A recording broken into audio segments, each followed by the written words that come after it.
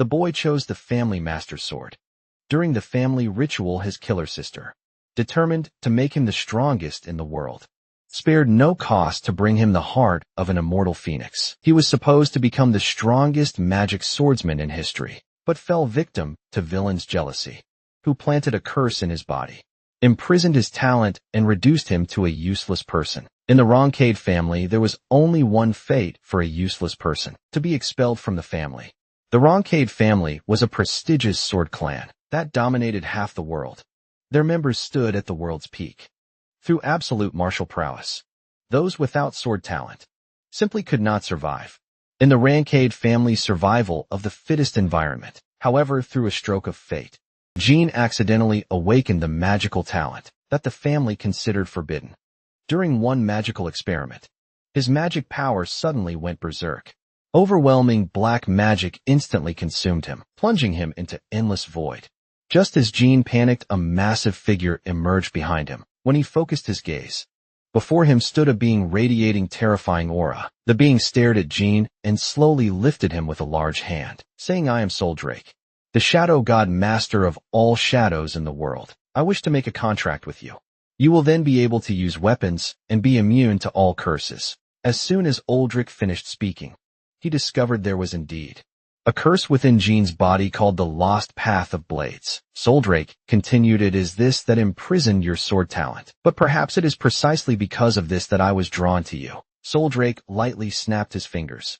The curse on Jean's body instantly shattered.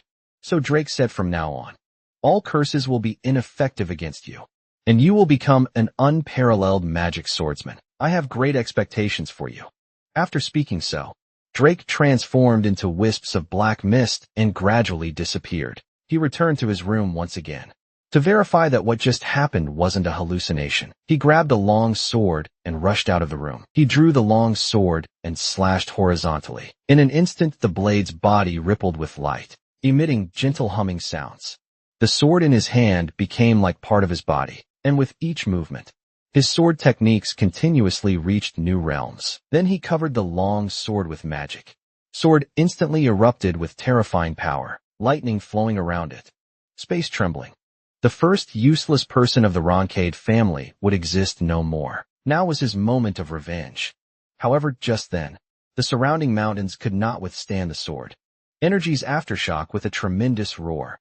The mountains collapsed, burying Jean under falling rocks. He just awakened his talent, and hadn't even had time to use it before dying from his own attack. How ridiculous, filled with unwillingness. Jean powerlessly closed his eyes. But when he opened them again, everything before him was so familiar. He had been reborn back to the time of the family selection ceremony. Looking at the family master's sword that would determine his fate, Jean slowly crawled forward. In his previous life, touching the sword was purely accidental. But in this life, this was his own choice.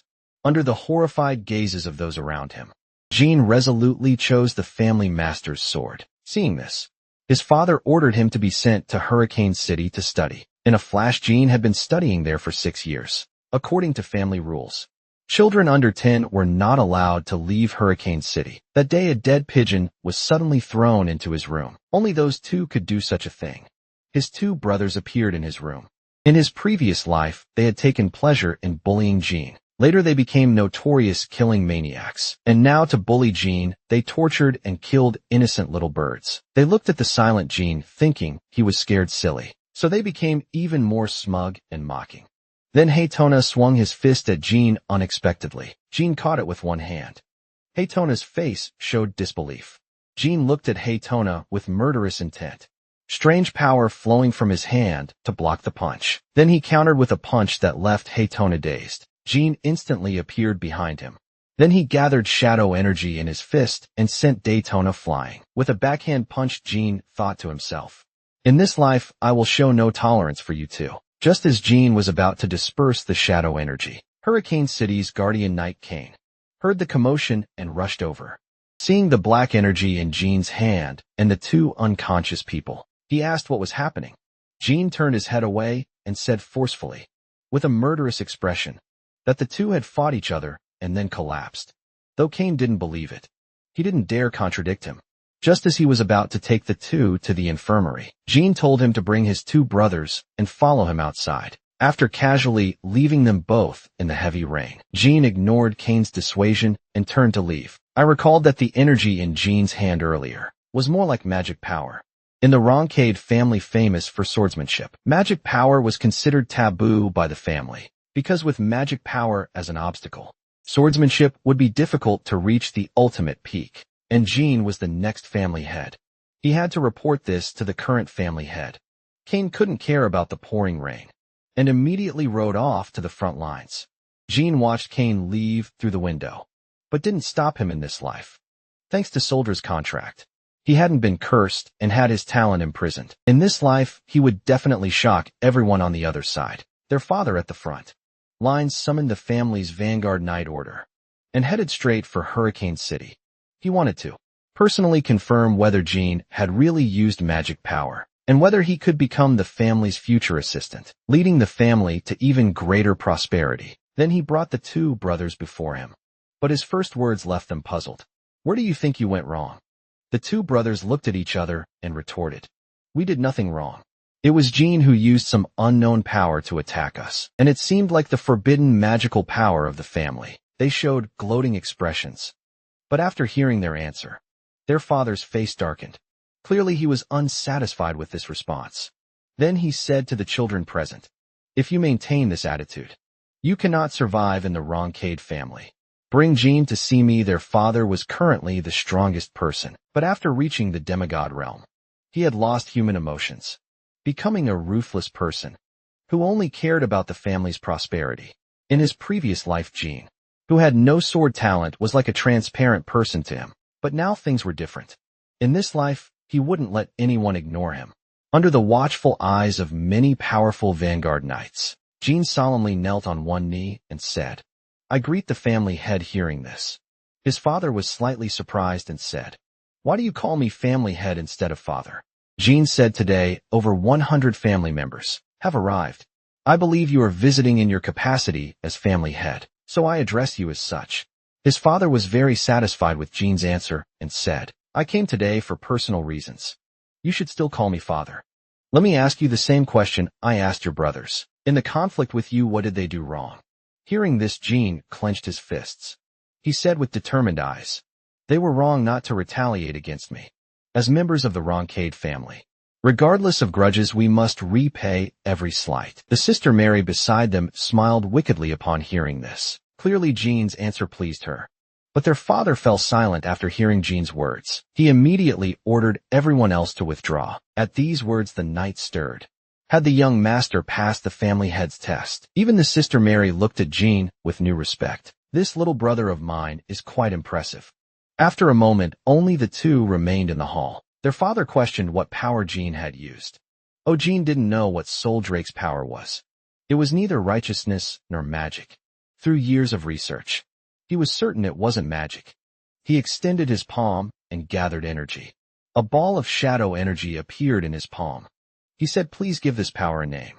Seeing this, their father's pupils contracted. This was actually the power that the founding family had once possessed, shadow energy. Their father was inwardly shocked beyond belief. Jean had not only chosen the family head sword, but also possessed shadow energy. Would he really become the next family head?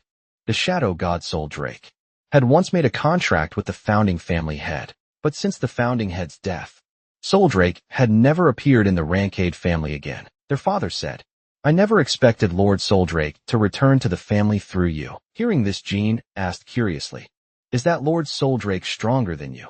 Their father pondered for a moment before saying gravely, "Fighting against a god, I have never battled a god, so I don't know the answer." But his words carried an aura of supreme confidence that looked down on all things.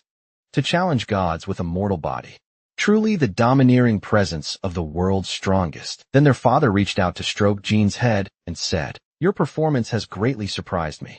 Coming to see you today was truly the right decision. How do you plan to use this power of shadow energy?" Jean placed his hand on his heart and solemnly declared, "I want to use it for the family." After hearing this answer, their father's expression froze. Then he laughed heartily, seeing right through Jean's lie. He said, "Given your ruthless treatment of your two brothers, what do you mean for the family? Tell me your true thoughts." seeing he couldn't deceive his father. Jean thought for a moment before slowly speaking. I want to use it for myself hearing this. Their father fell silent after a moment. His words made Jean's eyes light up. I am very satisfied with this answer. Then let me wait and see their father, then directly left the room. The moment the door closed, Jean's highly tensed nerves finally relaxed. His father's powerful aura couldn't allow him to be as relaxed as he appeared on the surface, but he was extremely excited about passing the test. From now on, he could not only openly use weapons, but had also gained his father's recognition. In his previous life, he had lived like a transparent person, but in this life, the name Jean Runcade would resound throughout the entire world. Sister Mary gave Jean a gift before leaving, and instructed him to eat it all and quickly become stronger. Jean was very shocked when he opened it. This was actually the heart of an immortal phoenix, radiating surging power. Sister Mary was truly crazy giving this to a 7-year-old child. This was a secret medicine that could drive 6-level mages mad. Not only could it increase fire resistance and promote growth, but it was also a necessary condition for summoning an immortal phoenix. Mary was the family's 6-star vanguard knight, known by the title Gale Mary. Additionally, she had another unknown nickname, the Mad Woman of the Southern Continent. For someone so obsessed with battle to give him something so precious, she had only one reason, that was to make Jean quickly become stronger, and soon become her opponent. That night, Jean had the maid prepare the immortal phoenix heart into soup, but just as he was about to enjoy it, 2 drooling shadows appeared behind him. The 2 shamelessly wanted to share. Jean agreed to share the soup with his 2 brothers, if they helped him with one thing. What Jean asked them to do was actually to dig a tunnel. At the end of the tunnel, in a mysterious space, slept a figure radiating powerful and sinister aura, like an ancient fierce beast lying in wait. After the 2 brothers finished digging the tunnel and returned to the room, they eagerly anticipated the soup Jean had promised them. However, Jean only left them 1 spoonful each. The angry brothers dared not speak out, only gritting their teeth and saying thank you. Then Jean came to the tunnel's end. Behind the wall was the Runcible family's secret library. He raised his hand and released magic power. Surging magic power instantly gathered in his hand. He pushed forward forcefully. The violent magic power immediately poured out. The wall turned to dust with a tremendous roar. Jean excitedly watched this scene. An ancient door filled with antiquated aura appeared. He respectfully recited an incantation to the door. A son of the Runside family comes to visit Ulkai. Amid trembling, the door slowly opened. This place housed the secret books of the family, destroyed by the Runcades over thousands of years. Only Runcade family vanguards were qualified to enter. When Jean walked in, what met his eyes was a container in which a figure was sealed. Sinister black magic powers swirled around him. He even had small scales on his face. Could this man not be human? Recalling the opening incantation just now, he instantly realized this was the family's guardian, Black Dragon Alakai. He had heard that Black Dragon Alakai had fallen into slumber after being defeated by the founding family head, and the legend turned out to be true. But he had no time to think about this. Now the secret books were more important to him. But just as he turned around, Alakai behind him quietly moved. Just as Jean was about to copy the secret text to study later, footsteps suddenly came from outside the door. He immediately stood up nervously. As he anxiously poked his head out to look, a pitch-black figure suddenly appeared outside the door. It was Black Dragon Ulakai. Jean was greatly shocked and thought, "This is the Rancid family's guardian dragon. As long as I'm respectful to him, he shouldn't do anything to me," he said respectfully. A son of the Roncade family greets the family guardian. However, after hearing this Black Dragon, Alakai's face darkened. He cursed angrily. "What guardian who told you to arbitrarily make me a guardian?" Damned Runside family. After this outburst, Alakai crouched on the ground dejectedly. He had rarely smelled such a pleasant aroma and woken up, but there was only one little brat. Then he suddenly looked up at Jean and leaned close to Jean, frantically sniffing, saying, "Why do you smell of shadow energy?" Hearing this, Jean had a bold guess. "Did the Black Dragon awaken because of my shadow energy?" Jean said, "Lord Alakai, are you referring to this?" A ball of black energy suddenly appeared. Seeing this, the Black Dragon was completely stunned. He said, "Soul Drake, your 1,000-year contract holder is actually this little brat." Alakai showed a lifeless expression and said, "I have an agreement with Soul Drake. According to the agreement, The person who will fight alongside me from now on is you. Now let me formally introduce myself. In an instant, terrifying magic power shot skyward. Dark energy covered his arm. Transforming into claws, I am Soul Drake's agent and friend, and also the last shadow descendant from the world's beginning, according to the 1,000-year pact. From today onwards, I will fight alongside you. Under Jean's shocked gaze, an enormously huge dragon made a stunning entrance. Said, "State your name." Contractor of Soul Drake. Jean smiled slightly, suppressing his inner wild joy. He said, "I am Jean Runside, the youngest child of the Runside family." When the fists of man and dragon met, the gears of fate began to turn. Jean still couldn't believe that Black Dragon, Ulakai, was actually the strongest overlord. From 1,000 years ago, through the long years, he had dominated this land. But after being defeated in battle by the founding Runside family head, he yielded this territory and fell into slumber. According to Ulakai, he and the founding family head weren't enemies. He was his guardian dragon and also his friend. God's contractors usually had a guardian dragon by their side, but for years, no one knew what the founding family head's guardian dragon was. If Ulakai had been slumbering all along, that would explain it, and now he had become Jean's guardian dragon. During these few months together, Jean tried to learn as much as possible about Ulakai, but so far Jean had only confirmed one thing. He particularly loved strawberry pie. Jean was very curious about his current level. Compared to the historically strongest founding family head, the Black Dragon pondered slightly before saying gravely, "You have the same talent as him, but you're not yet comparable to him." Hearing this, Jean's pupils contracted as he said, "Will I never be able to become as strong as the founding family head?" Hearing this, Lutzai saw Jean's disappointment. He patted Jean's head encouragingly and said, "You're still young. As long as you train persistently, you can become as strong as him and maybe even surpass him. Because the Shadow Lord's power is limitless, and as his contractor your power is equally limitless. So cheer up, I'll teach you a new skill. Shadow Energy Release. But first you need to master Magic Power Release and Magic Movement. Proficiently, this process will take about 2 to 3 years. Until then I can't teach you Shadow Energy Release." But the next second, a ball of magic power suddenly appeared in Jean's hand. This scene immediately startled Ulakai. But then Jean also used Magic Movement. Ulakai's face showed complete disbelief. Only genius among geniuses could do this.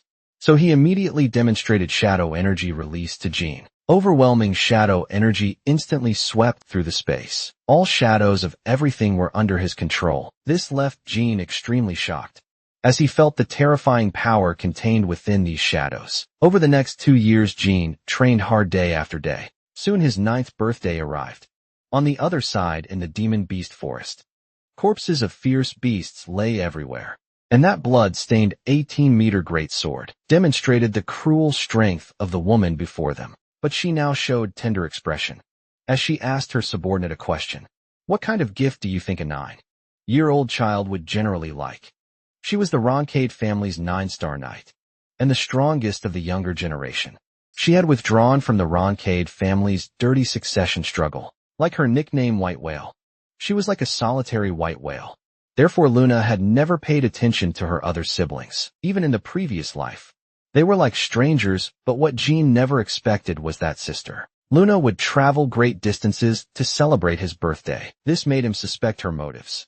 Had his sneaking into the library been discovered? The first thing Luna did upon seeing Jean was to lovingly stroke his head, which immediately left Jean nervous and at a loss. Seeing Jean's expression was wrong, she hurriedly asked if he was sick. But in an instant Luna realized what was happening. The Ranside family siblings schemed against each other. Did Jean think she came to restrain him? She apologized to Jean. "I was inconsiderate, though you're still young. I forgot you're also a member of the Ranside family." Then Luna had the others withdraw. First she wanted to talk with Jean alone. It turned out she came to warn Jean. Jean's outstanding performance before their father last time had attracted all his siblings' attention. This meant that when Jean left Hurricane City, they would suppress him. She didn't want Jean to fall into the dirty family struggles and lose his own happiness. Hearing this, Jean was deeply moved. Sister Luna only wanted to give him a warning. But why did she ignore me in the previous life? Did she think I posed no threat to others? However, Jean indicated he didn't plan to give up the family struggle, because he had already suffered an assassination attempt. He couldn't retreat hearing this. Luna's killing intent nearly erupted. As she said someone actually wanted to kill you in Hurricane City. She grabbed Jean, desperately wanting to know who that person was. But Jean said he couldn't tell her because he wasn't sure himself. However, today, he learned that not all his siblings hated him. Hearing this, Luna gently embraced Jean, saying, "I'm sorry, my brother, for letting you fall into the dirty family struggle." Then she took out a pendant from her bosom as a birthday gift for Jean, and instructed him to break the sapphire on the pendant. When in danger, no matter where he was, she would immediately appear by his side. After bidding farewell to Luna, Jean returned to the library once more.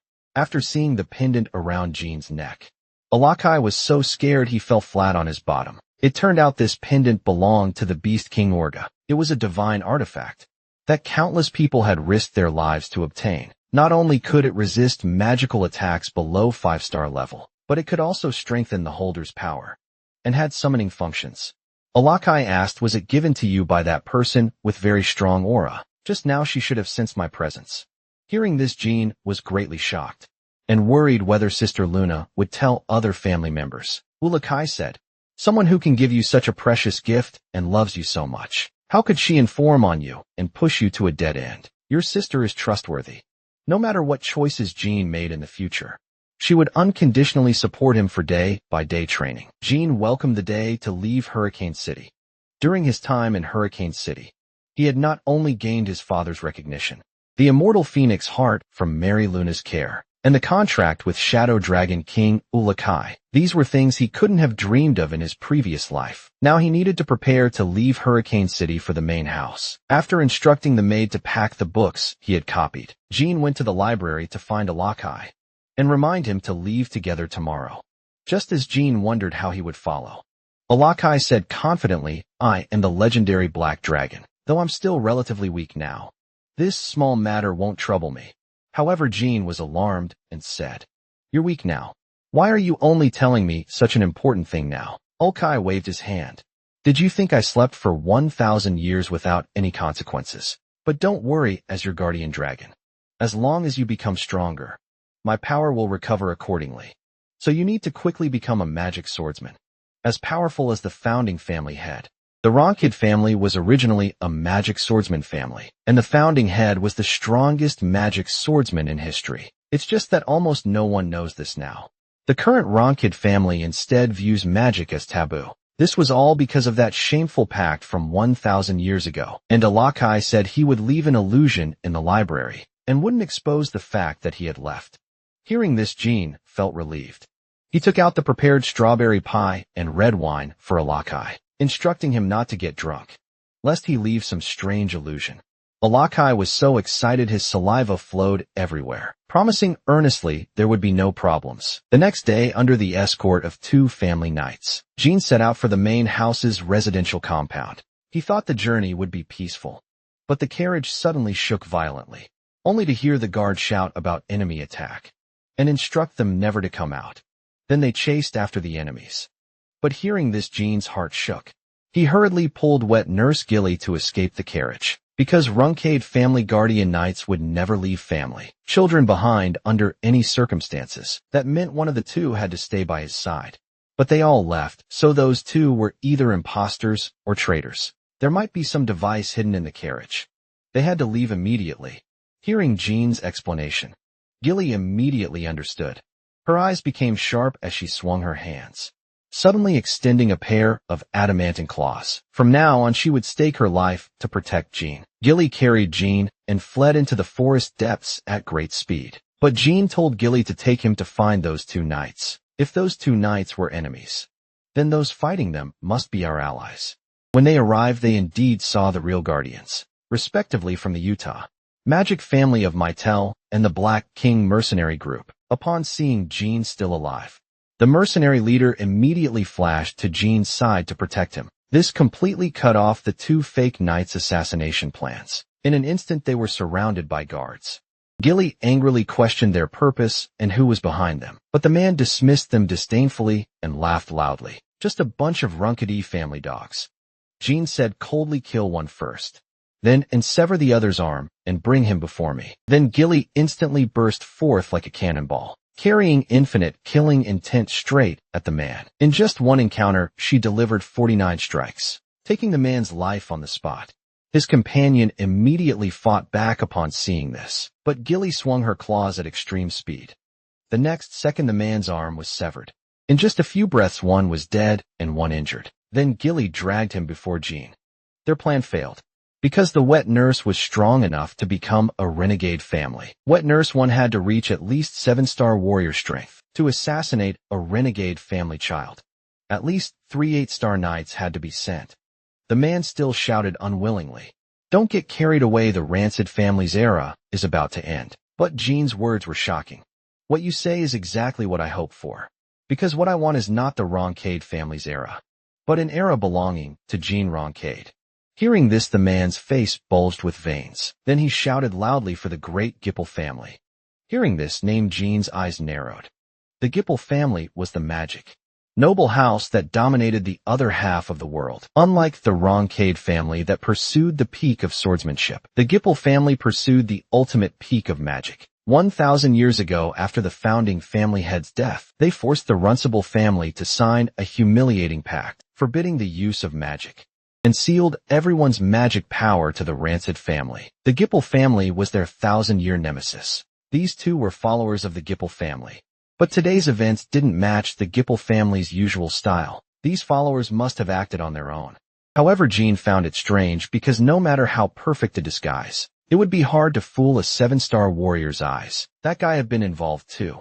Jean's earlier words about creating an era belonging only to Jean Roncade revealed an ambition that made the mercenary leader secretly alarmed. Jean said, thanks to you we escaped danger smoothly. When we reached the main house, the reward will not disappoint you. Then the group set off on their journey again. And Gilly was still blaming herself for putting Jean in danger. And all of this was witnessed by Jean. In his previous life, due to his mediocrity and incompetence, Gilly suffered a lot of grievances alongside him. She was even driven out of the house with him. But she still didn't give up on Jean. She even bowed to him an apology, believing that she had failed to take good care of Jean.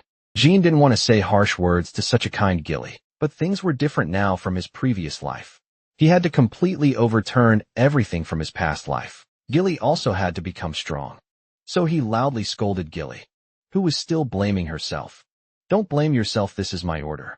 Although you are my wet nurse, you are now my guardian knight. If you're always so indecisive, how can you protect me properly? So don't make me repeat the same words again. Hearing this, Gilly immediately understood Jean's intention. She decided to pull herself together and stop being a burden to Jean. Soon after, they came to an inn to rest.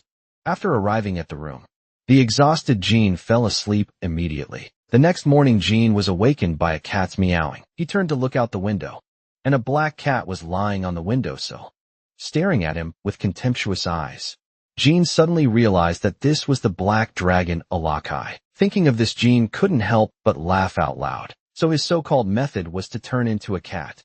Hearing this, Alakai became furious with embarrassment. Then Jean opened the window and let him in. The black cat began to transform while gritting his teeth. The next second, the black cat instantly transformed into Alakai, huffing angrily and wanting to settle accounts with Jean. But he suddenly tripped over the protruding floor. He crashed into the windowsill with a loud bang. The huge noise immediately brought Gilly bursting through the door, seeing that there was actually a stranger in the room. Gilly immediately mistook Alakai for an assassin. She directly unleashed her Wolverine claws, and blue magic power burst forth. Instantly, he pinned Alakai to the ground. Seeing this, Jean quickly pulled Gilly back. But after hearing Gilly's name, Alakai immediately perked up, not even caring about the pain. He quickly struck what he thought was a charming pose, and said gently to Gilly, finally, "I'm eat you my strawberry pie." Seeing this scene, Jean felt speechless. Situation was already spiraling out of control in a strange direction. After stopping Gilly, Jean helplessly introduced, "This is the guardian of the Roncade family, Black Dragon Alakai." And when he introduced Gilly to Alakai, Alakai chuckled and said, "I know she's my precious strawberry pie." Gilly was puzzled about why Alakai called her strawberry pie, but the next moment she realized. So all the strawberry pies she made for Jean every day had been eaten by Alakai. Then Jean informed Gilly of his entire situation, learning that Jean had not only received the blessing of the Shadow Lord, but also possessed magical talent and had a guardian dragon. She felt very happy. But after learning that the earlier noise was caused by Alakai's fall, Gilly said worriedly, "Young master, are this person's words really trustworthy?" Jean said probably. The next day, the two safely arrived at the Metal Mobile checkpoint and expressed their gratitude to the mercenary group members. After showing proof of their Roncade family identity, they were invited to the VIP lounge. In 2 hours, they would be able to teleport and instantly arrive at the family estate. Just as they sat down in the VIP lounge, Ulakai jumped down from Jean's body. He shamelessly lay on Gilly's lap and started daydreaming. This time someone else walked into the room. After seeing the totem on the newcomer's body, Jean's eyes narrowed. It was actually the Rancid family's mortal enemy, the Gipple family. The white-haired boy walked straight to sit across from Jean. With an arrogant sneer, he said, "What a coincidence to meet such an annoying person here." Jean felt that the boy in front of him looked somewhat familiar. At this time, Ulakai, who had transformed into a black cat, caught his attention, so he reached out his palm to tease him. Unexpectedly, Alakai viciously gave him a claw on the spot. Seeing this, the two accompanying guards immediately wanted to draw their swords, but he stopped them. The boy couldn't help but think to himself, "I didn't expect that facing my provocation, this little young master of the Ronka family could remain so composed." He stood up and came to Jean's front, saying, "My name is Belladin. I formally apologize to you for my earlier rude behavior." Hearing this name, Jean immediately remembered his identity. In his previous life, he was a genius magician and also the next family head, heir of the Gibble family. For Jean, in his previous life, he was an unreachable existence. "I never expected that in this life they would meet when they were both young." Jean pushed away Alakai with one hand and chuckled, "Although you were just joking earlier. But if those two guys had really drawn their swords, then for the rest of your journey, you would lose 2 attendants and you would also lose 2 fingers." Belladin laughed disbelievingly and waved his hand. "Your joke is too scary, however," Jean said with a gloomy expression. "Do you think I look like I'm joking?" Belladin felt a cold chill rising from behind him, but he still forced himself to remain calm and said, "Don't casually talk about cutting off Gipple clan members' fingers, or it will give both families a headache." This, Jean mockingly sneered.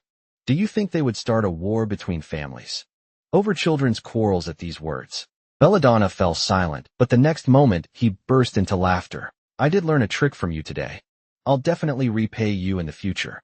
Jean immediately said, "No need to wait for the future. Let's do it now. I hope you can keep quiet and not disturb my rest." Hearing this, Belladin was instantly stunned and could only hide aside to secretly observe Jean. He thought to himself, "This guy will definitely be a remarkable person in a few years. If our 2 families weren't enemies, I would even want to be friends with him."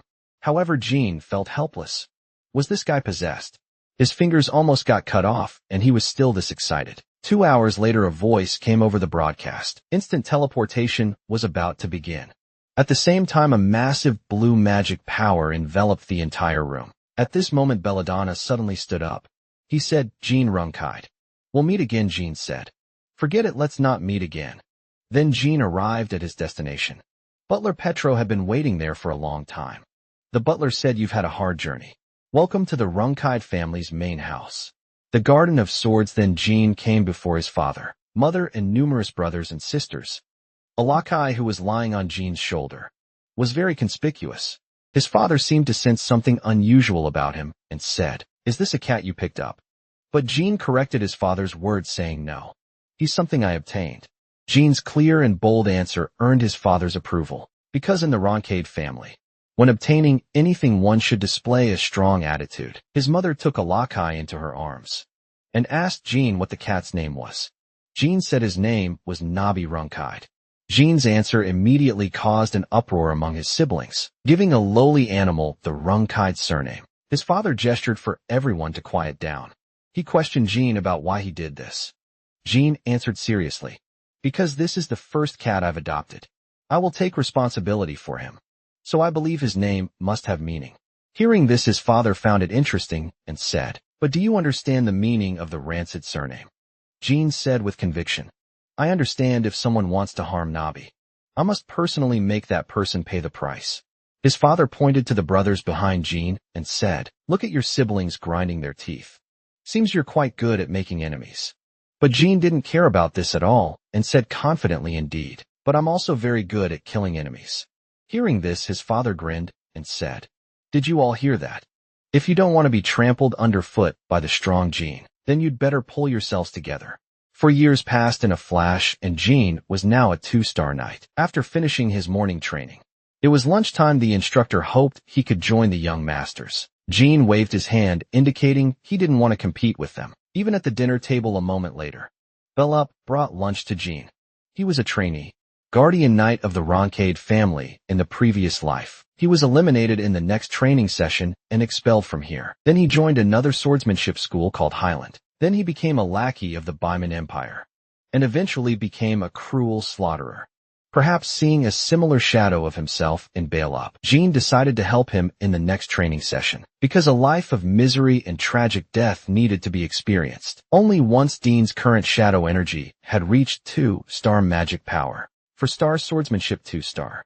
At this rate, his swordsmanship would reach 3-star within 2 years. But before that, he had to survive his sister Luna's hellish training. After 2.5 months of training, the day of the Guardian Knight assessment arrived. This was also Jean's opportunity to verify his strength. As long as Jean could consecutively defeat the top 10 in this assessment, he could enter the ultimate training class next year. At this time, Jean noticed Belap's condition. Although he would help Belap not get expelled, he also hoped he could become more confident. Then the assessment began. After a fierce competition, the 10 strongest people emerged, and they would face Jean one by one. Jean's highest winning streak record was 8 people. He just needed to defeat 2 more people today. The opponent he needed to pay most attention to was Misha, the strongest elite knight among the 10. She was the key to Jean's assessment. This time, Misha's figure burst forth, and her fierce sword went straight for Jean's face. Feeling the power transmitted through the sword, Jean was secretly alarmed. He thought she's stronger than last time, but not so strong that I can't defeat her. But the current problem was that after defeating Misha, he still had to defeat 8 more opponents. So he had to conserve his strength as much as possible. Jean's attacks came like a violent storm, using the same move every time. Misha sensed something was wrong. Jean's sword techniques were obviously varied. So why was he doing this now? But no matter how she speculated, she couldn't figure out Jean's intention. But the next instant, an incredible thought flashed through her mind. Does he think I'm bound to lose, so he doesn't need to go all out? Am I being underestimated? This ignited Misha's fighting spirit.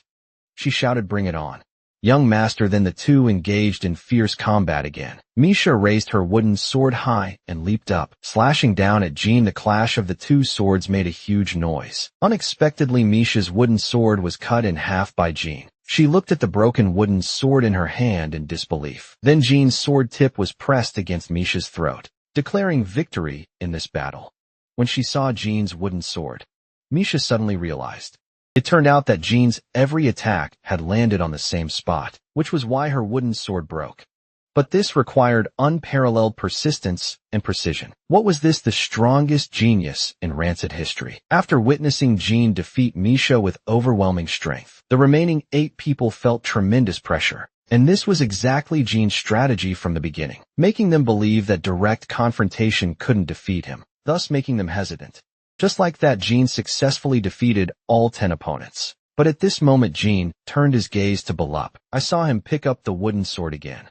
Then he raised his long sword and pointed it at the crowd, saying, "Belap Shumais, with your current state, you cannot survive in the Roncade family.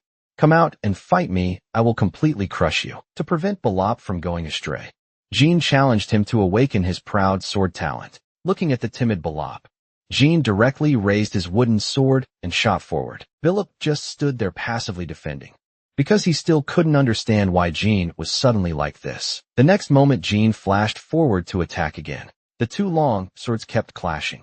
After Belap blocked Jean's attack again, Jean seized the moment of Belap's relaxation and swept his leg, instantly knocking him to the ground. Belap looked at Jean fearfully and said, "Young master, why are you doing this to me?"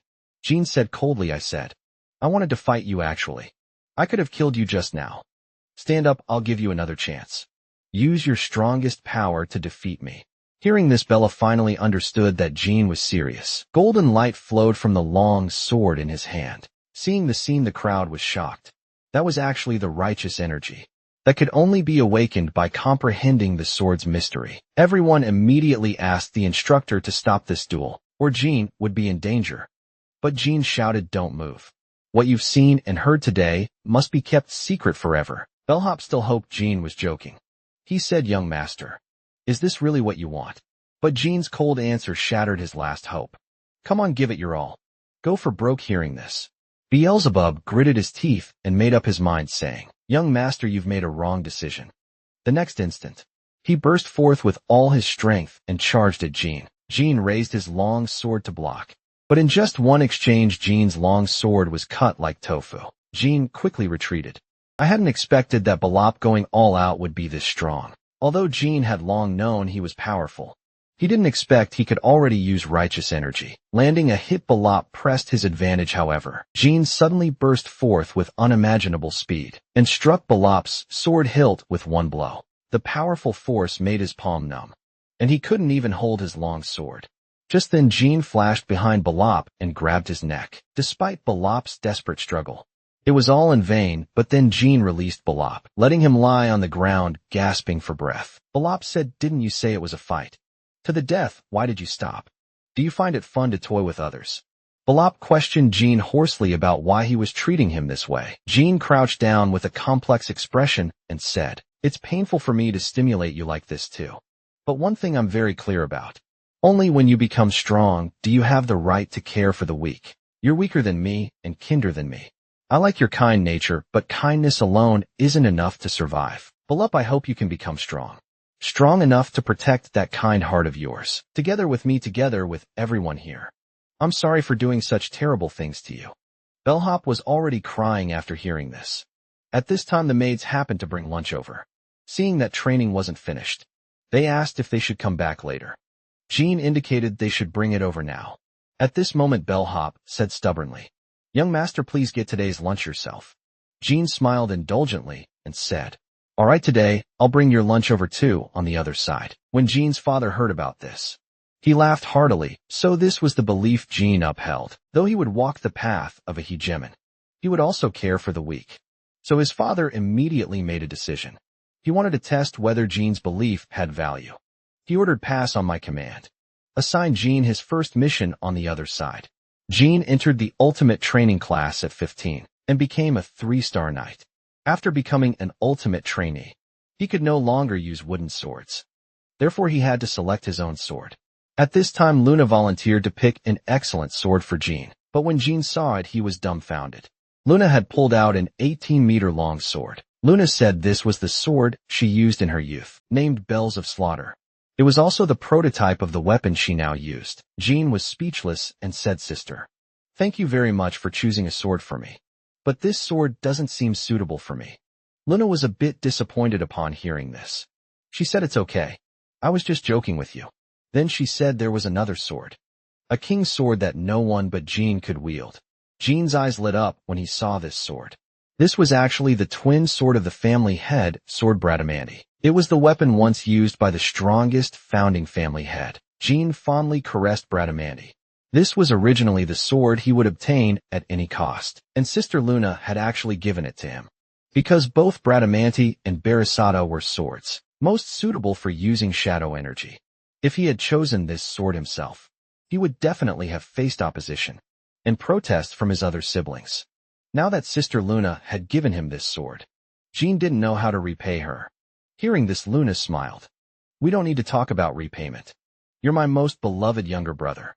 In the evening, Jean immediately showed Bradamante to Alakai. After returning to his room unexpectedly, Alakai poured cold water on him, because one needed to reach at least 3-star shadow energy to unleash Bradamante's power. Jean was currently only 2-star and could, at most, imitate the move of awakening the sword. Jean stubbornly said he would soon reach 3-star shadow energy and could use it soon. Alakai sternly warned Jean, "Arrogant. Listen carefully to what I'm about to say. Barisata and Bradamante cannot be used casually. 3-star shadow energy is just the minimum standard. Before reaching 5-star, they can only be used as ordinary swords." However, Jean defiantly shook off Alakai's hand and said, "Then I'll reach 5-star shadow energy within a year." Alakai's anger level shot up.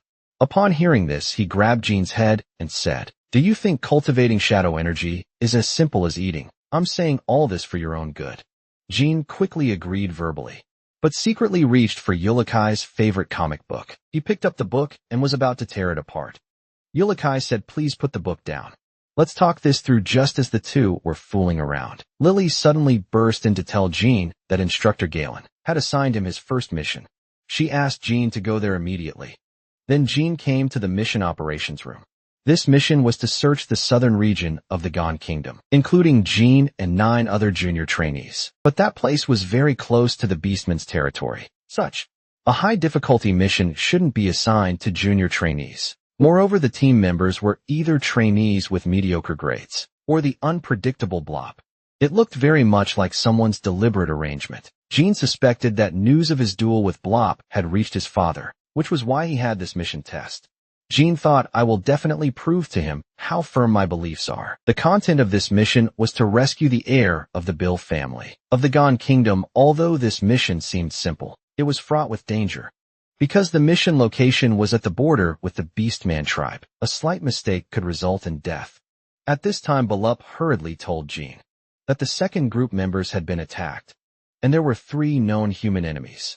But with just 3 people, they wouldn't dare attack members of the Rancid family. There must be more enemies.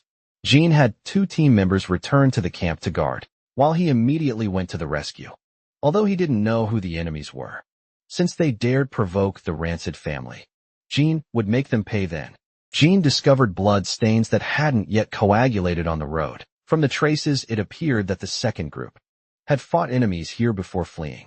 Judging by the footprints, there was only one enemy. He also found a piece of bloody bandage. It seemed the second group members had bandaged wounds here, were discovered by the enemy, and continued fleeing westward. Jean had Balop follow him in pursuit, while the other person returned to camp to report the situation. Following their trail, they finally found the second group members in a grove, but they didn't see Misha anywhere. And there was also an additional attacker. Jean drew his dagger and said, "Balop, close your eyes first, then attack the person on the left." After 2 seconds, then Jean wrapped shadow energy around the dagger. Weapons wrapped in shadow energy had enhanced sharpness and lethality, and could also reduce presence. The dagger silently flew toward the enemy on the right. It pierced through his neck before he could react. At the same time, Bella flashed behind another enemy, but he quickly reacted and blocked Bellup's killing blow. However, Jean's long sword was unsheathed, delivering a heavy blow from behind. The man was immediately captured and pinned underfoot by Jean. The surviving team members, seeing Jean's arrival, quickly told him that Misha had been captured. The man then begged Jean for mercy, but Jean said coldly, "Tell me all your information and I'll only kill you alone, or say nothing, but everyone related to you must die." Hearing this, the man fell into conflict. But after hearing Jean guarantee in the Rancid name, he chose to compromise. He said, "Please don't harm my family. We're an organization called Jinjero." Hearing this name, Jean's pupils contracted. In his previous life, they were an extremely active terrorist organization that massacred the entire Gon Kingdom. Their purpose was to make their king become the king of the world. Isha had been taken to their branch at the entrance to the Beastman's territory, where there were approximately 24-star warriors and magicians. After getting the intelligence he wanted, Jean ended the man's life with one sword stroke. He told everyone to return to camp to rest, and then request reinforcements from the main house, while he went alone to rescue Misha. Hearing this, the trainees all tried to stop Jean, saying going alone is too dangerous for you. The opponents are numerous, and their strength has all reached 4-star. "Young master, you don't need to risk danger for us trainees." But Jean said, "As a descendant of the Roncade family, I cannot ignore this, and I'm stronger than you imagine. Anyone who objects will be charged with insubordination." Then he handed command to Balup, who had the strongest abilities. After arranging everything, Jean embarked alone on the journey to rescue Misha. Hopefully everything was still in time. The enemy had about 24-star warriors, while Jean currently had 3-star swordsmanship, 4-star magic, and 3-star shadow energy. Although he had grown quickly, defeating so many enemies single-handedly was still very difficult. Magic power transformed into swift wind and surged in Jean's hands. Then he suddenly slapped the ground instantly creating a vast net to track the enemy's traces. Soon Jean determined that the enemies had gone toward the grassland. He immediately ran frantically in pursuit. Suddenly an arrow shot toward Jean. Jean quickly used wind magic to change the arrow's trajectory. At the same time, 3 enemies suddenly burst from the grass. The wind magic in Jean's hands became more violent. With a swing of his arm, he released a sharp wind blade, taking the life of the man charging at the front. At the same time, another enemy slashed down at Jean. Jean's long sword was unsheathed. With a backhand strike, he sent the enemy flying. The magician at the back condensed towering flames. He shouted for his companions to dodge. The next moment, a fire ray shot straight at Jean, wrapping tightly around Jean's arm. Seeing this, the masked man smiled triumphantly, thinking he could restrain Jean's movements. But he never expected that Jean would be unaffected, and struck him with a backhand sword. Then he grabbed the fire rope and pulled back hard. The fire ray immediately broke free from the magician's hand. Then he quickly charged forward. Seeing that fire magic had no effect on Jean, the magician immediately released ice magic, trying to pierce Jean just then. The pendant on Jean's chest suddenly lit up. Then it formed a blue shield that blocked all the incoming ice spikes. Under the enemy's terrified gaze, Jean killed him with one sword. Then, following the traces they left behind, Jean arrived at Gennaro's main base. Jean first created a disturbance to divert their attention. He condensed fire magic in his hands, instantly setting the entire forest ablaze. Then he used wind magic to blow the sea of fire into the enemy camp, taking advantage of their chaos. Jean infiltrated the enemy leader. Immediately had the magicians use water magic to extinguish the fire. However, the mages couldn't put out the fire, and he guessed that someone had deliberately set it. Just as he ordered a search, Jean had already silently approached behind him. The next moment, Jean killed the bald man and took the cell keys. Soon after, Jean found an underground entrance. Sure enough, Misha was imprisoned inside. He helped Misha untie the ropes. But as they prepared to escape, violent tremors suddenly came from overhead. At this time, Misha said, "If we really encounter danger, please abandon me. I can't let you die here." Jean said, "Let's get out first, and then talk." When the two had just walked outside, they saw corpses everywhere. After seeing the wounds on the bodies, Jean immediately guessed that beastmen had done this. Just then, the sound of giant footsteps reached their ears. A massive werewolf appeared.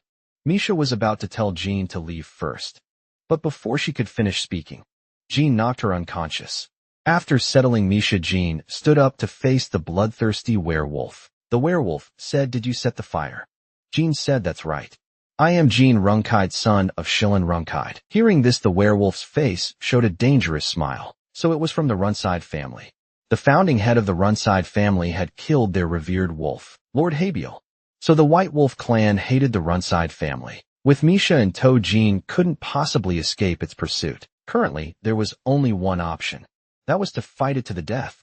The demon wolf smiled cruelly and launched a sudden attack. The giant hammer smashed a crater 2 meters deep in the ground. Jean had just avoided this strike when the demon wolf gave him no chance to breathe. The demon wolf swung its second hammer straight at his face. Jean hastily raised his long sword to block, but the powerful force made his arms tremble involuntarily. After another round of combat, Jean knew he couldn't defeat the demon wolf in terms of strength, but he still had winning cards. Those were the pendants Sister Luna had given him, plus magic and shadow energy. But Jean didn't want to waste the pendant on this level of crisis. But his 4-star magic damage couldn't harm the demon wolf either. Moreover, if the family sent people to investigate, it would expose his use of the family's forbidden magic. So, he could only choose to use shadow energy to unseal the divine sword. But Ulkai had sternly warned him that, before shadow energy reached 5-star, he must never use shadow energy to awaken the sword. Otherwise, he would die from shadow energy going berserk. But in the current situation, he had no choice. The demon wolf's attacks became increasingly violent, and Jean was gradually unable to hold on. The demon wolf said confidently, "Your sword is quite sturdy, though it doesn't match the black sword that symbolizes your family." Then it raised its giant hammer high and leaped up, smashing down fiercely at Jean, saying, "It's over, little guy from the Rankade family." At the critical moment, Jean struggled to recall the feeling of awakening the sword. He poured all his shadow energy into the sword and shouted, Awaken Bradamanti just as the demon wolf's attack was about to land. The entire world became dim. In an instant, terrifying dark shadow energy engulfed Jean. The demon wolf felt everything go dark before its eyes. In the next instant, countless threads formed by shadow energy bounded, while also sealing its five senses. Immediately after Jean swung down the long sword in his hand, the shadow energy that filled the sky instantly dispersed into nothingness. Only the shadow energy swirling around the sword blade remained, emanating a powerful aura. The demon wolf collapsed powerless to the ground, never understanding what Jean had done until its death. But just as Jean defeated the demon wolf, the shadow energy began to go berserk, and he felt he was about to be devoured by it. Unable to suppress the rampaging power any longer, overwhelming shadow energy burst forth from within his body. The shadow energy transformed into inner demons, continuously eroding his consciousness. At that moment, a figure approached Jean. The figure said, "I already told you that forcibly awakening the sword would inevitably come with a price. Are you going to sit there and wait for death? Stand up, didn't I tell you what to do?" Jean bit his lip to keep himself conscious. He immediately began preparing for shadow energy release. He'd always been affected by the surrounding shadow energy and unable to complete the release. But now this was his only method of self-rescue. After repeating the attempt over and over again, Jean finally dispersed the shadow energy. Fearing further complications, he quickly stood up to take Misha back. But suddenly there was movement from the side. A figure emerged from behind the ruins. Jean thought it was one of Jinjuro's remnants, so he immediately drew his sword. This instantly frightened the person into kneeling on the ground, hastily saying, "I'm the heir of the Bill family." It turned out this was a search and rescue target of Jean's current mission. Jean was puzzled about why he had been kidnapped to this place. Sam explained that he had followed his girlfriend here. His girlfriend had died 2.5 years ago, but this person was identical to his girlfriend in every aspect. Jean immediately guessed. This was the work of the shape-shifting sorcerer Bubba. This was the second intersection between the two since leaving Hurricane City. Whether there was a connection between them, Jean decided to find an opportunity to meet him personally. The next day, just after returning to the main house, Jean felt a chill behind his back. He turned around and hypocritically greeted Alakai, but Alakai bit his hand instead. Jean flung him against the wall and shouted, "Why are you biting me, Alakai?" With a bump on his head, angrily shouted, "Are you crazy, or has water gotten into your brain? I've told you so many times not to forcibly awaken the divine sword, or you'll really die."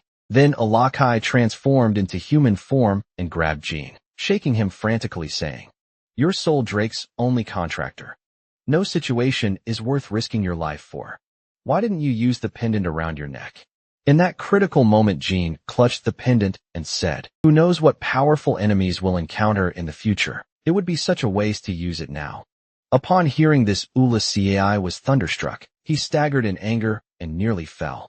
Jean wondered how Ulkai knew he had unsealed the sword. Ulkai said, "Your shadow energy directly grew from 3-star to 4 and A/2-star. How could I not know you're safe now?" "Only thanks to Soul Drake's blessing, including you. There have been 11 people who experienced shadow energy rampage, but 9 of them died," Jean curiously asked. "Then besides me, who else?" "The first family head." Alakai pointed to himself and said, "There's one more, and that's me." Jean dismissively waved his hand and said, "So you're the same as me. I'm going to take a bath first." Alakai frantically told Gilly to starve Jean for a few days, to teach him a lesson, but Gilly responded, "I'll go prepare food for the young master," leaving Alakai alone in place. On the other side, news of Jean defeating the White Wolf clan reached his brothers and sisters. Annie couldn't believe Jean had this kind of strength, thinking it was just that the White Wolf clan was too weak. Mio, even more so, thought Jean was putting on an act.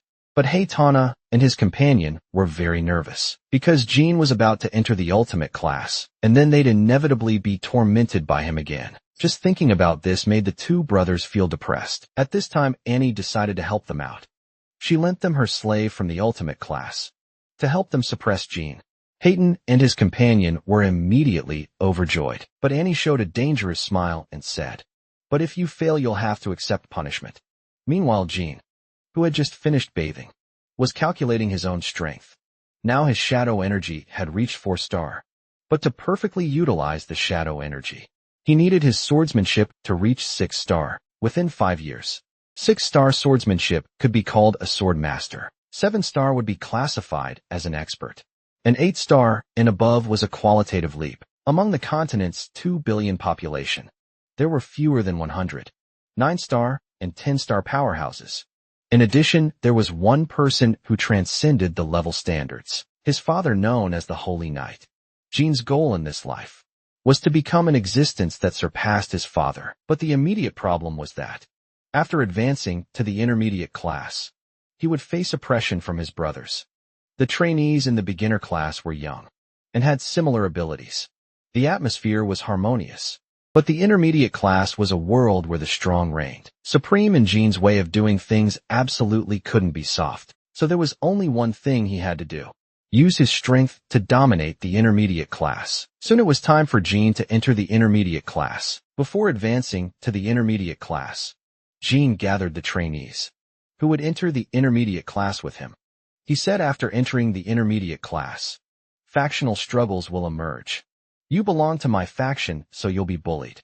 But don't be afraid. Once I pacify the entire intermediate class, no one will dare bully you.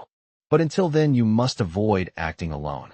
After Jin finished speaking, everyone responded in unison, understood. Soon that day arrived. On this day, the instructor announced the arrival of new students to everyone and informed them of the newcomers' rules. Here, except for murder, you can resolve everything on your own. I only teach you swordsmanship and evaluate your abilities. After saying this, he suddenly shouted loudly, "Original intermediate class trainees, what have I always emphasized? The Roncade family doesn't need weaklings." The response rang out like a mountain avalanche, and the oppressive slogan, "filled with pressure," continuously echoed in the square. Jin sighed softly. What a malicious show of force. Then he directed his gaze to Hatona and his companion in the crowd. The fierce-looking man beside them caught Jin's attention. It seemed he had been in the intermediate class for many years, so it was impossible for Hatona to recruit him personally. It must be Sister Annie and the other's person. Although they wanted to dampen Jin's spirit, Jin was going to tell them they were wrong. He walked straight toward Hatona. The two brothers immediately trembled with fear, only able to comfort themselves that with Sister Annie's support, they should stay calm. Jin drew his long sword. Before anyone could react, he severed the man's arm. This action immediately shocked everyone present. Even the man himself looked at his severed arm in disbelief. The next moment, intense pain flooded his mind, making him unable to help but kneel on the ground. Jin sheathed his long sword and said coldly, "Call the medical personnel over." Seeing this, Hatona also drew his long sword and questioned why Jin suddenly attacked someone. But Jin didn't respond, instead asking the burly man's name and saying, "Do you know why I cut you?" Seeing that Jin ignored him, Hatona raised his long sword pointing at Jin and said, "Are you ignoring us? Draw your sword." Jin said, "Brother, I'm talking to Cajun. If you want to duel with me, I'll accompany you afterward. Please keep quiet for now." Hearing this, Hatona angrily shouted, "You bastard, you cut my trainee." And still, but suddenly he panicked and covered his mouth. Jin smiled triumphantly after hearing this. He said, "So he's from your faction?" He looked at me with murderous intent. So I cut him. Hearing this, everyone was shocked and they all thought of a possibility. Could it be that Jin was initiating a ranking battle? The instructor smiled wickedly, seeing through Jin's step-by-step strategy. Hatona originally wanted to suppress Jin's arrogance, but because of Haidong's single sentence, Kajin became part of their faction. So Jin's action was no longer simple provocation, but had started the ranking battle that the Roncade family took pride in. This move was very clever. Jin shouted to the trainees, "Listen up, everyone, I am Jin Roncade. You can swing your swords at me.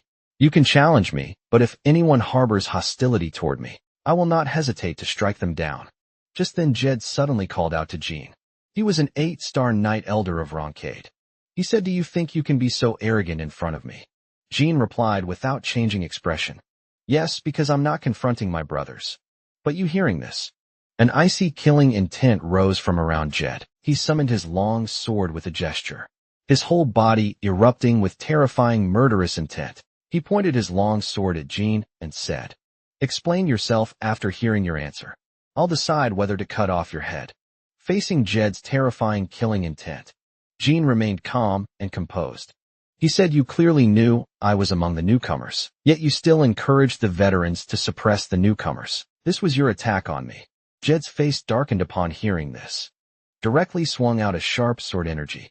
The swift sword energy grazed past Jean's cheek. Just the aftershock tore his cheek. He said coldly, "Since my encouraging them displeases you, you should have cut me. Why cut the trainee?" Jean smiled faintly and said, "Because I can't defeat you right now. Otherwise I would have already swung my sword at you." Jed said, "You really aren't afraid of death, do you think?" "I won't dare kill you because you're the family head's son." Jean said, "Not at all.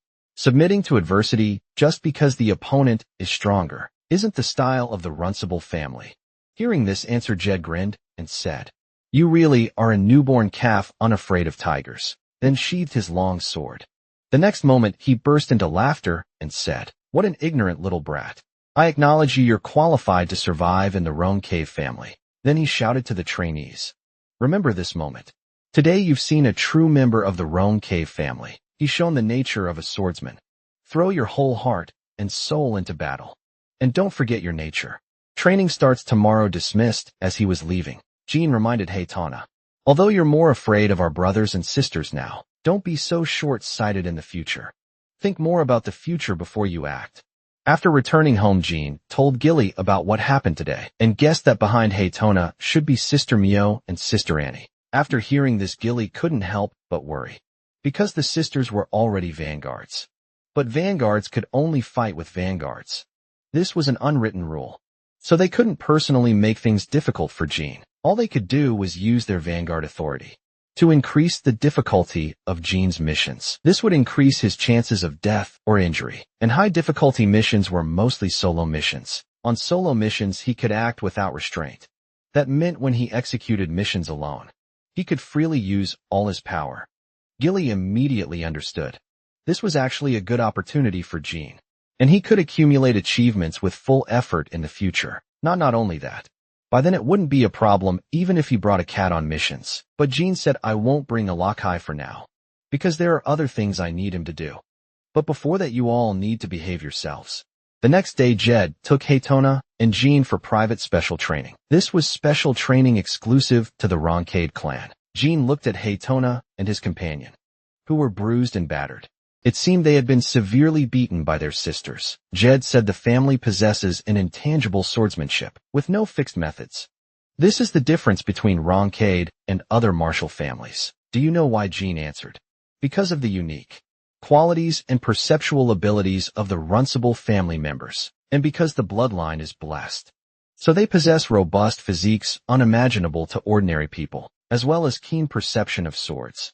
Jed said, "What we're about to do is training so simple it's stupid." He gave the three of them an iron ball called the Clear Stone. It got its name because it produces 3 different sounds when struck. Then he demonstrated immediately a spine-chilling sound vibrated out. But when Jed struck the second sound, this sound was as melodious and pleasant as a lark's song. It turned out that different striking forces produced different sounds. From the Clear Stone, if the striking force was weak, it would produce a muddy sound. If it was just the right force, it would produce a pleasant sound. Jean immediately guessed the training content. This was training targeting strength, willpower, and concentration. Although it seemed simple, it was indeed the most suitable special training for Ronghai's superhuman physique. But he was also puzzled. If it was just continuously striking the Clear Stone, then there would be no danger factor, and it couldn't possibly be called the Roncade family secret training. However, Jed then raised his long sword with an evil smile. "There's still one last sound." Jean recalled that earlier. He felt like there was something inside the stone. A bad premonition emerged in his mind. He quickly turned and pounced toward Hitona and his companion, saying, "Get down quickly." Immediately after, Jed struck down hard with his sword. A crack immediately appeared on the Clear Stone surface. The next instant, a violent explosion engulfed this space. After the smoke and dust settled, under the terrified gazes of Jean and the others, Jed said, "As you can see, the third sound is the explosion. If you strike with too much force, it will explode. Now let's begin training." This demonstration process was actually also a kind of test, but since Luna, only they hadn't been injured by the explosion. Jean curiously asked, how did Sister Luna avoid it? Jed pondered hesitantly. You might be discouraged hearing this. Be precise. Luna didn't avoid the explosion. It's just that her physical condition was too powerful, so she was completely unharmed.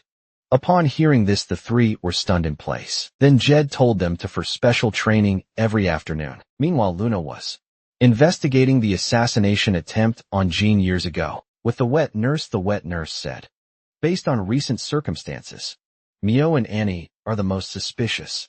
But Luna still held a skeptical attitude, because attacking a child who hadn't left Hurricane City was taboo for the Rancade family.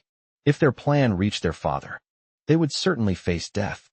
The wet nurse said, is it possible that young Master Jean lied or made a mistake? After all, Jean was only 10 years old that year, and indeed, nothing had been found in 5 years. But Luna's intuition told her Jean wasn't lying, because at that time, Jean was very guarded against her as he felt his life was threatened. Luna had an ominous premonition.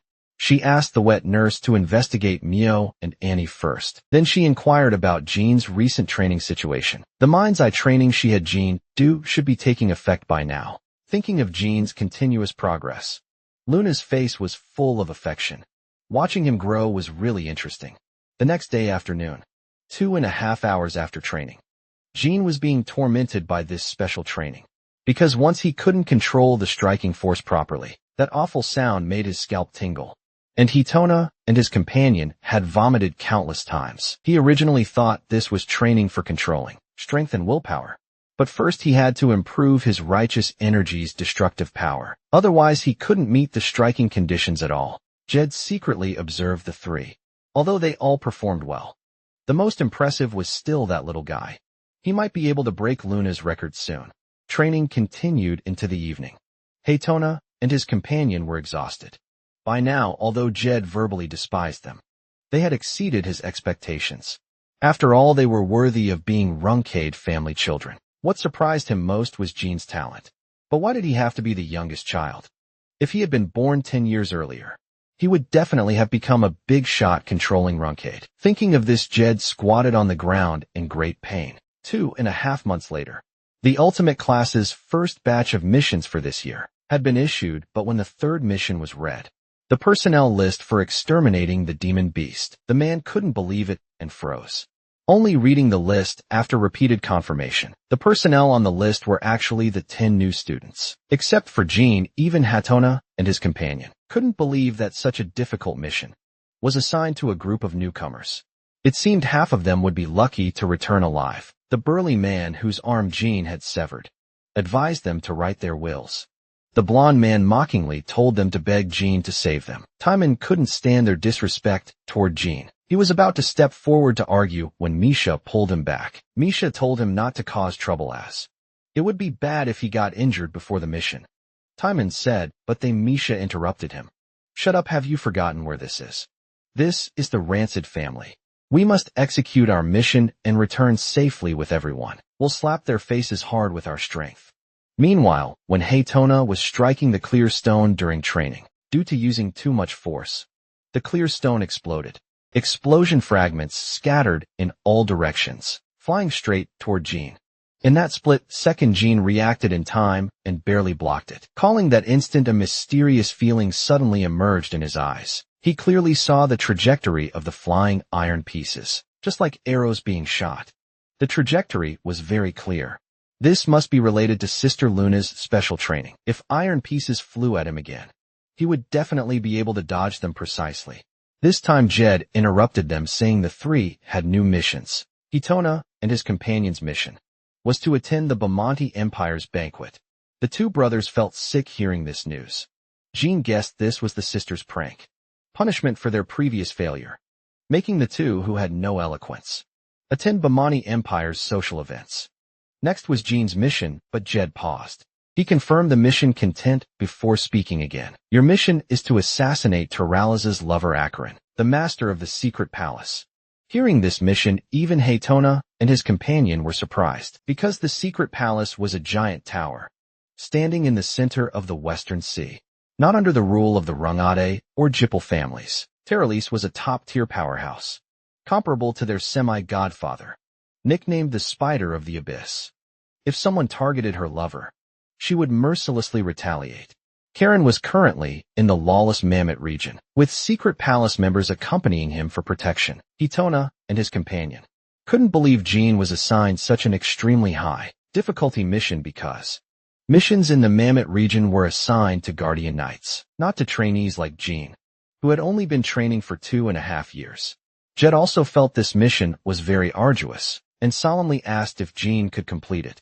Unexpectedly, Jean responded firmly, without hesitation, yes. Hearing the answer, Jed was very surprised. He didn't expect Jean to agree so decisively. He originally wanted to say that if Jean felt the mission assignment was unreasonable, he would discuss it with the vanguards. Jed said, "Good. I admire your decisiveness. All 3 of you depart in 2 days." Just as Jean was about to leave, Hitona and his companion called out to him. They said, "If the situation looks bad, reveal your Roncade family identity. Then no one will dare touch you." Jean said, "How rare you actually worry about me." Hitona and his companion said, "We're not worried, we're just afraid you'll die at someone else's hands, and then we won't be able to torment you anymore." But Jean suddenly drew his long sword. Then he struck the clear stone hard. Just when Hitona and his companion fearfully thought it would explode, what rang out was a melodious and pleasant sound. Jean said, "Brothers, before I return, you'd better think carefully about whether to choose me or choose our sisters." Jed stared at Jean's departing figure and suddenly gave heartfelt advice to Hitona and his companion. "Unless you have absolute strength to crush Jean, never go against him before then, because I have a premonition that given time, Jean will surely stand at the peak of this continent." 2 days later, Misha and the others came to see Jean off. To avoid being discovered as a member of the renegade family, Jean specifically changed his hair color and disguise. Jean asked about their mission, but they looked troubled. Jean asked if something bad had happened, but Misha still acted relaxed and told Jean, "We're fine, we just wanted to say goodbye before departing." Jean said, "It's not like we'll never see each other again. Mission casualties are inevitable. Even if you worry, it won't change anything. So just focus on completing your current mission, because I will definitely return alive." Jean put his hand on Balop's shoulder and said, "Work hard, see you next time." After seeing everyone off, Jean told Alakai to protect them well. Alakai confidently said, "Don't worry. I am the great." Jean interrupted him. "Don't get discovered and don't be too obvious." Alakai was unhappy about Jean interrupting him, and through gritted teeth told Jean to be careful. Don't become careless just because of the disguise. Gilly also warned Jean to be extremely careful. After mounting his horse, Jean smiled calmly and said, "I know I'll bring you back a souvenir." Jean soon arrived at the lawless Mammoth region. This was a gathering place for the lowest criminals, with countless vicious outlaws roaming about. Jean tossed a silver coin and asked the boss for a cup of water and food. A nearby bandit saw that Jean was young but had quite an attitude, so he decided to teach him the rules of this place. He viciously told Jean to kneel down and lick his feet, but as soon as he finished speaking, a sharp dagger sliced across his throat. Blood instantly splattered 2 meters. After doing this, Jean expressionlessly slapped the dagger on the table, then impatiently questioned the boss. "How long do I have to wait?"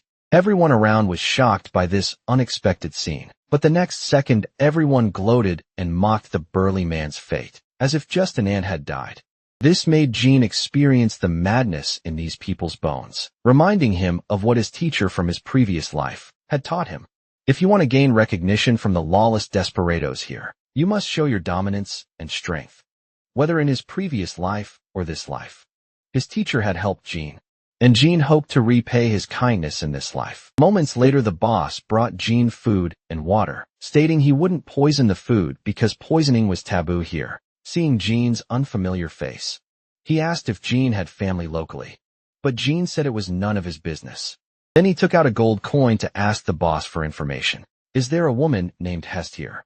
The boss thought for a moment and said, "Definitely. I haven't heard of such a person."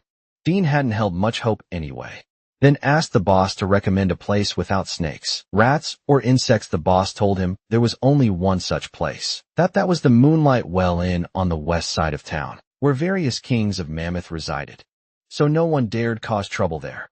Jean then headed to the Moonlight Well, and Karen was a spoiled, rich kid who had never suffered hardship. This personality, he couldn't possibly live in dirty, messy environments, so Jean deduced he was staying there. Sure enough, Jean saw Akarin as soon as he entered the moonlight well in. He was currently throwing a tantrum at his guards, ordering them to immediately buy him magic potions, saying he couldn't stay another hour otherwise. But the guards remained unmoved and righteously told Akarin, "Our duty is to protect you, not to satisfy your various unreasonable demands." But Akarin wouldn't listen and threw his tantrum regardless. He also threatened that the guards would definitely pay for this later. The guard sighed helplessly and gave his companion behind him a look, then punched Akarin unconscious, complaining, "Really wish he'd eat magic potions until he died. Can't understand why the master keeps this kind of guy around." Then he carried Akarin back to the room. Jean guessed the two guards were at least 6-star warriors, although assassinating him would be simple. How could he escape unscathed? Poisoning was an unwritten rule in Mammoth. If he violated it rashly, it would surely cause a huge uproar. The next moment, he slapped the table hard. He thought of a plan to deceive everyone. At the same time, a silver-haired girl was leading several guards toward the moonlight. And their purpose was actually the same as Jean's. But just as she hurried to the moonlight, turbulent thunderclouds suddenly gathered in the sky. A thick, dragon-like lightning bolt struck straight down at the moonlight. And this sudden scene left them all stunned in place. The silver-haired girl muttered in a daze, "Look, it's like today isn't my lucky day." Jean's plan to deceive everyone was to use magic, to launch an indiscriminate attack on the moonlight. With his 4-star magic power combined with shadow energy, he could reach the power of a 6-star mage. And Jean's youthful appearance was his best disguise. No one would suspect a 15-year-old boy of being a 6-star mage. Moreover, using shadow energy wouldn't leave any traces. To make the scene look more like a terrorist attack, he decided to use lightning summoning magic. He first used shadow energy release.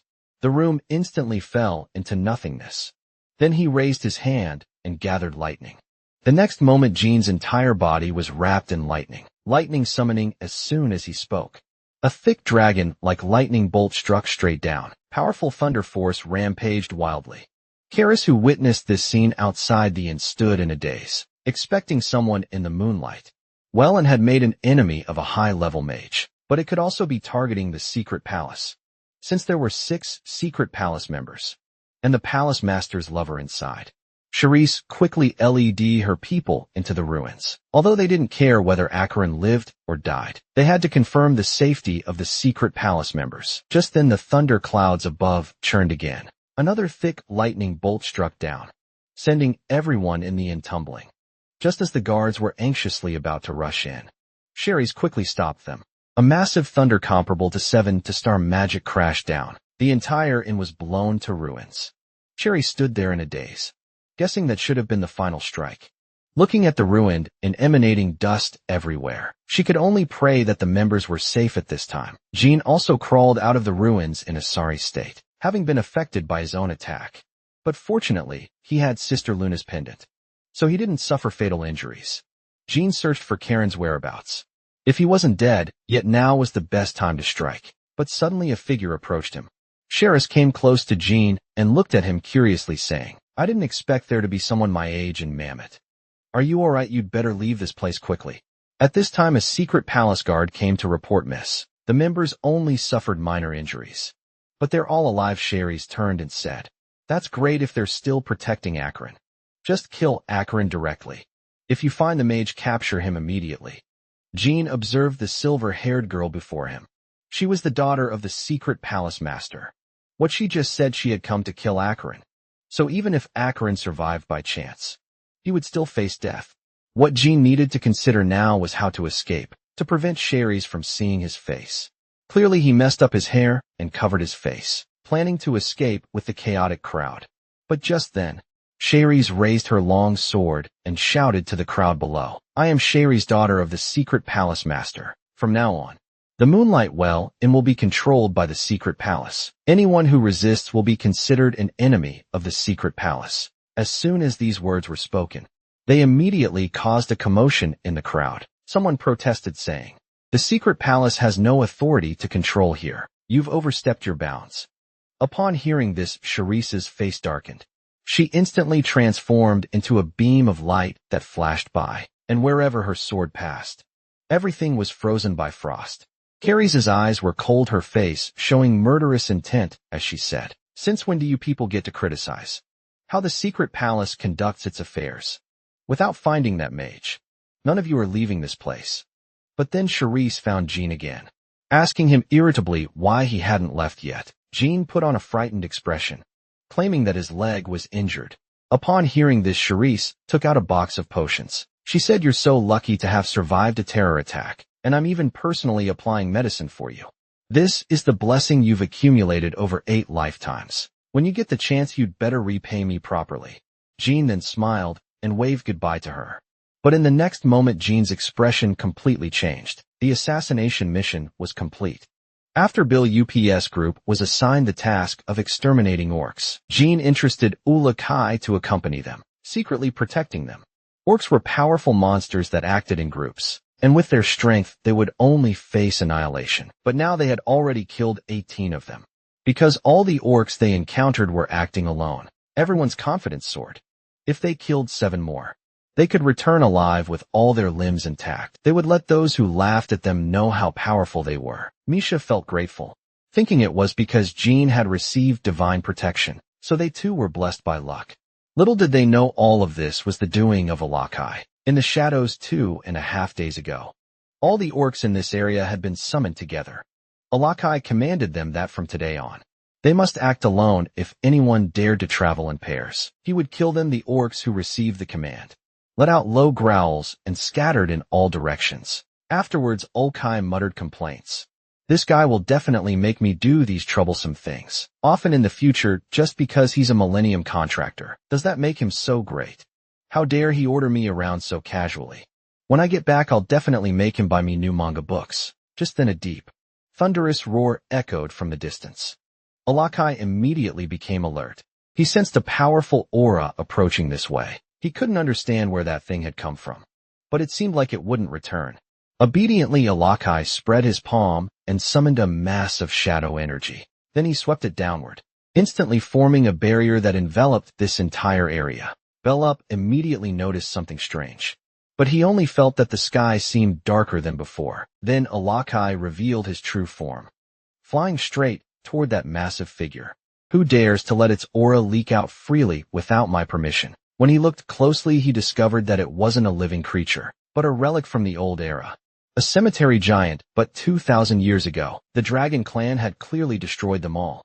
Moreover, cemetery giants only guarded the tombs of dead gods, so why would one appear here? But regardless of the reason, Alakai was very displeased.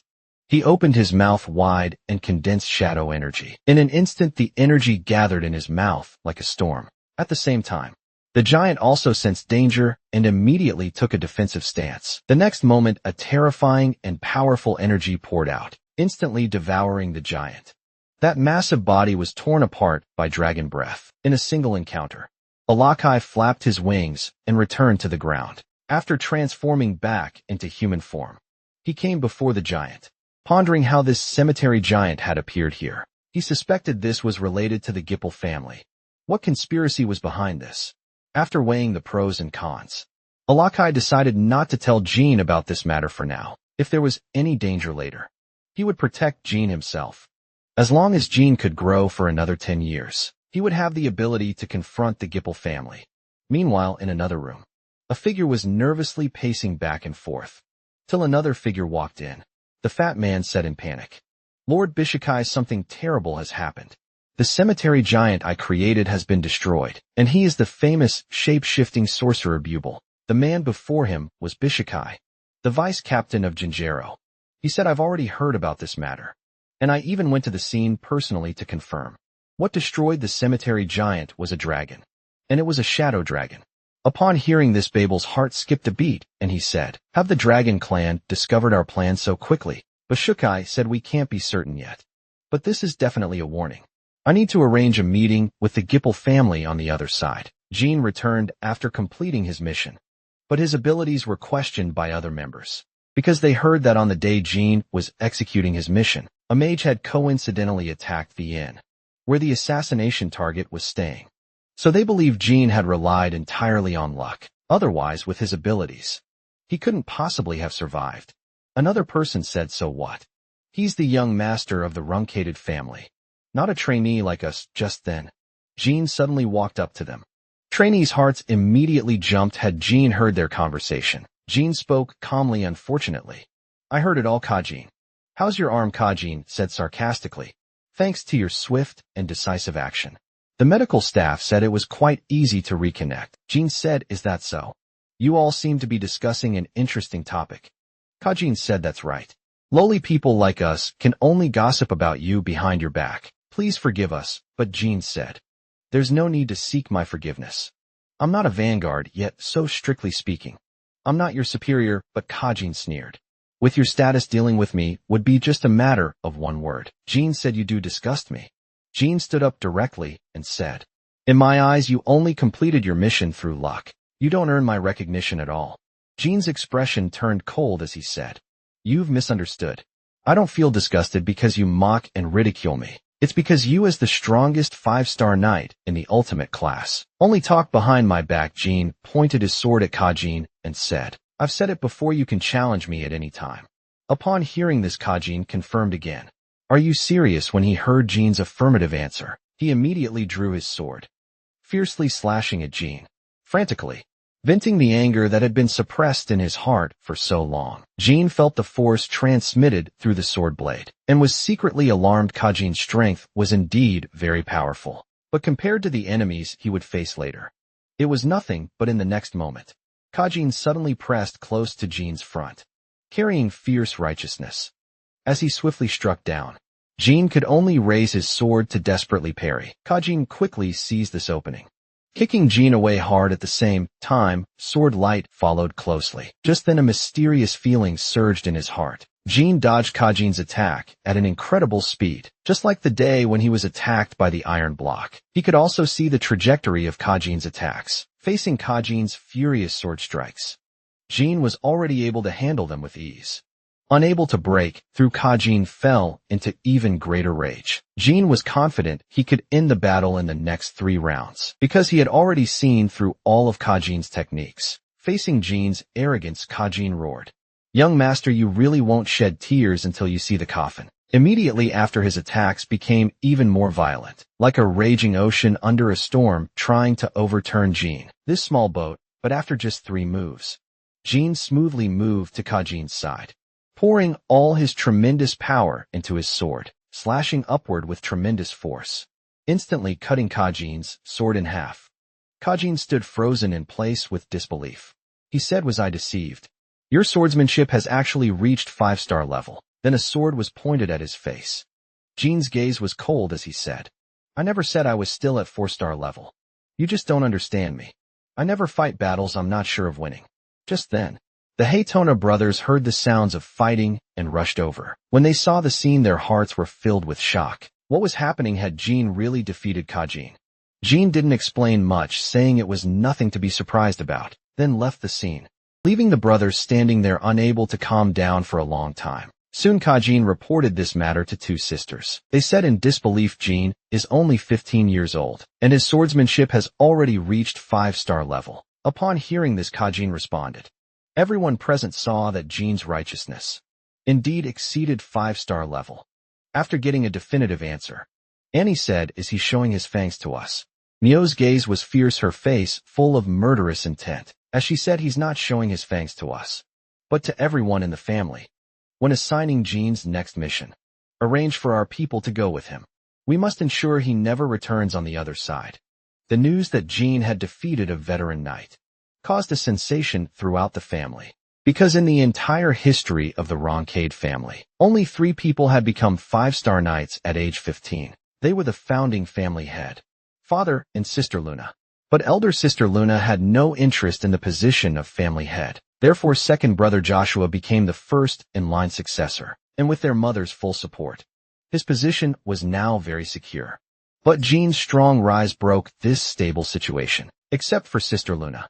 Their father had never shown approval for anyone else. He believed Joshua was unsuitable as a leader, so he had always hoped for an heir who could replace Joshua next. Their father would definitely give Jean new instructions, though they didn't know what instructions father would give. Jean was certain of 2 things. First, he would test whether he could overcome the age gap, since Jean was young. Second, father would protect Jean and wouldn't let him die at the hands of his other siblings. before accepting the test, because he was the only one, since the founding family head who possessed shadow energy. And after the news spread, families and various organizations from around the world would come to visit, so father would definitely hold a banquet. And Jean told Gilly to prepare for this, especially to keep an eye on Alakai. If he transformed into human form and secretly infiltrated the banquet, it would be troublesome, Alakai said indignantly. Are you treating me like a child? But Gilly expressed that she would definitely keep this in mind. 3 days later, Gilly informed Jean that the family head would personally visit the main house in a month at the same time. Other families and organizations would also come to visit, and a banquet would be held. Just then the butler burst in with a panicked expression. He said, "Young master, you've been assigned a mission, but the execution location is the Colin ruins on the other side." At this moment, their mother was jumping up and down in fury. She angrily scolded the vanguards present, asking how they could send Jean to Gibble territory. Just then Jean pushed the door open and walked in. When mother saw Jean arrive, she restrained her temper, telling Jean that this mission was cancelled. He didn't need to go to Colin. As soon as these words were spoken, they immediately caused Annie and Mio's dissatisfaction, but mother roared at them to shut up, blaming them for wanting to put Jean to death. Upon hearing this, they became even more dissatisfied and said, "We do want him dead, but is that strange?" Annie also angrily echoed, "I completely don't understand why mother protects Jean so much." Because in the Rancid family, regarding the struggles between siblings, everyone tacitly encouraged them to engage in more intense competition. Everyone present had been suppressed and schemed against. Since childhood, what Jean was experiencing now, they had also experienced. Upon hearing this, mother closed her eyes and said, "Although what you're saying is correct, our family can indeed use any means for competition. But did you reach 5-star level when you were 15? Jean is different from you. If you had his abilities when you were children, I would have protected you too. That is to say, you too had no value worth protecting. Even though you've become vanguards now, you're still so useless." Hearing these words, Mio and Annie's faces turned ashen and they were speechless. Mother said to the other siblings, "These two caused such trouble, and as fellow vanguards you didn't stop them. So you three are all responsible. Lentia, go back and reflect. Lan and Vigo each surrender one family sword." Upon hearing this, the two immediately protested. But mother said coldly, "Originally, I wanted to confiscate all your swords, but now I'm only asking you to surrender one each. You should feel fortunate." After swiftly suppressing all the siblings, mother turned her gaze to Jean. She thought, what will Jean's reaction be after witnessing all this? I took my anger out on 3 innocent people because of him. Will Jean hypocritically ask me to punish them? Or will he be smug about my favoritism toward him? Mother quietly waited for Jean's next performance, but Jean's answer was beyond her expectations. "Mother, I quite like the mission my sisters assigned me." Mother was extremely shocked and slammed the table, questioning Jean, "Do you know what kind of place the Colin ruins are?" But Jean's answer made Mio and Annie's hearts leap with joy. "I know it's Jipple family territory. The family once tried to occupy it, but failed. I know it's dangerous there, but I don't intend to back down." But mother felt Jean was being foolishly brave. She said, "Your sisters can't attack you directly, so they can only use their vanguard authority to have you die on a mission." After hearing mother's words, Jean remained unfazed. He said, "If I dueled with my sisters now, I would definitely lose, but if I can successfully complete the mission, it will make them suffer setbacks." Mother was still worried about Jean's safety. After all, one wrong step could cost him his life, so she asked if Jean was confident. Jean said confidently, "Of course I am. But if I return alive, the swords my brother surrendered will belong to me." Hearing this, the 2 brothers said in confusion, If you want our swords, we can give you one right now. There's no need to risk your life accepting this mission. After all, you must stay alive before father arrives." But if they thought his life was important, why didn't they stop the sisters when they were assigning missions? At this point, mother stopped everyone's arguing, and after agreeing to Jean's request, she sent everyone out looking at her children's departing figures. Mother showed a relieved smile. She had originally worried that Jean would become like Luna, so she had trampled on his brothers and sisters' self-esteem in front of him. But it seemed she had been overthinking. But after coming out, several people were still at odds with each other. Annie glared at Jean menacingly and said, "Do you think you'll be so lucky this time?" Jean replied calmly, "My luck has always been good." Annie said, "You won't be so composed for much longer, because this isn't a solo mission. You won't be lonely on the road. Upon hearing this, Jean also guessed Annie's general plan. But conspiracies were nothing before absolute strength. Jean said, "Thank you for your concern, sister. See you later." A few days later, Jean prepared to set out to execute the mission, and his teammates were all from Annie's faction. A few people hypocritically greeted Jean. "We were disrespectful before. Please forgive us from now on. We absolutely won't disappoint you." Jean also politely responded, "Let's let the past be the past." But Jean knew in his heart that these three were from Annie's faction. They wanted to take this opportunity to eliminate Jean in the dangerous territory. This mission was to seize 4 relics from the Kalen ruins. The Kalen ruins were originally a tribe of several thousand indigenous people. Hundreds of years ago, the Gipple family discovered Kalen. They killed most of the indigenous people and forced them to become slaves. All because the Gipple family wanted to obtain the tribe's sacred object, Spring of Magic Power. It was a handicraft that resembled a mirror. Just by staring at it, one's magic power could rise to 7-star level. The Gipple family used it to create an army of mages. However, in his previous life, they only began mass-producing mages 10 years later, meaning they hadn't found the Spring of Magic Power yet. Thinking of this, Jean couldn't help but grip his sword tightly. In this life, he would absolutely not let it fall into the Gipple family's hands. Then they discovered that the relic they were looking for was in warehouse number 3. Although a surprise attack wouldn't be difficult, there would definitely be warning magic there.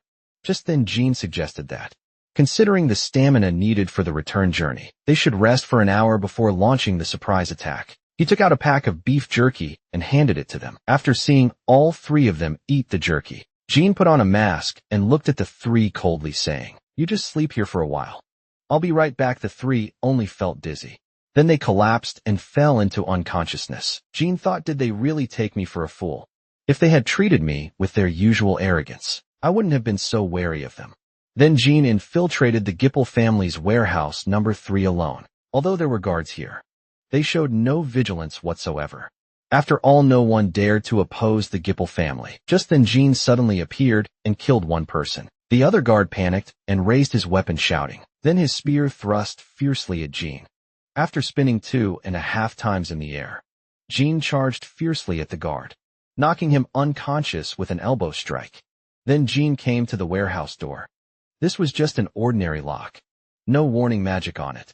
It seemed the Gipple family didn't consider this place very important. When Jean opened the door, a warning magic circle appeared at the entrance. People thought this was for detecting bloodlines. But this magic circle was for detecting whether the creature entering the warehouse was human or monster. So any normal human blood could pass the detection. Jean used his dagger to cut the guard's palm.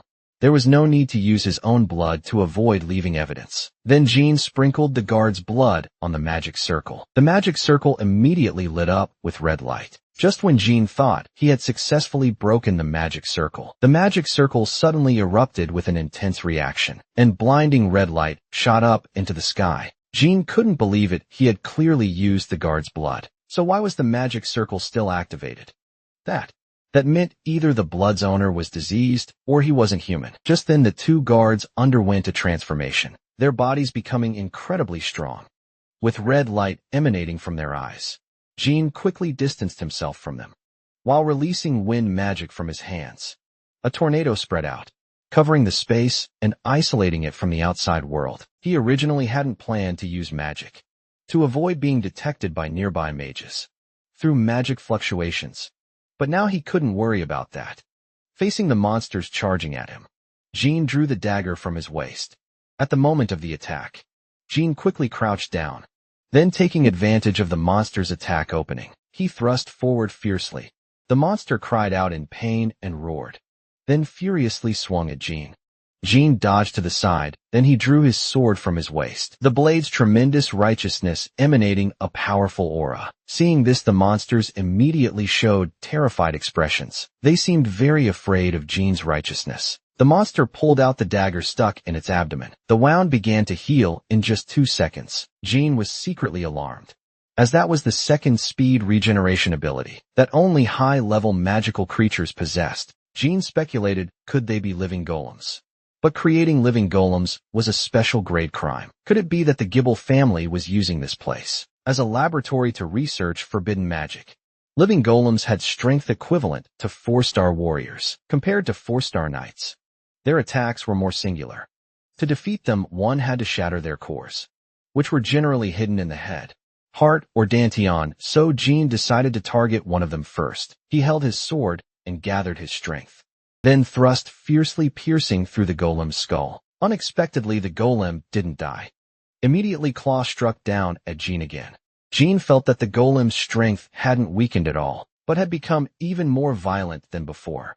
After eliminating the head, Jean targeted the golem's dantian again, then thrust his sword fiercely into its body, but found no core that left only one place. Then his sword swept upward, instantly splitting it in half. The core fell out. Jean thrust his sword into the core. At this moment, Jean's heart was filled with rage. They had used living people as experimental subjects. At the same time, the other golem swung its claws at him. Jean's eyes flashed with cold light. He thrust his sword deep into the golem's body with his backhand. The surging righteousness instantly destroyed the core. After successfully dealing with both golems, Jean's magic also failed at the same time. Then a weak voice reached Jean's ears. The golem had now become neither human nor ghost, crying and begging Jean to kill him. Jean closed his lips tightly and said heavily, "All right." Then he killed him with one sword, letting him find peace. Although he didn't know what kind of lives they had lived before, no one in this world would voluntarily become a living golem, because once transformed, they would no longer have a tomorrow and would only become consumables. Jean suspected whether his sister knew about the situation here, which was why she had arranged this mission for him. But even if Jean made the situation here public, the Gipple family would definitely deny it. And he currently didn't have the ability to solve this problem, so he could only preserve the golem fragment evidence. For now, he still needed to complete the mission first. Jean looked at the various items on the warehouse shelves. They were all covered with warning magic. Originally, he might have had to spend considerable effort breaking the warning magic, now that the two guards had been killed in the form of living golems. No matter how he acted recklessly here, the Gipple family would quietly clean up afterward, and wouldn't make a big deal of it. Jean concentrated all his magic power in his hands. The massive magic power gradually transformed into flames. Then he summoned a massive shadow energy with his other hand. The two energies fused in collision. The next moment, a mass of terrifying energy radiating menacing power danced in Jean's hands. With Jean's great shout, flame burst in an instant. Endless flames burned the entire warehouse to ashes. A few days later, Annie and me were squatting on the ground with bruised faces. Luna angrily questioned, "Why did you send Jean to Gipple family territory? He's 10 years younger than you." But they counter-questioned Luna. Sister really not know the reason. Upon hearing this, Luna said, "Are you trying to have a ranking battle with Jean?" But in ranking battles, vanguards can only face other vanguards. This is an unwritten rule. What you've done is simply a disgrace to vanguards, even as a fellow vanguard. "I feel ashamed of you," Annie said angrily. "Sister, you've never cared about ranking battles. What right do you have to insult me here?" Luna mocked, "If you had one, I wouldn't have said such things. Jean has successfully completed the mission. He should have already reported to Mother by now. Now you know why I call you a disgrace. You provided Jean with an opportunity to display his abilities." Upon hearing this, the two were immediately speechless and could no longer argue. As they were leaving, Luna gave them a piece of advice. "Jean isn't someone who's soft-hearted, so you'd better be careful in the future. Although our paths have long diverged, you two are still my sisters." After they left, the wet nurse sighed. "Teaching your sisters a lesson as soon as you get home. It's like being back in your youth." Luna said, "My adolescence is long over." "Do you also think those two are no match for Jean?" The wet nurse said, "In just 5 more years, even in formal duels, they won't be able to beat the young Master Jean." This aligned with Luna's view. Luna inquired, "How's the investigation into Jean's assassination attempt progressing?" The wet nurse said, "We can rule out Annie and Mew from this matter. They were still in intermediate class then and had no secrets. The Haytona brothers can also be ruled out. Mary and Yuna are also impossible.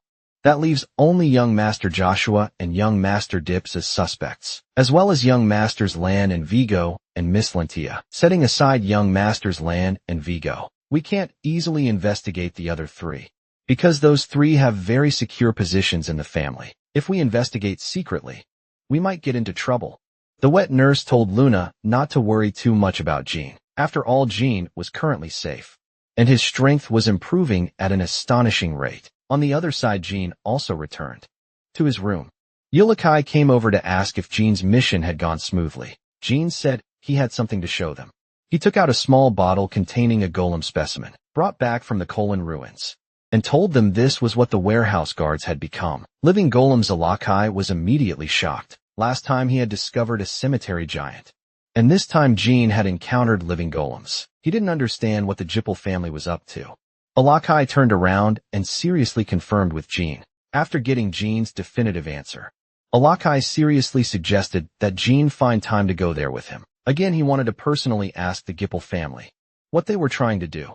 Originally, because of the living golem incident, Jean would feel somewhat uneasy about going to the Kolin ruins again. But since Yulikai would accompany him, it would be much safer, and he could take the opportunity to search for the spring of magic power anyway. No matter how much they caused trouble, the Jippel family would suppress the matter. So Jean agreed the next day. Jean participated in special training as usual, but Jed now told Jean, starting tomorrow, you don't need to participate in any training, because next week, the family head will have other instructions for you.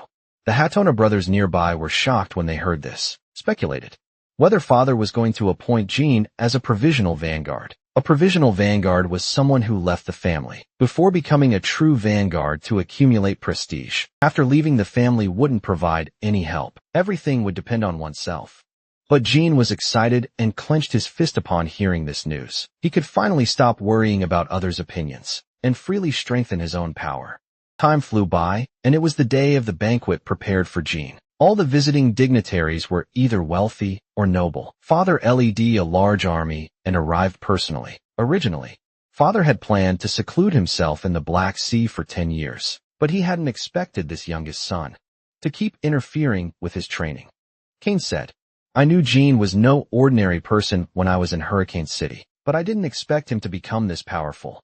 After a moment of silence, father told Kane this is because he's full of fighting spirit. When I first went to Hurricane City, I saw the spirited look in 7-year-old Jean's eyes, the way he challenged his brothers. When he first arrived at the Sword Garden, also left a deep impression on me. Jean was born knowing how to defeat opponents. That's why his brothers and sisters kept suppressing him, repeatedly trying to put Jean to death. But Jean returned safely each time, and his swordsmanship had even reached 5-star level. However, what surprised me most was that Jean single-handedly slayed warriors of the White Wolf clan, proving to me the value of the beliefs he upholds. 2.5 days later, father arrived at the Sword Garden, where all family members had been waiting. Father consoled mother, you've worked hard. Mother told him the children have all grown up. They handled all the preparations. The father said coldly if they truly performed well, I wouldn't have had to leave the Black Sea and return personally, because he knew that today's visiting guests would only act according to his mood and didn't respect his children. As he walked past Jean, he saw the famous swords that Jean had fastened to his waist. These 2 swords were once gifts he had given to Lan and Vigo, so he asked why they had given the swords to Jean. Upon hearing this, the 2 broke into a cold sweat and awkwardly explained that Jean had snatched them away, since they had agreed that if Jean completed the Colin mission, the swords would be his. After hearing this, the father couldn't help but burst into laughter. He patted Lan on the shoulder and joked, don't you think Jean is quite cunning? Sometimes I even wonder if he's really my son. At night, Jean and his father stood side by side by the window. This was his first time attending the main family's banquet. Although he had attended family banquets several times in his previous life, he could only hide in the shadows like a criminal back then. He never expected that after dying once, he would become the protagonist of the banquet alongside his father. His father told him that the Runkid family rarely held banquets, only when something truly worth celebrating happened. This meant that Jean had achieved something truly remarkable. Moreover, compared to the banquet held 7 years ago, this one had 200 more attendees. This meant that the Runkid family's influence was more prominent than 7 years ago. Although his father had been fighting in the Black Sea all these years, even so the Runkid family's prestige continued to grow stronger. The reason was simple, it was all because his father was the only holy knight of creation in existence. But at the same time, this also meant that once his father was gone, most of the people present today might turn against the Runside family, and the Runside family's strength would be far inferior to the Gipple family, and by then the Gipple family would dominate alone. At this moment, Jean suddenly said something that his father found hard to believe. If the family is suppressed by the Gipple family, creating an irreparable situation, I will leave the family upon hearing this. His father's face instantly darkened. Jean explained, if the Rancid family collapses just because father isn't here, then it means the next head is incompetent. I won't let myself be killed by that kind of head. Before coming, Jean had returned the sword to Vigo as an exchange, asking him to let him see the family commission contracts that only vanguards could view. Jean saw various crimes of each family on it. Thanks to the Rancid family, these people could now brazenly stand here alive. Otherwise, just based on what they had done, they would have died countless times. He only took a rough look and grasped so many weapons, other than swords, while his father and mother held even more. If a non-Holy Knight family wanted to lead the family forward, he would have to possess extraordinary negotiation skills, using these secrets to protect the family. After hearing this, his father thought that the Gipple family must also have these secrets. Jean smiled confidently. The Gipple family won't use these secrets to threaten these people, because the villain image belongs only to the Roncade family. The Gipple family will only play the good guys. In short, if the next head cannot make full use of these, I will leave the family without hesitation. Then prepare for revenge against the Gipple family. Upon hearing this, his father stroked his chin and agreed with Jean's idea. After all, only the living can take revenge on enemies. The other children would never dare to make assumptions about the Roncade family's decline in front of him. They would only say some presumptuous words of complaint. But Jean calmly and frankly revealed his inner thoughts. Thinking of this, he couldn't help but show a relieved smile. It was just a pity that he had Jean so late in life. He possessed Luna's talent, Mary's ambition, and Dipsa's fighting spirit. 10 years at the shortest, 15 years at the longest. This was the time limit he could protect at the head position. During this period, could Jean change the succession order? Then, his father asked Jean to wait for his summons after the banquet ended. Upon hearing this, Jean couldn't help but clench his fist. It seemed his father was going to grant him the position of deputy vanguard. But just then a servant ran in frantically, saying that several uninvited guests had come to visit. After hearing this, his father's expression hardened, and he immediately guessed the visitors' identities. Would it be people from the Gipple family? He immediately felt they were quite arrogant. They came with 5 people in total, led by deputy head Andre. His father told the servant to let the other 4 in, but Andre was to leave immediately. Then his father asked Jean if he thought his approach was excessive, but Jean said he felt quite pleased. If Andre felt humiliated and led the Gipple clan away, that would be ignoring the Rancade head's orders, and the father would have reason to cut off his 2 legs. So Andre would definitely do as his father said. Subsequently, the banquet officially began. His father appeared on the 2nd floor with Jean, and introduced Jean to everyone. This son, born in his later years, was excellent and made him very happy. So here he wanted to thank Jean after speaking. Applause rang out from below. Then his father also told everyone the rules of the banquet. If anyone got drunk and started fighting at the banquet, they would be invited by the Guardian Knights to the duel arena, and the loser would have to submit to the winner. But the winner also couldn't make things too difficult for the loser, since this was still a banquet after all. Jean looked at his father beside him. Although his father spoke gently, this was actually a grudge party. The influential figures who controlled the continent's major forces gathered here. Their grudges and grievances were complex. If it were just an ordinary banquet, they might only compete in momentum. But this was the Runside family's banquet, and no one dared break his father's rules. Even if they couldn't kill their enemies, they could still beat them up severely, because this was in the crazy Runside family. After his father finished the announcement, he let Jean join the banquet, saying, "If you see anyone you like, drag them away, but don't pick the weak ones, unless they insult you and the Rancid family." Jean smiled confidently and said, "I know, and there's one more thing I absolutely cannot lose." His father said, "That's a must. Otherwise I will take back everything you have now, including Blandamant and your wet nurse." Watching his father's departing figure, Jean couldn't help but sigh. This was the first time he had chatted with his father like this, just like an ordinary father and son.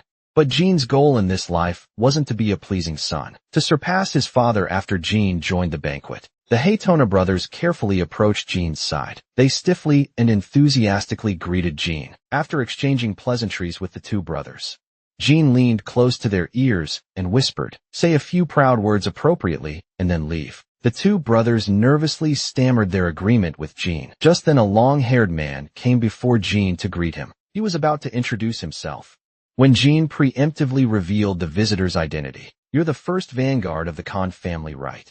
The Haytona brothers very tactfully left upon seeing this. But just as Jean was conversing, a hand suddenly patted Jean's head and said, "I've always been curious about what kind of guy reached 5-star swordsmanship at age 15. Nice to meet you, I'm Yuji." Jean suppressed his inner rage, his expression very grim as he responded. But Yuji rudely got familiar with him, saying, "Although you're from the renegade clan, you shouldn't put on such a face. Just because I didn't use honorifics with you in the warrior's world. I'm your senior, although you're remarkable as a junior. You're being too impolite." Jean said coldly, "Your words and actions just now were an insult to me and all who respect me. If you value senior-junior relationships, you should be more careful. Most people here are your seniors, right? You should have seen what attitude your seniors have toward me. Admit your mistake and apologize to your seniors." Upon hearing this, Ugg immediately broke into a cold sweat and couldn't say a word. The people around tried to smooth things over, saying, "Ugg, I knew that mouth of yours would cause trouble someday. The young master has spared your life. Don't be wishy-washy like a woman. Just apologize straightforwardly." Seeing the situation, Yuji bent down to apologize to Jean and all the seniors, and Jean accepted his apology. After Yuji left, his sister Luna came to Jean's side. She had also witnessed Jean's outstanding performance. She said, "You're really good at making enemies. It wouldn't hurt to be cute like an ordinary child sometimes." But Jean said he was now representing the Runcible family. Luna asked, "What would you do if Ugg challenged you to a duel?" "He is a 6-star warrior," Jean said. "If that were the case, then head Tuko and the elders would definitely come to break up the fight." Luna said in amazement, "You even calculated that? Where did you learn about noble scheming?" But perhaps because Jean's talent was extremely high and he was clever, someone wanted to assassinate him in Hurricane City. Thinking of this, Luna decided to give everyone a reminder. Like Jean, she pulled Jean's head over to Nestle against her. Luna wanted to use this intimate way to tell everyone that Jean was her beloved brother, so everyone would be wary because of this. Everyone present was shocked to see this and could tell that Luna, a 9-star war god, loved Jean very much. But one person nearly bit through his molars upon seeing this scene, and even bit down a handkerchief from exerting too much force. Jiro's Buble said, "I'm so jealous of him. I want to Nestle with Luna too." The deputy commander Baisuk beside him looked disgusted and told him to shut up. At this time Baisuk's sister said, "Respect Buble, maybe Luna is important to him. Thanks to Bu Ball bringing me here. I can watch this grudge party." Upon hearing this, Bishuk sighed and helplessly covered his face. As the protagonist, Jean, after dismissing the people around him, began looking for people from the Gipple family. Just then a wine glass crashed heavily in front of him. The emblem on the girl's head was so familiar. Cherish stared at Jean with a sinister expression and said, "May I invite the Runside family's rising star to have a drink with me? It's an honor to meet you, young Master Jean Runside." After discovering that Jean was the naive boy she had once saved, Charisse darkly invited Jean to have a drink with her. But she pretended it was their first meeting, chatting and being polite with each other. Jean looked confused. Cherish clearly recognized him, so why didn't she mention that incident at all? After all, he had only smeared some ash on his face at the time, so she couldn't possibly not recognize him. Just then Sherry suddenly changed the subject. "Young Master Jean, I have something to ask you. Has the wound on your calf healed?" Sherry stared at Jean with a cold expression, making Jean feel a chill in his heart. Jean responded, "Thanks to a certain important person personally applying medicine for me, I was able to heal so quickly." Charisse said, "Explain why you appeared at the moonlight." "Well, and at that time, I didn't find the terrorist who used magic. So could you be that criminal?" Jean said, "You're overthinking it. The fact that the Runcade family prohibits magic is known throughout the world." But Charisse thought Jean was on a mission at the time, and maybe he felt he couldn't complete it. So he hired a mage. Because only secret palace members at the scene were worth a rancid clan member's action. So he had to give Jean an explanation. Upon hearing this, Jean said, These are all just your speculations. There's no actual evidence pointing to me. Charisse was amused by Jean's stubbornness. She said, since you plan to keep playing dumb with me, then I won't be polite, I want to duel with you. Beat you up severely, then spit on that detestable face. But Jean said, Father warned me not to duel with people weaker than myself. Upon hearing this, Sheriff stared at Jean with indignation. Jean added, if you insist on doing so, then I can agree to it. Moments later, the two came to the duel arena. Jean had everyone except medical personnel withdraw and ordered good swords to be brought. Then he looked at Cherise, who was preparing. After midnight, spectators would flood into the duel arena. She was the secret palace master's daughter, and it would be too cruel for her to be defeated in front of everyone. At this time, Cherise turned around and said, if I win, tell me what happened at Moonlight. Well, that day, Jean agreed without thinking after hearing this. But Jean also made a request. He said, if I win, you pretend you never saw me that day. After saying this, Jean charged at Cherise with his sword. But just then Jean noticed ice crystals falling before his eyes. The next second, Cherise's sword edge came with frost energy. This was the special skill of those with Indalma family bloodline, the 10,000 ice sword. The long sword was covered with bone-chilling frost power, and everywhere the blade passed was frozen. Cherise used her secret technique right from the start, which was too difficult for Jean, who hadn't been taught family secrets yet. However, Cherise didn't care about that at all. She sent Jean flying with one sword strike. Then she burst out with even more intense cold energy and launched a continuous, full-force attack on Jean. But Jean still parried them all with ease. The one-star difference in strength between the two gradually showed, but Cherise still had confidence in defeating Jean. As long as she used the third form of 10,000 ice sword, it would be enough to offset their one-star strength difference. But her stamina and arm strength were far inferior to Jean's, so she had to end this quickly.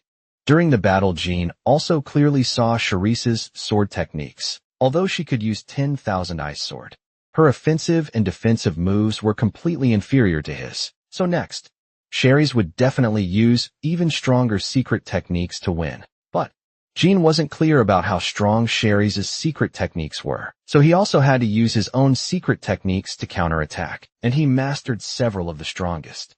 From Hurricane City's secret traditions. Just then Cherise suddenly showed a mysterious smile. It's over, Jean Runkied. Then she activated the third form of 10,000 ice sword avalanche. Overwhelming frost swept toward Jean, the ice crystals containing powerful, righteous energy instantly cutting Jean's cheek. Cherise at the center of the storm showed a confident smile. She felt she had victory in her grasp. However, Jean suddenly raised the corners of his mouth. This immediately made Cherise uneasy. She had clearly used avalanche. Even a 15-year-old, 5-star genius would find it hard to resist this offensive. But why did she feel so anxious? Suddenly Jean's sword edge broke through the wind and snow and stabbed before her eyes. Cherise hurriedly dodged Jean's surprise attack. However, Jean's long sword couldn't withstand that powerful force, and the cracks rapidly spread. Jean sensed trouble and urgently told Cherise to get away quickly. The next second, a violent explosion burst open in Cherise's frost. Jean rushed anxiously toward the explosion center. This strike's power was not something Cherise could withstand. If she hadn't dodged in time, she would be either dead or crippled. When he saw that Cherise was unharmed, he breathed a long sigh of relief. But Cherise was now trapped in endless self-doubt. She couldn't believe that she had dodged, because she was afraid of death and injury. She couldn't accept this reality.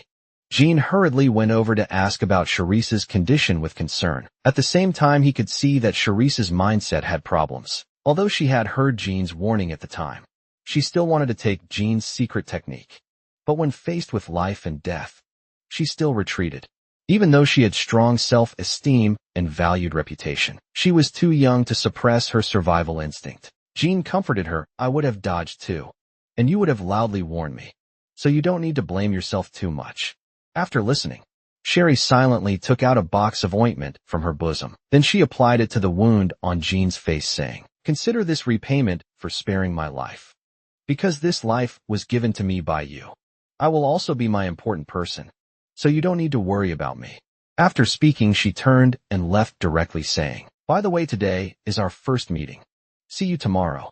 Jean watched Cherise's departing figure speechless for a moment. The next day, Jean found that there were many fewer people at the banquet, which meant he could meet the Gipple family people.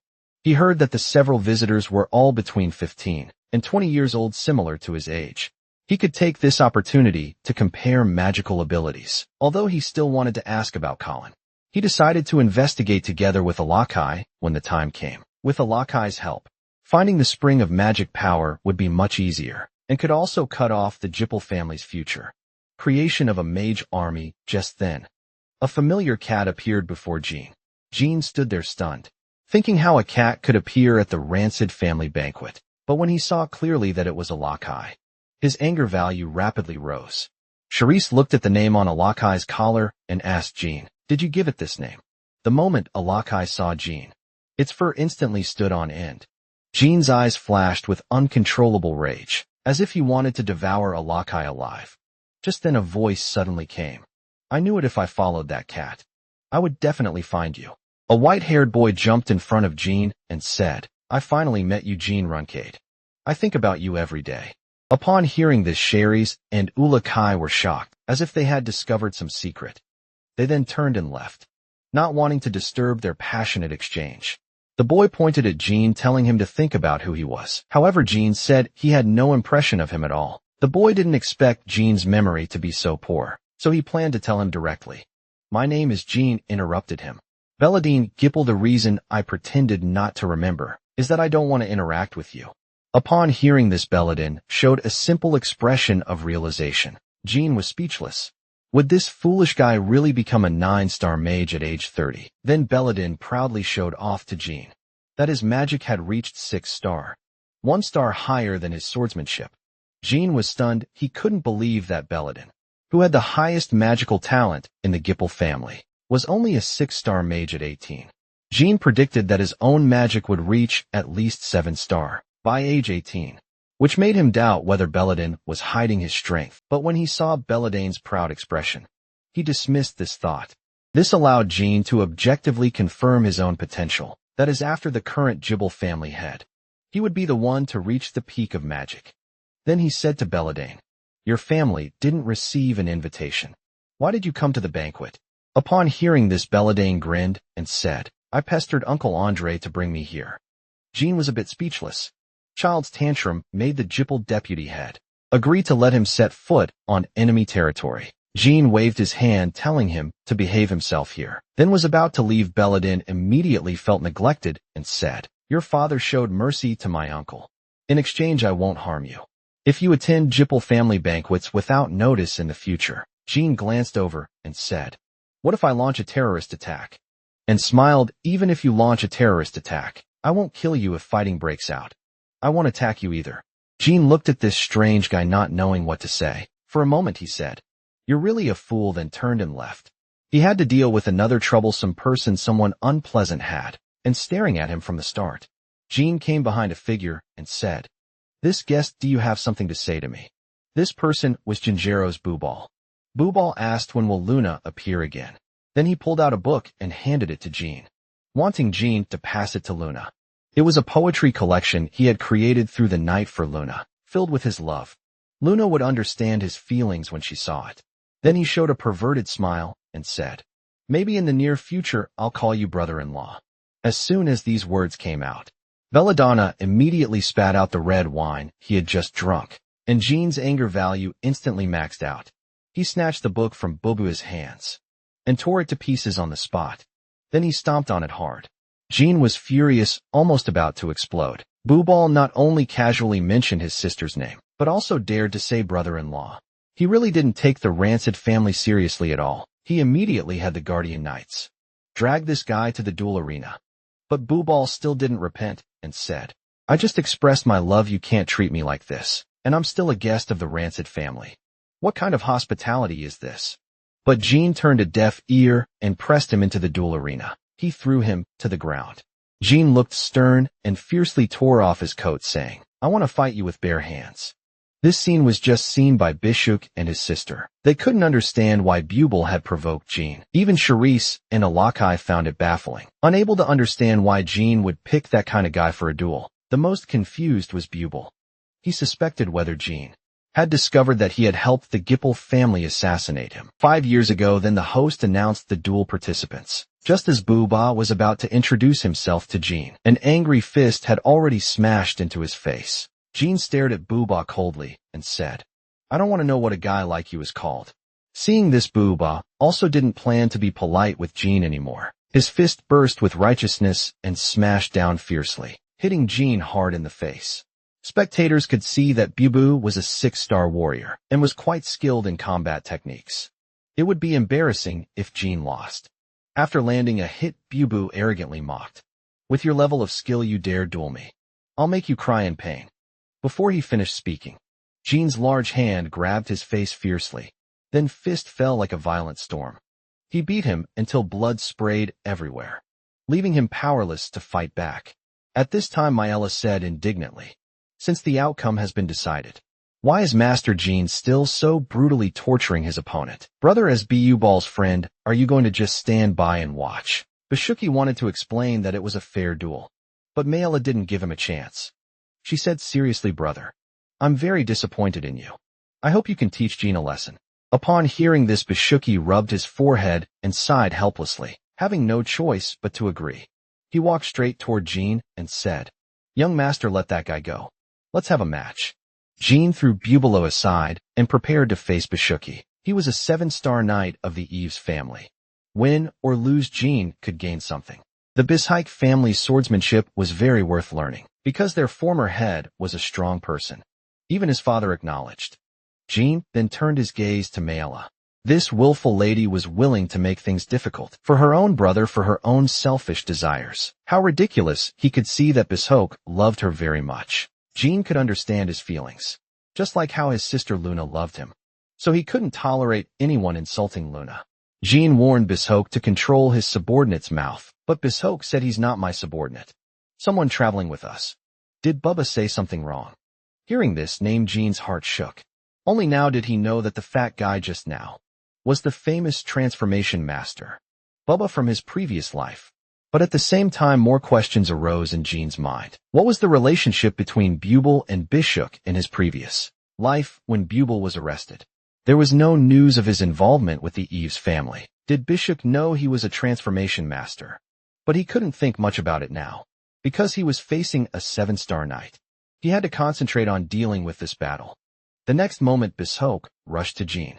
Almost instantly, just from one encounter, Jean knew that Bishok's strength was more than 7 stars. His superior swordsmanship could even rival Jet's. With Jean's current ability, he couldn't see through his sword technique trajectories at all. Jean fell into a disadvantage as soon as they fought. The audience thought Jean couldn't last long.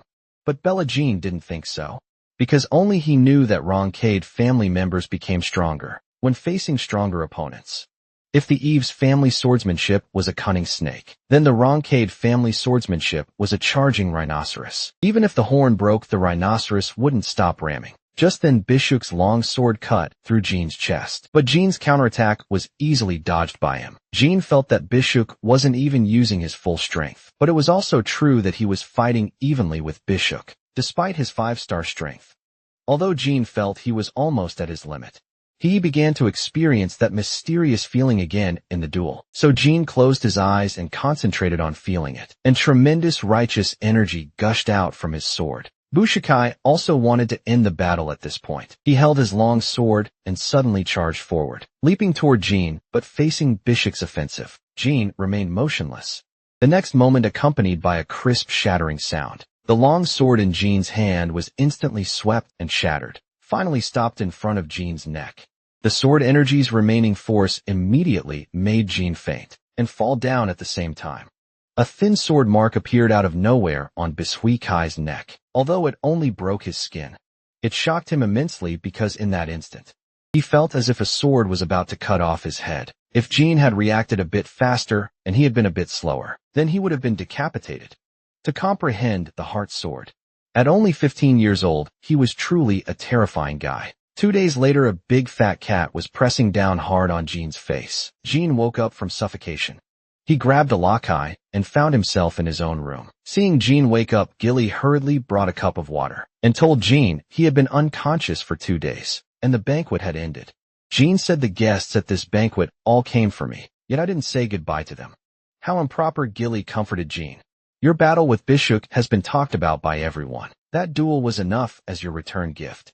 The most amazing thing was the heart sword you used at the end, which almost killed the 8-star knight in return. This caused quite a stir. Jean recalled that although his heart sword wasn't perfect, it had indeed worked thanks to his sister Luna's guidance, because initially he couldn't understand that training at all, but now he finally saw the results. Although Jean only used it unconsciously in his limit state to roughly comprehend, the 8-star heart sword at 5-star was already quite remarkable. Additionally, Jean gained many benefits from this banquet. He confirmed Bin Laden's position in the family. He also made some connection with the secret palace heir, and he learned about the relationship between Bubel and Bishuk. Just then Gilly brought a bouquet of flowers, told Jean that Sherry's had left this for him, also teasing whether she had feelings for Jean. But Jean denied Gilly's words, because these were secret palace snow flowers, whose flower language was endless battle. Jean thought Karis probably wanted to compete with him again. Gilly said that the family head wanted him to find him immediately after waking up, and she speculated that the head was going to appoint Jean as a provisional vanguard to go out for training. Upon hearing this, Jean also agreed with Gilly's opinion. It seemed he would have to leave the family for a while. Jean then dressed properly and came to the spirit temple to meet his father. His father was slightly surprised to see Jean. It had been a long time since he had seen the children wearing such outdoor attire to meet him. It seemed Jean had already anticipated going out for training, and his father inquired of Jean, asking, "Do you know what this place is?" Jean responded solemnly, "This is the spirit temple. If the sword garden was established to make the family more prosperous, then this place was established for the heroes who made special contributions to the family." After hearing this, his father sighed and said, "That's right, this place was established for those who have repeatedly saved the family from crisis over the past 1,000 years. But only the first family head, Tamal Runkade, couldn't be buried here, not even in the sword garden. And that dark power you possess is the reason we cannot commemorate him." After the first family head died, the Runkades were forced to sign a humiliating pact with the Gipple. The gods of the Gipple family jointly cursed the Runkade bloodline. Therefore, no one after the first family head could ever use magic again. At this point, his father said with a grave expression, "Can you use this power to defeat your brothers and sisters and ultimately conquer the entire family?" Jean said, "If I don't encounter anything more valuable than the Runkade family during my travels outside, I'll come back and do as you say." Hearing this answer, his father laughed. Other children leave the family for training to gain the family's recognition. But you're looking for places where the family is worthy of recognition. I don't know whether to call you remarkable or arrogant. I'm giving you 5 years, during which you must either gain the family's recognition or recognize the family, then come back and give me an answer. Upon hearing this, Jean drew his sword from his waist with a solemn expression. He held the sword upright against his chest and said, "Thank you for everything during this time, Father. See you in 5 years." After bidding farewell to his father, Jean left the sword garden without any delay. The figure ahead made his eyes light up. I saw that besides Ulkai, Gilly was also waiting at the gate with her luggage. At this moment, Jean noticed something inserted into Gilly's wrist. Gilly said, "I can't use righteous energy temporarily, although I've heard from seniors before. Suddenly losing power is really hard to get used to. However, relying on a wet nurse's power to accumulate reputation would instead damage Jean's honor," so Gilly told him not to worry about it too much. Upon hearing this, Jean lovingly promised Gilly that he would definitely protect her for life. Jean finally looked back at the family gate one last time. In his previous life, he had been kicked out. But in this life, he was leaving carrying his father's full expectations. Then they embarked on their training journey. Jean's life was just beginning. Now the name Jean Runkide would resonate throughout the world, because Jean left without saying goodbye. Gilly worried that Luna, who loved Jean the most, and the trainees would be sad because of this. But Jean didn't care at all. Sister Luna was originally a carefree person, and the trainees were too sentimental. If he had said goodbye to them, they might have performed sword salutes at the family gate. Next, Gilly asked Jean where he chose to go first, and most vanguards chose Mammoth as their first destination, because if you wanted to improve your reputation, the most effective method was to capture criminals. Provisional vanguards of the Rancid family must go out to make a name for themselves. before becoming true vanguards. In order to gain the family's recognition, Sister Mary had defeated various strong fighters from the southern continent at age 19 and became a vanguard after earning the nickname Gale Mary. In addition, other brothers and sisters all returned after 6 months to 2 years, but father gave Jean 5 years. His reason for doing this was only one thing: to let Jean completely comprehend the pinnacle of shadow energy. Thinking of this, Jean decided on his first destination, the kingdom of Yakin, but Gilly didn't quite understand, because that was the territory of the Gipple family. Jean said he had heard during his Colon mission that there was a group of black mages causing trouble there. They were colluding with warrior mercenaries to oppress the people. Upon hearing this, Gilly immediately became spirited. When she was a warrior before, what she liked most was catching bad guys. She was already getting excited. But actually this wasn't the case. This news was what Jean had learned in his previous life. Those people were just pawns of the Takesing gang. Jean just wanted to attend the underground auction there, because there were magic books and rings he wanted there. However, there was now a problem. Gilly only had 10 gold coins in her hand. They couldn't use the teleportation gate to go to the kingdom of Yakin. Jean said confidently, as long as we get to the kingdom of Gon, we can solve the money problem now. We can just fly there directly. Hearing this, Yulikai immediately perked up. He asked Jean excitedly, can we really do this? Gilly worried about what would happen if the family discovered them, but Jean said he needed to rebel occasionally too. Then Yulikai jumped down from Gilly. Shadow power instantly spread through the forest. Next second, a massive dragon suddenly appeared. Alakai said proudly, hold on tight.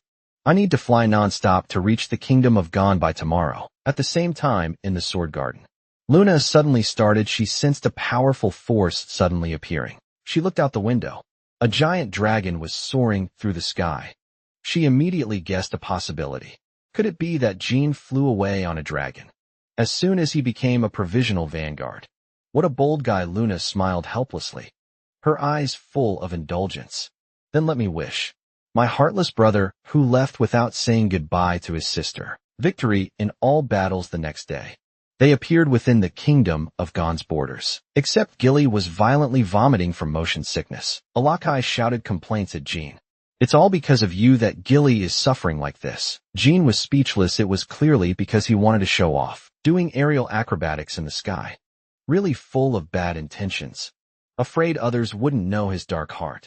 Then, Jean told Alakai to wait here obediently while he went to get money. The scene shifted to the center of the kingdom of Gon's capital. A blond young man was staring into the distance in a daze, and he was Sam, whom Jean had once saved. Sam only learned this news after Jean's banquet ended. I couldn't help feeling very dejected. He had always wanted to see Jean again to repay his life-saving grace. Having missed this opportunity, he didn't know when he could see Jean again. But just then a familiar voice sounded behind him. He turned around and was about to speak. I was quickly silenced by a large hand covering his mouth. This immediately scared Sam into trembling. Jean quickly identified himself and told him not to make a sound. After releasing Sam, he asked in surprise how Jean could be here. Jean said, you once said that if I ever needed your help, I could come find you anytime. Upon hearing this, Sam gave an affirmative response. So Jean immediately said, now is when I need your help. Go get some gold jewelry and money. Hearing this, Sam stood there dumbfounded. He couldn't believe what he was hearing, but he still did as asked and even asked him to take more, because Jean had once saved his life. Renegade children who had been given the provisional vanguard title wouldn't receive any help from the family, so they would all live very poorly for the first 2 to 3 months after leaving the family. But Jean was now spending generously, directly taking Alakai and Gilly to enjoy a feast of delicacies. After eating, Gilly burped contentedly. She had originally prepared herself to go hungry, but Jean let them avoid suffering. From the start, Alakai said teasingly, yesterday you were saying Jean was extorting and blackmailing. How come you're eating so happily now? Jean turned to look at Alakai's round bulging belly with concern. Now they had to go to the teleportation gate. What if he threw up like last time? Alakai showed a smug expression and said, my principle is that even if I have to throw up, I'll eat my fill first, but if you don't want to see me throw up, just ride me there directly. But Jean told Alakai it's not as simple as you think, because the kingdom of Yakin is a country ruled by the Gipple family. 80% of the dragons currently active obey their commands. If we rashly ride you there, it would be equivalent to declaring war. Hearing this, Alakai immediately became very angry. Those dragons used to be afraid just hearing his name. After speaking, he suddenly turned back into a cat. Now times had really changed. Even a bunch of rabble could fly around.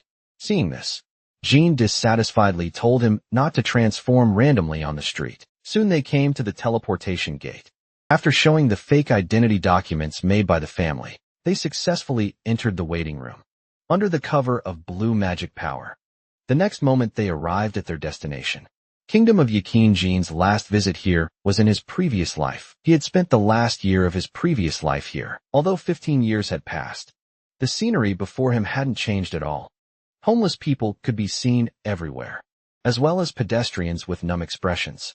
This made Gilly feel this city was unusually gloomy, but Jean knew this was caused by Taixing's tyranny. Then they came to a small inn.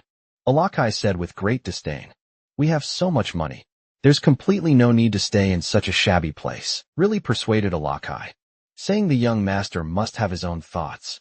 Jean told him in a place where black mages run rampant. Showing wealth right away will bring trouble. But Alakai thought these were all small problems. Looking at such a shabby place, his gums were chattering. Then the three people came before the inn owner. The owner looked up and examined them while drooling. This one clearly lived off others. This one was obviously a young rookie swordsman. This good-looking woman should be a servant. After looking, he revealed a wicked smile at the corner of his mouth. Then he brought over 3 glasses of orange juice to serve them, while praising his little broken inn. He handed them his special orange juice to drink.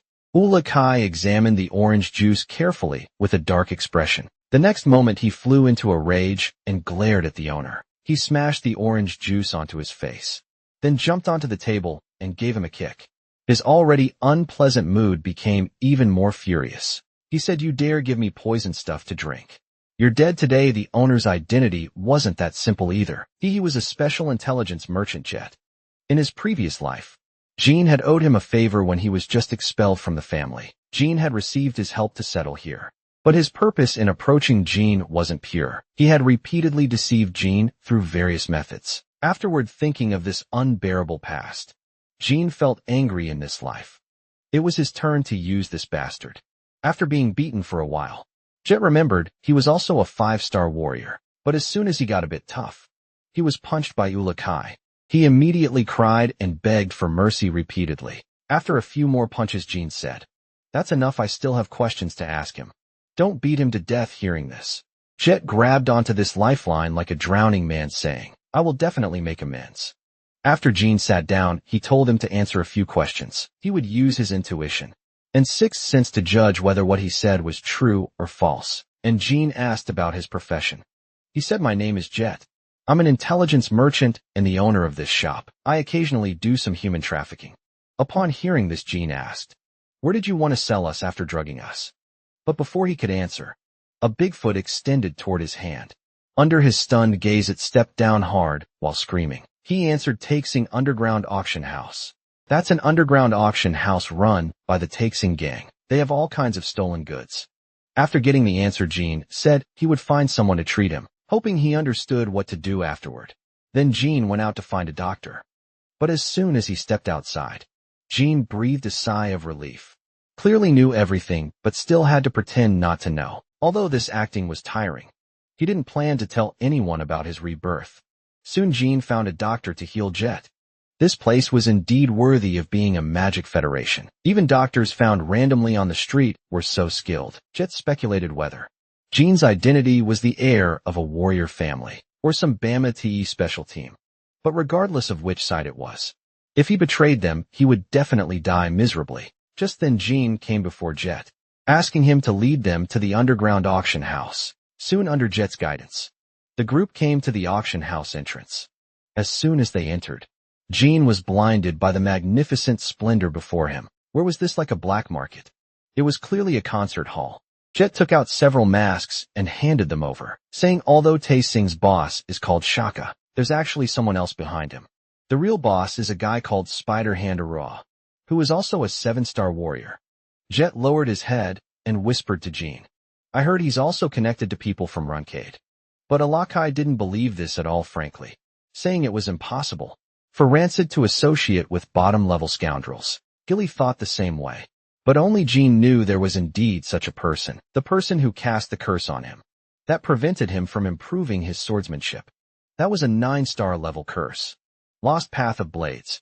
If someone in the family was connected to the Magic Federation, it must be that person. This was the first clue Jean had obtained in 15 years. He wouldn't let any trace slip by. He must confirm Aru's true identity. Under Jet's guidance, they went to the underground auction. Alakai thought Jean was going to uproot the biggest gang on his first day in Yakin. Really whispered to Jean based on my observations along the way. The guards here are all stronger than I imagined. Fighting rashly in the enemy's stronghold would be very disadvantageous. But Jean turned and told them not to worry, because he had already thought of a plan. Then Jean had the two lean in close and told them the plan. But after hearing Jean's plan, Alakai said speechlessly, I really don't know what you're thinking. Even Gilly worried whether this method would work. However, Jean said, if something goes wrong, we'll just run away. Soon they arrived inside the auction house. Then the host announced the start of the auction. Under his energetic hawking, many items were auctioned off one by one. The next item was a magic book from the hands of the mage, Medu 1 year, who once commanded the world, recording remarkable magic. As soon as this was said, people at the scene immediately began fierce competition. However, Jean remained unmoved, because he could tell at a glance that it was a fake book. All of Metsu's magic books were controlled by the Gipple family. They couldn't possibly get them. It was completely the host talking nonsense, fooling those vain mage. Next, the host shouted that the author of the next book was Asami, with a starting price of 50 gold coins. Hearing this unknown name, Jean had no interest and didn't plan to bid. But Alakai told Jean to bid for it. If this was written by the Asami he knew, then this was a great treasure. Upon hearing this, Jean immediately bid and won it. This was a magic book that even Alakai considered important. He had no need to ask why. Next, the host announced the author of another book. Hugel hissed he heard this name. Jean's entire attention was drawn. The next moment, to everyone's shock, Jean directly shouted out a price of 200 gold coins. This immediately caused an uproar. Even Alakai didn't understand why Jean snatched this magic book at the high price of 200 to this. Jean only said good books aren't afraid of high prices, because Hist was the family name of his teacher from his previous life. It was said that the Hist family had been exterminated hundreds of years ago. He didn't expect to find related traces here. He planned to give this book to his teacher if he met him in the future. After the auction ended, Jean received their items. After confirming, Alakai said it was indeed the Asami he knew, but he couldn't understand the other book Jean had bought, because it was all strange codes. And these codes could only be read by Jean and his teacher. At this point, Jean turned and told Jet that he wanted to see Spider Hand Aru. Jet said this was quite difficult, because Aru wasn't someone you could see just by wanting to. But before Jet finished speaking, Jean grabbed his shoulder. Leaning down to his ear, he whispered, go tell him that Bellading Jipple wants to see him. Upon hearing this, Jet was instantly shocked. He couldn't contain his wild joy and ran at 250 meters per second. He excitedly thought he had latched onto the Jipful family's coattails and would reach the pinnacle of life. He pushed open the door and shouted, call Aru out, Belladin Jipple wants to see him. However, what faced him was a group of fierce-looking suited thugs. Moments later, they dragged Jet and came aggressively before Jean, telling Jean to come with them to see Aru. However, what responded to them was Jean's fist. Then flames appeared before the thugs' eyes. Jean wielded the flames with overwhelming arrogance and said, are you Aru? Seeing this, the thug frantically waved his hand, saying, Lord Aru requests all three of you to come over. Hearing this, the flames instantly became more fierce. The next moment, towering flames exploded. From the sea of fire came Jean's cold voice. I'll say it again, make him crawl to my feet personally. A week ago, Jean had told Alakai and Gilly his plan. His plan was to impersonate Bellad and Gipple. And clearly Jean's plan was very successful. His powerful aura and demonstration of 5-star magic fire convinced everyone present not to doubt his identity, because only people from the Gipple family could possess 5-star or higher magic power at such a young age. Then Jean questioned Aru, why are you auctioning ancient magic books without the Gipple family's permission? Even our family treasures these 2 books. How much money have you made using this method? After speaking, he threw the books at Aru with a cold expression. He told him to bring the ledgers and customer lists, and told him that starting tomorrow, the family would investigate this matter. Upon hearing this, Aru immediately felt disaster was imminent. No matter how tyrannical Taixing was in the kingdom of Yetsan, before the Jipfel family, they were just ants that could be crushed at any time. If they were found to have done anything else that displeased them, then taxing would be finished. Jean asked Aru if all the materials were here. Aru said some important things are at my private residence. If you allow it, I'll go get them for you. Jean exposed Aru, saying, "You want to go destroy important documents. And also ask the person you bribed why I appeared here, right?" Having his thoughts exposed, Aru immediately trembled nervously all over. But Jean told him to go ahead and use whatever means he had, because no matter how he struggled, he couldn't escape Jean's grasp. Upon hearing this, Aru turned and left, directly having his subordinates take them to visit the warehouse. He also secretly instructed them not to let Jean's group leave before he returned at this moment. Aru was furious to the extreme. He had paid so much money to people from the Gipfel family, but now they wanted to cut off his livelihood. In the warehouse, they began frantically searching and looting, taking everything they liked. After all these things were all obtained through improper means anyway, then Jean found a ring. This was exactly one of his purposes for this trip. At the same time, Jet found Taxon's human trafficking ledger, which recorded the identity and age of each slave. But just as Jean's group was about to leave, they were stopped by guards. The guard said, "Our boss will be back soon.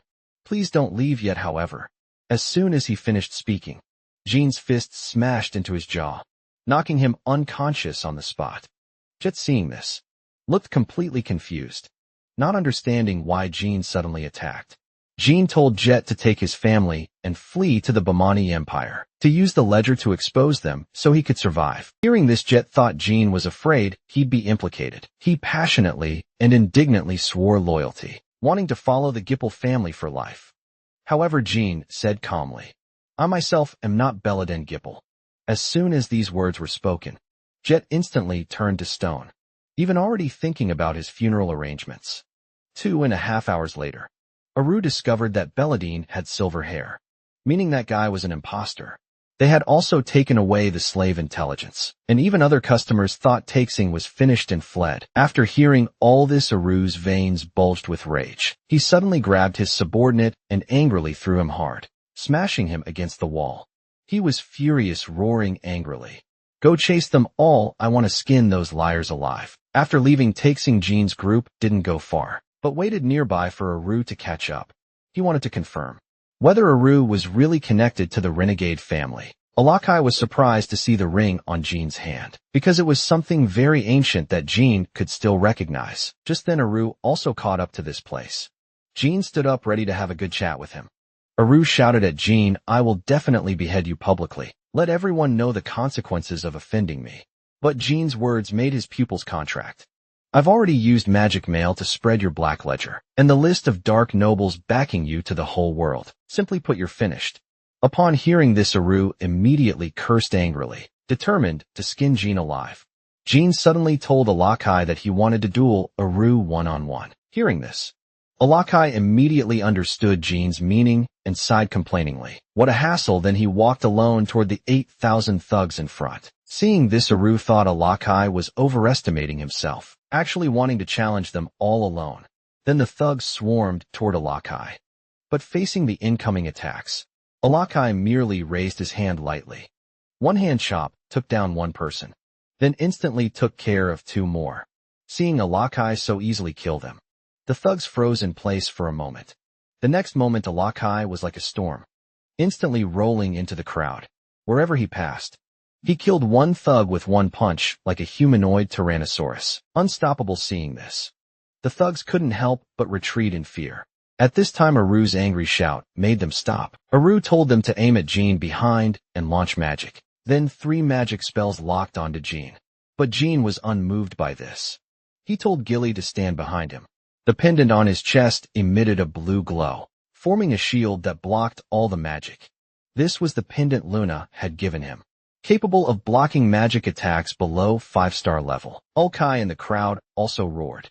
Then shadow power spread out, The next moment, a terrifying energy shot up to the sky, instantly exploding among the crowd. The 8,000 thugs were almost completely annihilated. Aru was also scared stupid seeing this scene. Then he burst into maniacal laughter. He drew the long sword from his back and went crazy, slaughtering the remaining thugs around him. Moments later, Aru killed everyone around him. He sternly questioned Jean. Who exactly sent you here? After speaking, he fiercely swung out a powerful sword energy. Sword energy landed on the wall beside Jean, leaving a deep groove. Aru's violent, righteous energy surged out on his sword. Blade, he said, even if I die, I'm taking you with me. Seeing this scene, Jean's expression became grave. He was indeed a 7-star warrior. Different from the last battle with Bishuk. This time would be a life and death battle. Seeing Jean step forward to fight, Aruru was very angry that a mage dared to duel him. This was clearly looking down on him. To this, Jean didn't explain much. His body crouched slightly, drawing his sword from his waist. The next instant, he swung his sword toward Aru. Seeing this, Aru was shocked, saying, "So you're not a mage." But then he launched a frenzied defensive against Jean. The fierce force left Jean no breathing room. The next moment, Aru flashed behind Jean at extremely fast speed. From bottom to top, he fiercely swung out a sharp sword. Although Jean reacted in time, the swift sword energy still left a wound on his lower abdomen. Jean quickly distanced himself. He could feel that Aru hadn't used his full strength yet, but this was already very difficult for him to handle. Aru snorted coldly, mocking Jean for daring to duel him with just this little ability. He thought Jean had deceived him at the auction house, using magic tools, leading him to fall into such a miserable situation. Then he secretly shifted his gaze to Alakai. The only one he feared now was the observing Alakai. He had single-handedly annihilated all his subordinates. This kind of strength was definitely above his. Billy asked Yulakai, who was teasingly watching Jean struggle in bitter battle, "Are you really not planning to help? The young master's current ability is not sufficient to fight a 7-star warrior." Yulakai said it's too early to conclude. This is an opportunity for Jean to learn to value his life. And why do you seem to think he'll definitely lose? As soon as Ulkai finished speaking, Aru sent Jean flying with one sword. Jean's guard was completely open, revealing a fatal opening. Seeing this, Gilly's heart jumped to her throat. Aru showed a victorious sneer. His long sword was about to fall on Jean. However, Ulkai suddenly showed a meaningful smile. Once upon a time in the era when the Ronkai family dominated the world, a mere 2-star difference in strength wasn't a problem at all. At this moment, a ball of fierce flames suddenly appeared in Jean's hand. The flame became violent as magic power surged. Under Aru's incredulous gaze, the flame instantly engulfed him like a volcanic eruption. When the smoke cleared, although Aru was very disheveled, he hadn't suffered fatal injuries. But he was extremely shocked. He had never imagined that Jean was the 1 in 10,000 magic swordsman. At the same time, turbulent lightning flowed out from Jean's body. Jean gripped his sword with both hands. Dense lightning surrounding the blade. Rolling thunder clouds above bred terrifying might. Jean fiercely thrust his sword into the ground and shouted, 10,000 thunder heaven prison strike. The next moment, endless lightning poured down. For a moment, Aru was exhausted from defending. But while defending, he was also approaching Jean. Jean was now fully casting magic. With weak defenses, this gave him the chance to cut off Jean's head. Just then the ring on Jean's hand glowed.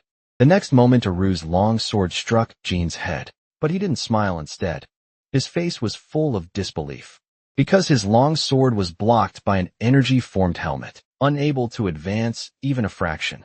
Just as he was completely puzzled, Jean immediately picked up his long sword. Under Aru's extremely terrified gaze, the long sword became a flash of light that instantly passed through, instantly tearing through his body. That eerie helmet made Jean look like a ghostly demon king. Then it gradually faded away as light. This life and death battle of 5-star versus 7-star ultimately ended with Jean's victory. Jean came before the dying Aru, asking if he was connected to the Roncade family. Upon hearing this, Aru showed a sudden realization smile, saying, "So you're Jean Roncade. It seems what they said about failure was true. But regardless, you can't stop that lord." After speaking, he gradually lost consciousness. Aru's final words were puzzling, making the situation even more mysterious. A warrior with 7-star strength running a gang was already quite abnormal. Jean pondered the information he had gleaned from Aru's words, which were spoken after he already knew Jean's identity. The failure he mentioned should refer to the curse not successfully taking hold on Jean, and he emphasized that Jean couldn't stop that person. This meant that person must have participated in the ranking battles, first ruling out his sister Luna. It also couldn't be the Hatona brothers. Mio and Annie were still young at the time. Their power couldn't have expanded here, and they didn't have the calculating minds for such schemes. The person most sensitive to the ranking battles, and who detected talent early. The most suspicious was the current heir to the Rankade family, Joshua Rankade. One day later, news of the gang Take Shin's destruction spread rapidly across the world. It was said that an insider had a change of heart and exposed their evil deeds to the Gipple family, and the Bamonti Empire seeing this. Jean praised Jet for doing quite well. Although he was certainly tortured terribly, being able to keep his life was already good. Alakai laughed and said, "The Gipple family may have gained a good reputation, but you took all the real benefits." Jean not only obtained 2 magic books and Mulder's helmet ring, but also fought a battle with a 7-star knight. At this moment, Gilly worriedly warned Jean, "I hope you won't let your guard down just because you defeated Aru, because even knights of the same level have vastly different abilities." Jean said, "I'll be more cautious in the future. Our next destination is the Free City Taika." Hearing this, both were puzzled. But Gilly immediately guessed Jean's intention, because the Rainbow Bird was located there. It was a large intelligence organization, the most trustworthy intelligence agency besides Runkaid. Gipple and Baman Jean chuckled and said, "We can use their intelligence to screen action targets." At the same time, Jean needed a shield, because he would continue to act based on his pre-rebirth memories, in front of Gilly and Alakai. So going to Rainbow Bird now was most appropriate. Later, in the ship's cabin, Alakai told Jean he had figured out the magic Asami had left behind. It was light magic that had disappeared since ancient times, though this wasn't surprising because at that time, Asami and the Gipple family were bitter enemies. Racing thorns in their side from the river of history was what the Gipple family did best. If Jean couldn't comprehend the peak of shadow energy, the Ronkiad family would soon meet the same fate, and Alakai prepared to demonstrate Asami's magic to Jean. A dark shadow of light condensed in his palm. Just as Jean wondered why light magic was so dark, a dazzling flash suddenly lit up before his eyes, and the entire room was illuminated by brilliant, blinding light. Alakai grinned mischievously and said, "This is called flash cannon." It was Asami's favorite magic when he was alive. Jean felt his eyes were about to swell just from looking at it once. But this magic could indeed be used for both offense and defense. Next, Alakai pulled out Hist's magic book from his pocket. He said disdainfully, "I don't know what use this book has. It's full of strange codes I can't understand at all." Jean said, "Don't worry about it. When we meet someone skilled in deciphering in the future, we'll give the book to he." A week later, they arrived at the Free City Taika. This city was located on a small island in the southern continent, belonged neither to the Runcible family nor to the Gipple family. The ocean could be seen from anywhere in the city, and the entire city seemed full of vitality, just like its name, the Free City. Then Jean and the others decided to find a place to stay first. Just as he finished speaking, Ulysses transformed into human form and asked Jean, "Are we going to find another shabby place to stay this time too?" Jean helplessly warned Ulysses, "I've told you so many times. Don't transform randomly on the street." Alakai stubbornly said, "Humans don't pay as much attention to others as you think." However, before he finished speaking, a voice came from behind them. While the kitty turned into a person. Hearing this, Alakai was immediately dumbfounded. The cute child said with curiosity, "The black kitty turned into a black uncle. How did you do that? Please teach Julia too." To shut her up, Jean spent a fortune buying her an ice cream. That cost 2 gold coins. He said to Julia, "You saw wrong just now." But Julia still insisted she hadn't seen wrong. Jean felt a headache coming on and said helplessly, "After eating my ice cream, just pretend you didn't see anything." But Julia stubbornly said she wouldn't lie. Seeing this scene, Gilly said with a worried expression, "This child seems to be lost. But if we hand her over to the guards, and she spreads word about seeing Ulakai transform, the Gipple family will catch us." Ulakai quickly said no one would believe what a child says. But before he could finish, Gilly stared at him resentfully and complained, "If you had listened to the young master from the beginning, this wouldn't have happened." Soon Jean brought Julia to the guard station entrance. But then Julia said, "I don't like the guards because they always trouble my mother." Gilly suspected the guards might be oppressing the people. Jean thought it was possible her mother was a criminal.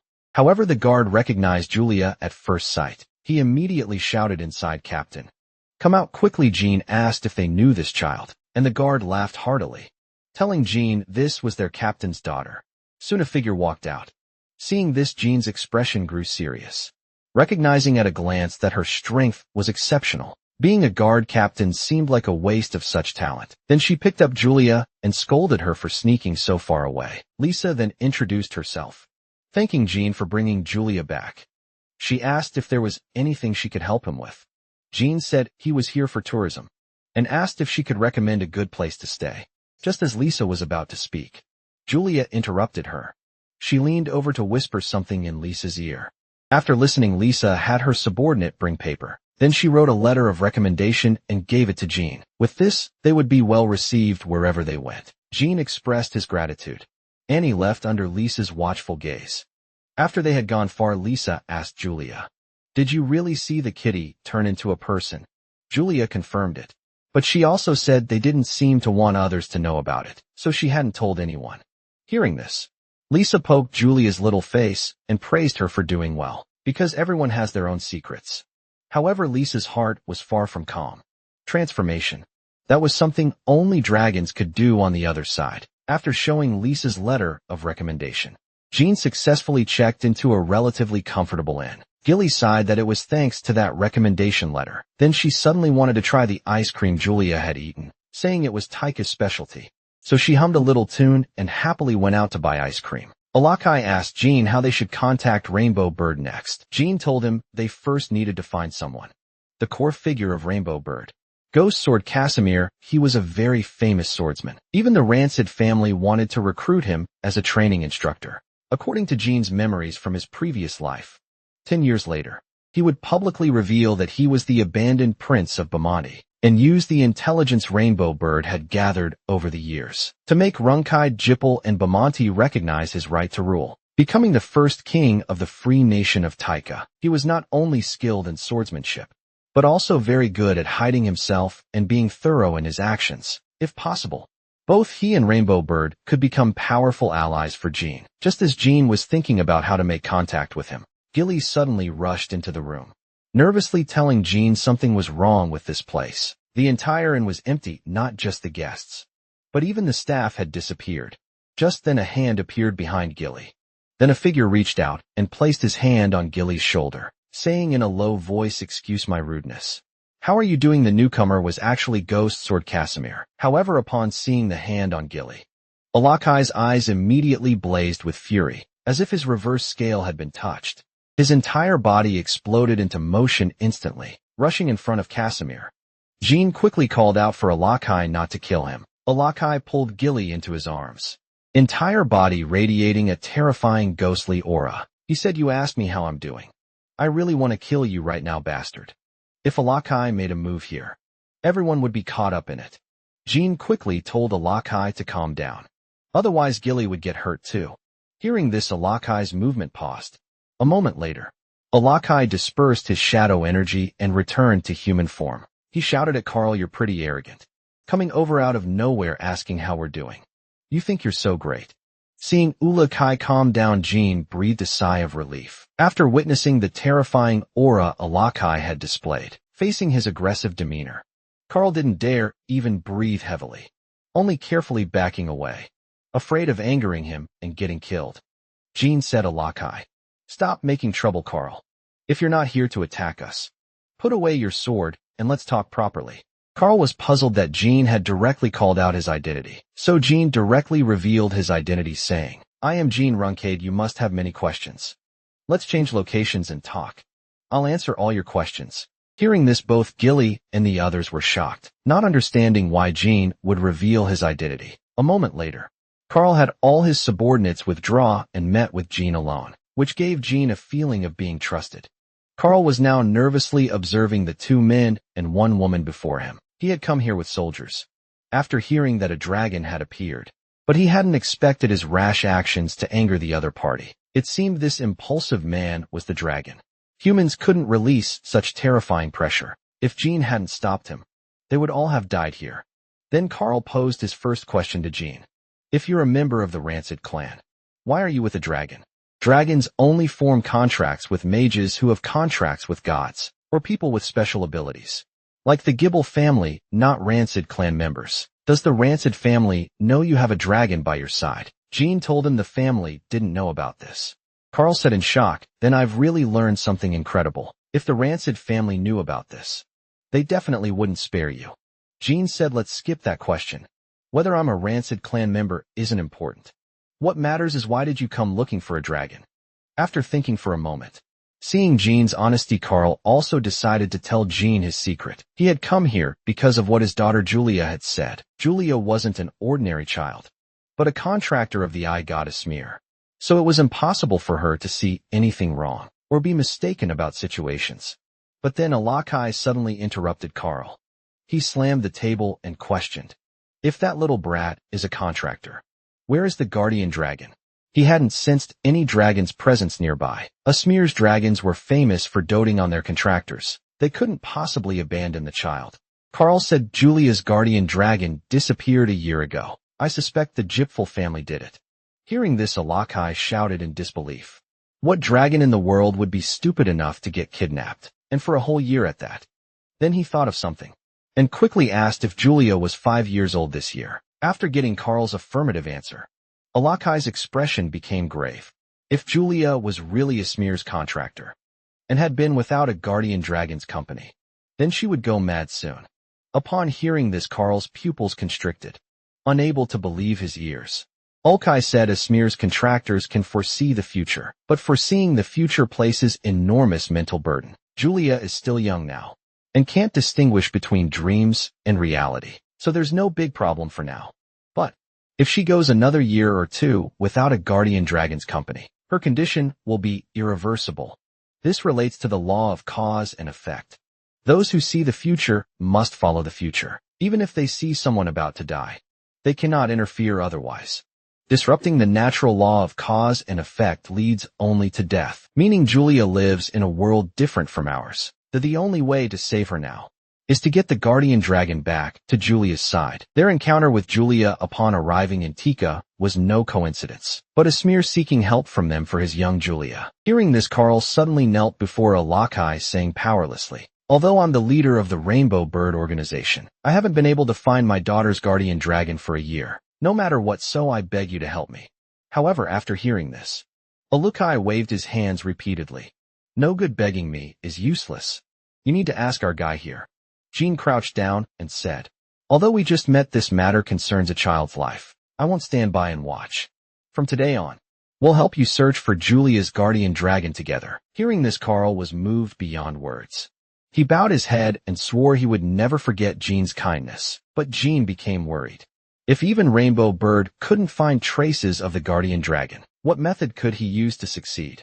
Just as Jean was at a loss, Alakai asked Carl if he had intelligence on all the dragons on the continent. He wanted Carl to give him information on all the dragons in Baimani. Hearing this, Jean immediately guessed Alakai's plan. Alakai chuckled. Since ancient times, there was nothing dragons didn't know. They just needed to go ask. On the other side, the girl excitedly told the white-haired woman in front of her, while holding a newspaper. Lord Cortel, there's news about Lord Jean again. He's so amazing even though he's the same age as me. His swordsmanship has already reached 5-star level. The woman responded indifferently. Compared to the child that guy protects as a contractor of the time, God order you could also have this kind of strength. Annie uncertainly asked Cortel for confirmation, and Cortel gave an affirmative answer. Because as the contract dragon of the time, God, her strength was no less than that guy's.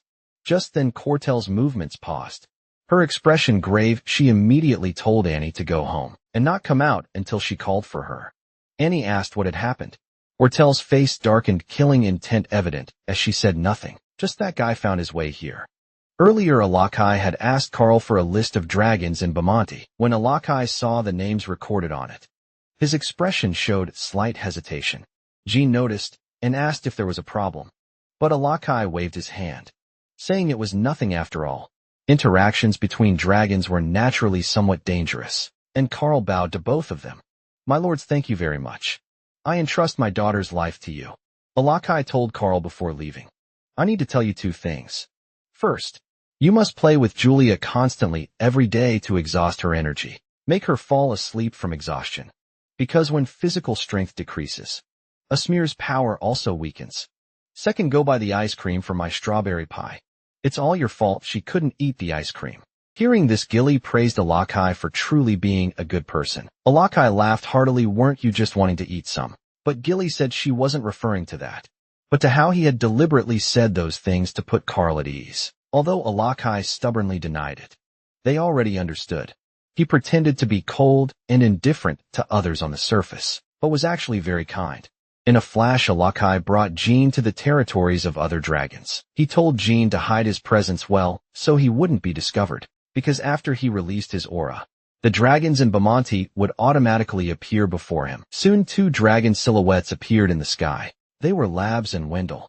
These 2 dragons had been beaten up by Alakai the most before. Then Jean activated the mute helmet to conceal his presence. He also complained. Dragons came to find you as soon as you released your aura. Just how much did you love beating up others before? Alakai said. He used to beat up any dragon that passed through his territory. First Labs loudly questioned why Alakai was here. Alakai said he needed their help with something. However, after hearing this, the 2 dragons looked at each other, hesitating whether to tell Alakai about that thing. Then they told Alakai to leave quickly. Now wasn't the time to reminisce with him, or there would be big trouble.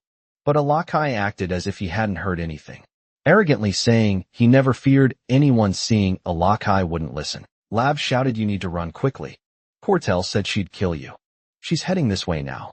Hearing this, Alakai immediately froze in place. Jean asked, is he talking about the silver dragon Cortel? What's your relationship with her? Alakai broke into a cold sweat, stammering to Jean that she was his ex-girlfriend. Just then Alakai sensed something wrong. He quickly told Jean to hold on tight to him. At the same time, a ball of light appeared in the sky. The next moment, a powerful energy cannon tore through the sea surface, directly blasting a distant boulder into fragments. Seeing this scene, the other 2 dragons cursed and flew away quickly. Then 3 balls of light lit up again, targeting Alakai. Intense light cannons shot out from the woman's hands. Alakai twisted his body to dodge at high speed. The powerful force caused the sea surface to explode with huge waves. Witnessing this scene, Jean was secretly alarmed. He estimated this was an ultimate technique of 8-star level or above, yet she could use it so many times consecutively. The woman roared angrily at Alakai. She said, even if you died, it wouldn't be enough to satisfy my hatred. And now you dare to step into my territory. Hearing this, Jean asked helplessly, do we really have to fight this monster? Alakai said, from the current situation, this battle seems unavoidable. Although we dated for 500 years. If things go badly, use Bradamante to attack her. Jean said, she's your ex-girlfriend after all. Isn't that too much? But Alakai said seriously, Cortel's strength is no less than mine. If the situation becomes dire, you must use your full power to strike her.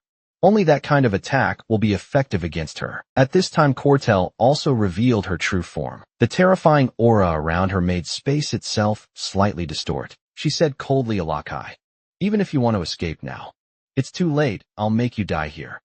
Before Alakai could explain, Cortel's mouth gathered violent energy again. The next moment, a thick beam of light blasted out, raising enormous waves at the same time. Cortel's wings flapped. She rushed toward Alakai at extreme speed, carrying tremendous impact force. As she struck down, Alakai shouted at Cortel in confusion, why are you so excited the moment we meet? However, what responded to him was Cortel's point-blank attack. Right in his face, Alakai felt something was very wrong, taking this attack at such close range. Even if he didn't die, he'd be crippled. The next moment, the light cannon poured out again. Alakai, at the center of the light explosion, could only defend with all his might. Just then, Cortel's expression paused. She saw shadow cheese spreading, forming dark clouds in the sky, rolling and forming an energy shield that enveloped Alakai within. Alakai breathed a sigh of relief at this moment, finally gaining some time. Jean said, good thing I came along. Otherwise, Alakai would have been killed by the silver dragon. Without knowing why, but Alakai didn't think it was that serious. No matter how strong Cortel was, she couldn't break through here. Just as he finished speaking, A sharp claw pressed against the shadow energy protective shield. Then it exerted force and instantly tore it apart. Cortel mockingly taunted Alakai. Is this your shadow energy release? You're so pitiful. Alakai couldn't believe it. His proudest shadow energy release had been broken through so easily by Cortel. Cortel said, stop being so conceited. If you still think you're the same as before, you're completely wrong. Hearing this, Alakai still wanted to persuade Cortel using their past relationship. But hearing this made Cortel's killing intent even stronger. She said, you dare mention our past to me. Thinking about it makes me want to tear you to pieces. Just as Cortel finished speaking, Alakai launched an underhanded sneak attack. He bit down on Cortel's wing. While biting hard, he tried to persuade her. We just broke up, why must we fight to the death?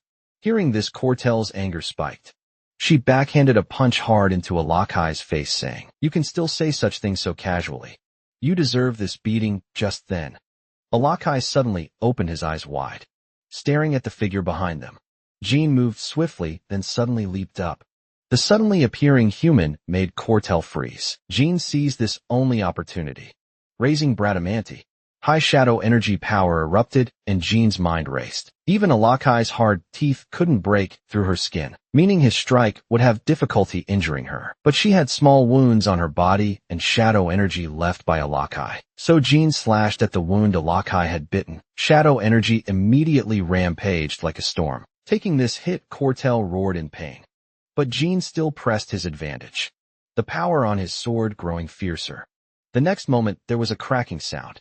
Cortel's steel-like body could no longer withstand Jean's sword. One arm was severed on the spot, and Jean fell powerlessly. Alakai quickly flew to catch the falling Jean, watching Cortel plummet into the deep sea. Having used all his strength, Jean gasped heavily. Alakai was very satisfied with Jean's strike, though he had used all his power. This should make her calm down. Hearing this, Jean was greatly shocked. Is the battle not over yet? Alakai said if it were an ordinary dragon, it might already be dead, but Cortel, who controls time, won't die so easily. Then countless giant gears appeared on the seafloor. As the gears turned, that terrifying aura revived again. In an instant, space shook and time reversed. The severed arm immediately turned into fragments of time. In just a few breaths, it was restored to its original state. But this terrifyingly powerful ability also consumed enormous energy. A moment later, Cortel transformed into human form. Completely restored, her piercing eyes stared deadly at Alakai. Cortel had finally calmed down. Alakai said helplessly, I didn't expect your hatred for me to be so deep. Clearly broke up peacefully. Hearing this, Cortel shouted resentfully, you're the one who dumped me unilaterally, not even giving me a chance to talk.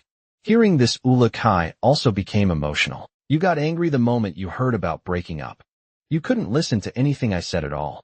What can you do when our personalities don't match? The conversation between the two made Jean speechless. Was this how dragons who had lived for thousands of years argued? Cortel then turned her gaze to Jean. She said, is this human soul Drake's contractor? Alakai said this wasn't important right now. What mattered was that their fellow dragon was in danger. Cortel said disdainfully, you killed so many dragons before. Now you care about fellow dragons' safety. How ridiculous, Alakai said flatly. You're right, among them was even your brother's enemy. For your revenge, I killed guys who had nothing to do with me. Alakai's calm words made Cortel's heart tremble. She was about to turn and leave, saying, I shouldn't have come to ask you.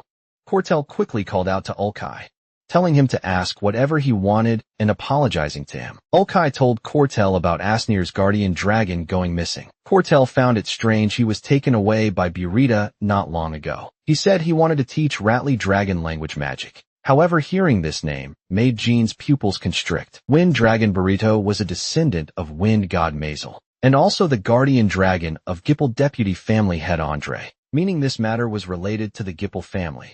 At this time, Cortel suggested they change locations to talk. A moment later, they arrived at Cortel's home on the outskirts of Baimeda's capital. Jean introduced himself to Cortel, but Cortel revealed Jean's identity. You're Tamar's descendant, youngest son of the Runside family. Jean Runside. Alakai was very surprised. Asking how Cortel knew, Cortel said Jean had the same aura as Tamar. She recognized it immediately. After all, the three of them had lived together for thousands of years. As for him being the youngest son, She had guessed that according to her knowledge. Ratley was taken away by Burita a year ago to teach him dragon language. She felt Burita wasn't lying. But Alakai told her. Asmir's contractor was still young and couldn't control her power. Hearing this, Cortel immediately guessed Burita indeed had ulterior motives, because when Burita took Ratley away, he had come to find her saying he wanted to introduce Ratley to her, and inexplicably proposed to meet her contractor, although she was unhappy at the time. Her contractor's identity was no longer a secret, so she couldn't get angry. But after hearing this, Jean became curious. Although Cortel's contractor identity was exposed, Asmir's contractor hadn't been exposed yet. So how did he know and approach Ratley? Ulkai also agreed with Jean's words. Could some magic to detect contractors have appeared during his slumber? But Cortel denied this. No one can know if someone is a contractor before they use their power, even if such magic really existed. What benefit could they gain from it? Jean closed his eyes and said slowly, there are two benefits. First, eliminate uncontrolled divine contractors to reduce dangerous factors. Second, by killing the contractor, the Gibble family could gain the opportunity to sign a contract with the god. Because according to Jean's memories from his previous life, the time god Ortiz contractor appeared 10 years later, and that person was from the Gibble family. So they didn't just have a chance to sign a contract, but a certain method for success. Their kidnapping of Julia's guardian dragon was also for this reason. In his previous life, he had never heard of a Princess Annika Howe. However, Cortel said, "You're just speculating. The Gipfel family already has so many contractors. Why would they go to such lengths? Just because the Gipfel family is your family's enemy. You're making such ridiculous guesses." But Jean's next words left her stunned.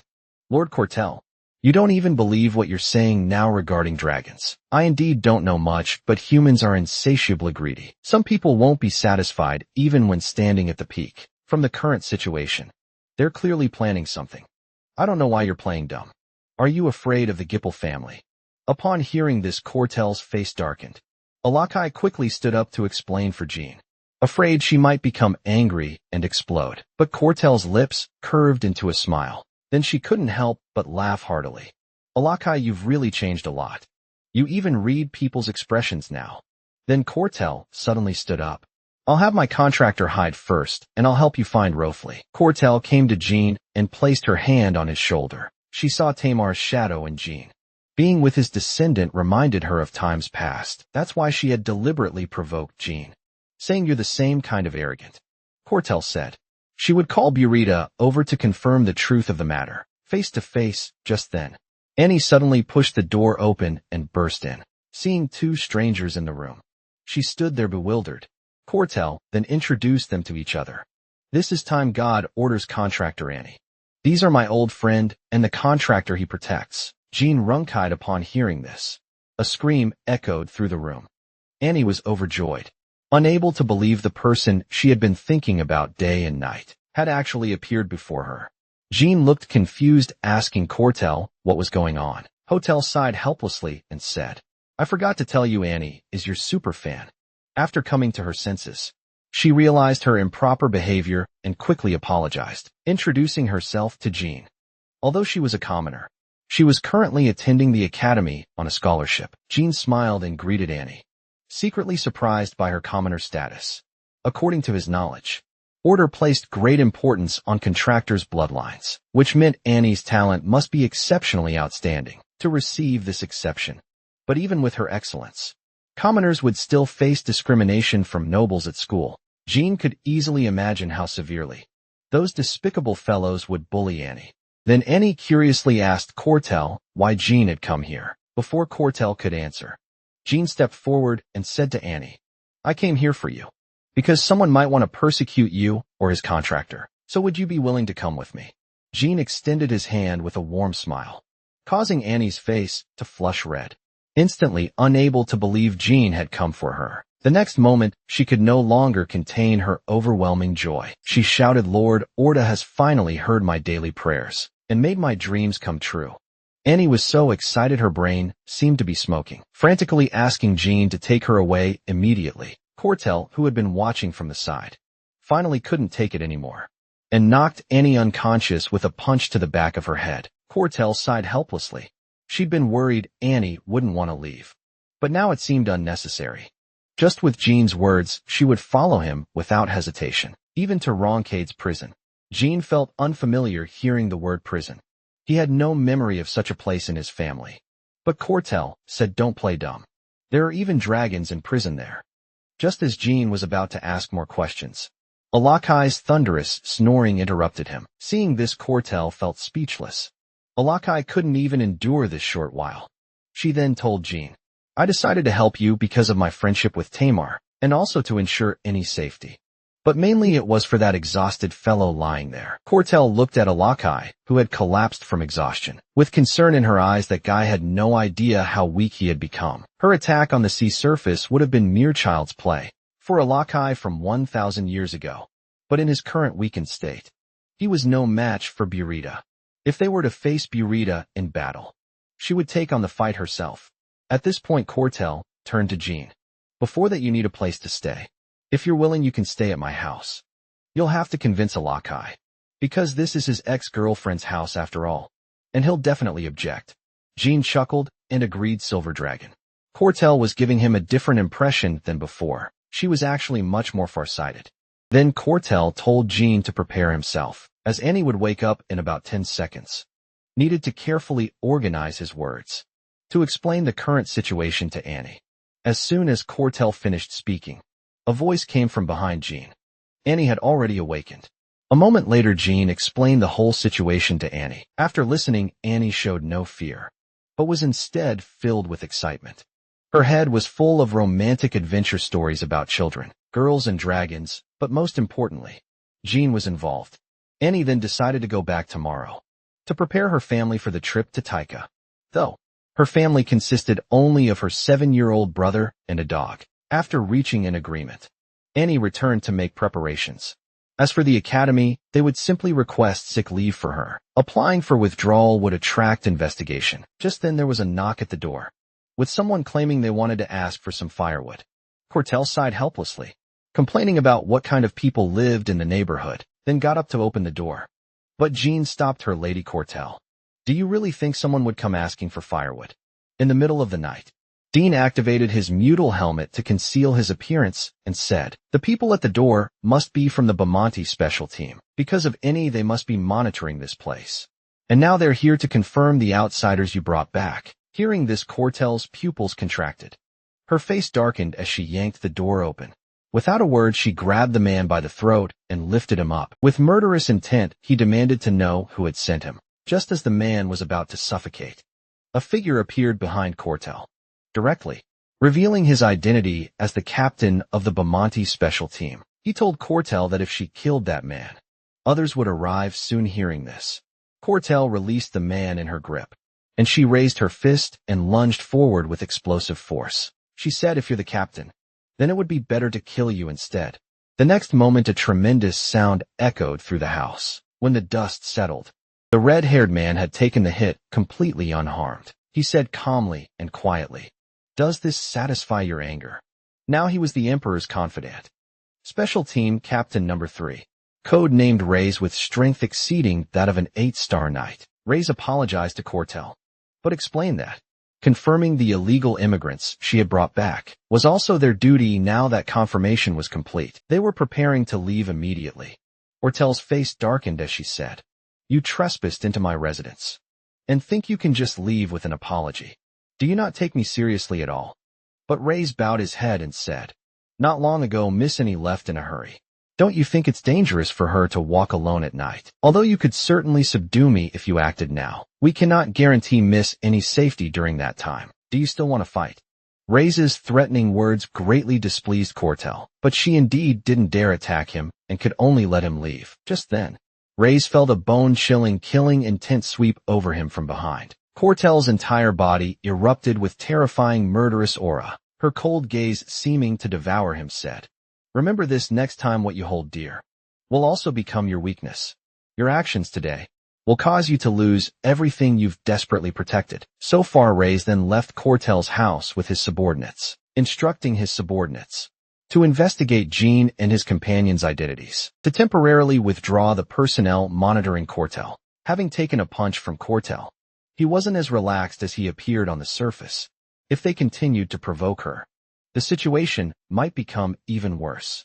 On the other side, Cortel slammed her fist on the table, blaming herself for being too naive to let Annie stay in such a place. If Jean and his companions hadn't come, their fate would have been obvious.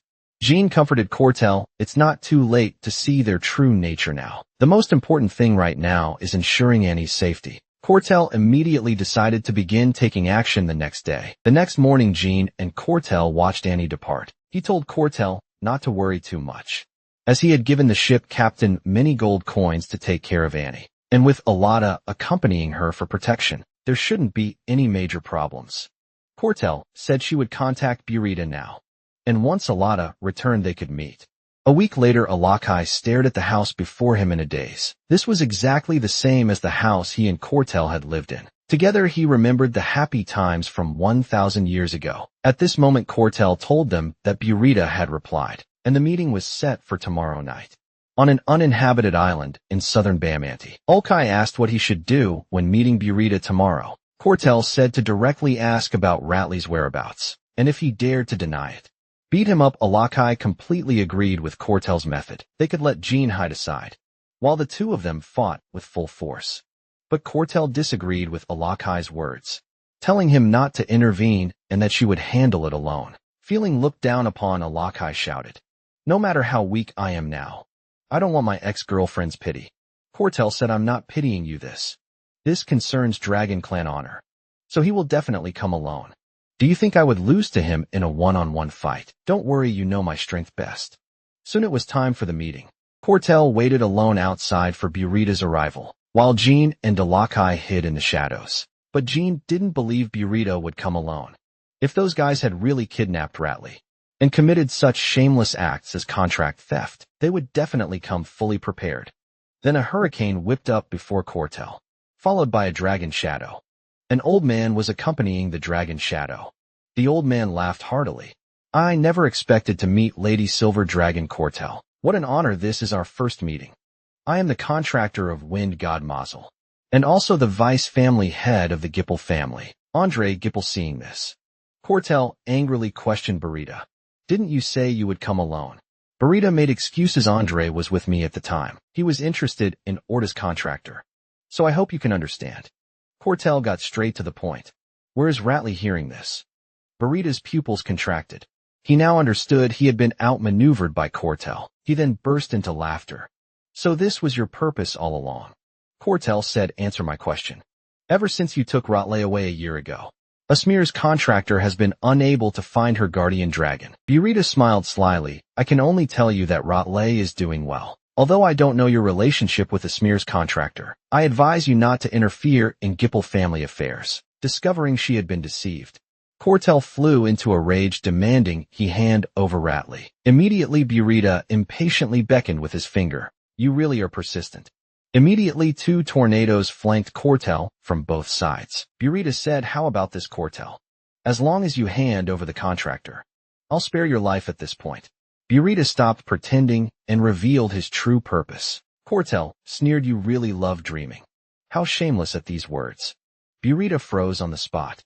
Then he flew into a rage and launched an attack, whipping up violent hurricanes toward Cortel. Cortel also transformed into dragon form, using her wings as shields to block all the blade-like attacks. Cortel smiled cruelly, her words making Burita's blood run cold. "How about this? As long as you return Ratley, I'll give you a quick death." At this moment, Andre laughed loudly.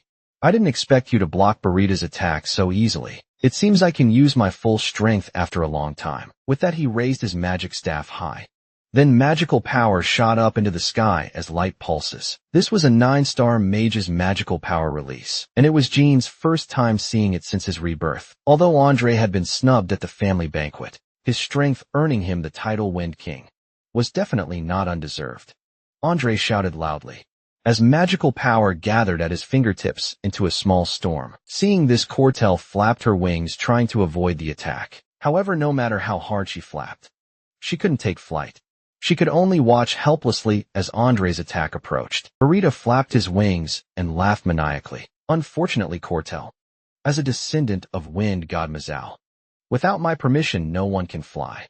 Then he gathered fierce breath in his mouth, At the same time, Andre summoned countless violent lightning bolts. The next moment, the wind breath and thunder magic combined into a lightning storm, shooting toward Cortel with terrifying momentum. Seeing this scene, Jean's heart tightened as he quickly signaled Alakai to act, but Alakai said it wasn't time yet. Although Cortel had lived too comfortably these years, those guys were greatly underestimating her. Facing the fierce incoming attack, Cortel remained calm and unperturbed.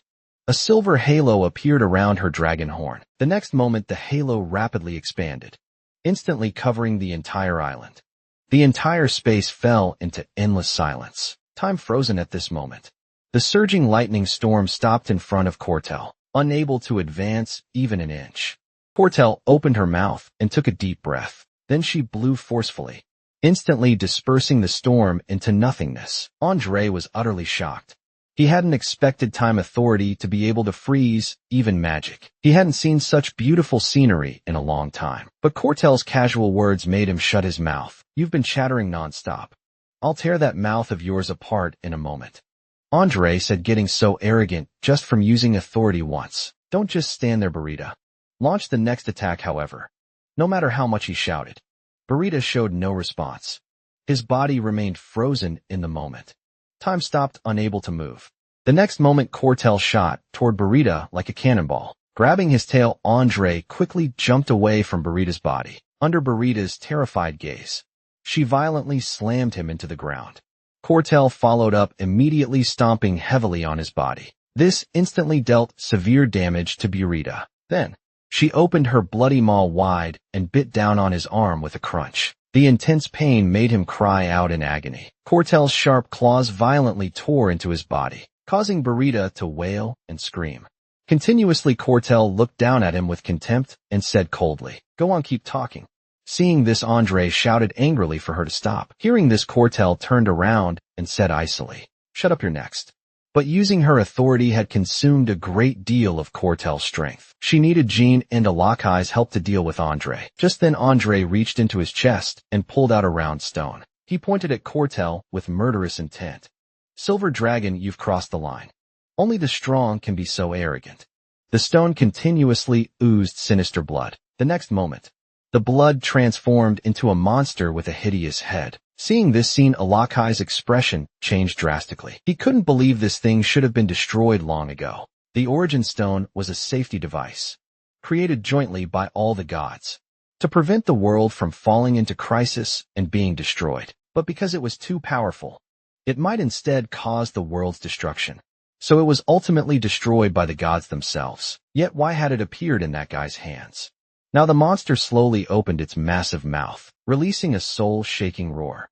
Then it opened its bloody maw and lunged at Cortel. In an instant it broke through her steel-like body. Taking this hit, Cortel weakly covered her wound, as that strange power continuously eroded her body. Seeing this, Alakai anxiously jumped out as shadow energy rapidly spread. Just as Andre was about to continue attacking, a bright light appeared behind him. The next moment, a shadow breath flashed past his body. Alakai warned Andre to stay away from Cortel. At the same time, Jean also emerged from the side. Andre immediately guessed Alakai's identity. There were only 2 black dragons left in this world. He said, "You must be Jean Runkaid, who recently left the family. I didn't expect this unexpected harvest. Well then, for fairness, I should also wake up my old friend." The monster whispered some strange incantations in Burrito's ear. Then Burrito suddenly opened his eyes, his body erupting with intense black light. In an instant, all his injuries were completely healed. He scratched his head in annoyance. He said, "I should have used full strength from the beginning. I thought I was really dead. Long time no see, Alakai." With that, the 2 dragons engaged in combat. Alakai cursed, "You damn corpse." Burrito replied, "I didn't expect your strength to weaken, but your mouth is still as sharp as ever. Let me send you back to continue sleeping." Then he gathered storm breath in his mouth. Alakai wasn't to be outdone. Using shadow energy release, the shadow energy transformed into shadow power and spread out, then emerged behind Burrito. He accumulated power in his fist and threw a heavy punch at Burrito. However, this punch was easily blocked by Burrito. Burrito said, "Not bad, Alakai. It wouldn't be fun if I won too easily." With that, both dragons gathered breath. in their mouths again on the other side of the battlefield, without Alakai's obstruction. Andre prepared to attack Cortel again. He said, although I only intended to trick you at first, now that you've seen this guy, I can only kill you just then. Jean flashed behind Andre, condensing a ball of dark light in his hand. It was Asami's magic flash cannon.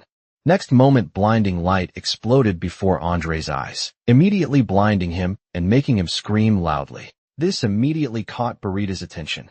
Jean seized the moment of Andre's blindness, raised his sword and charged forward.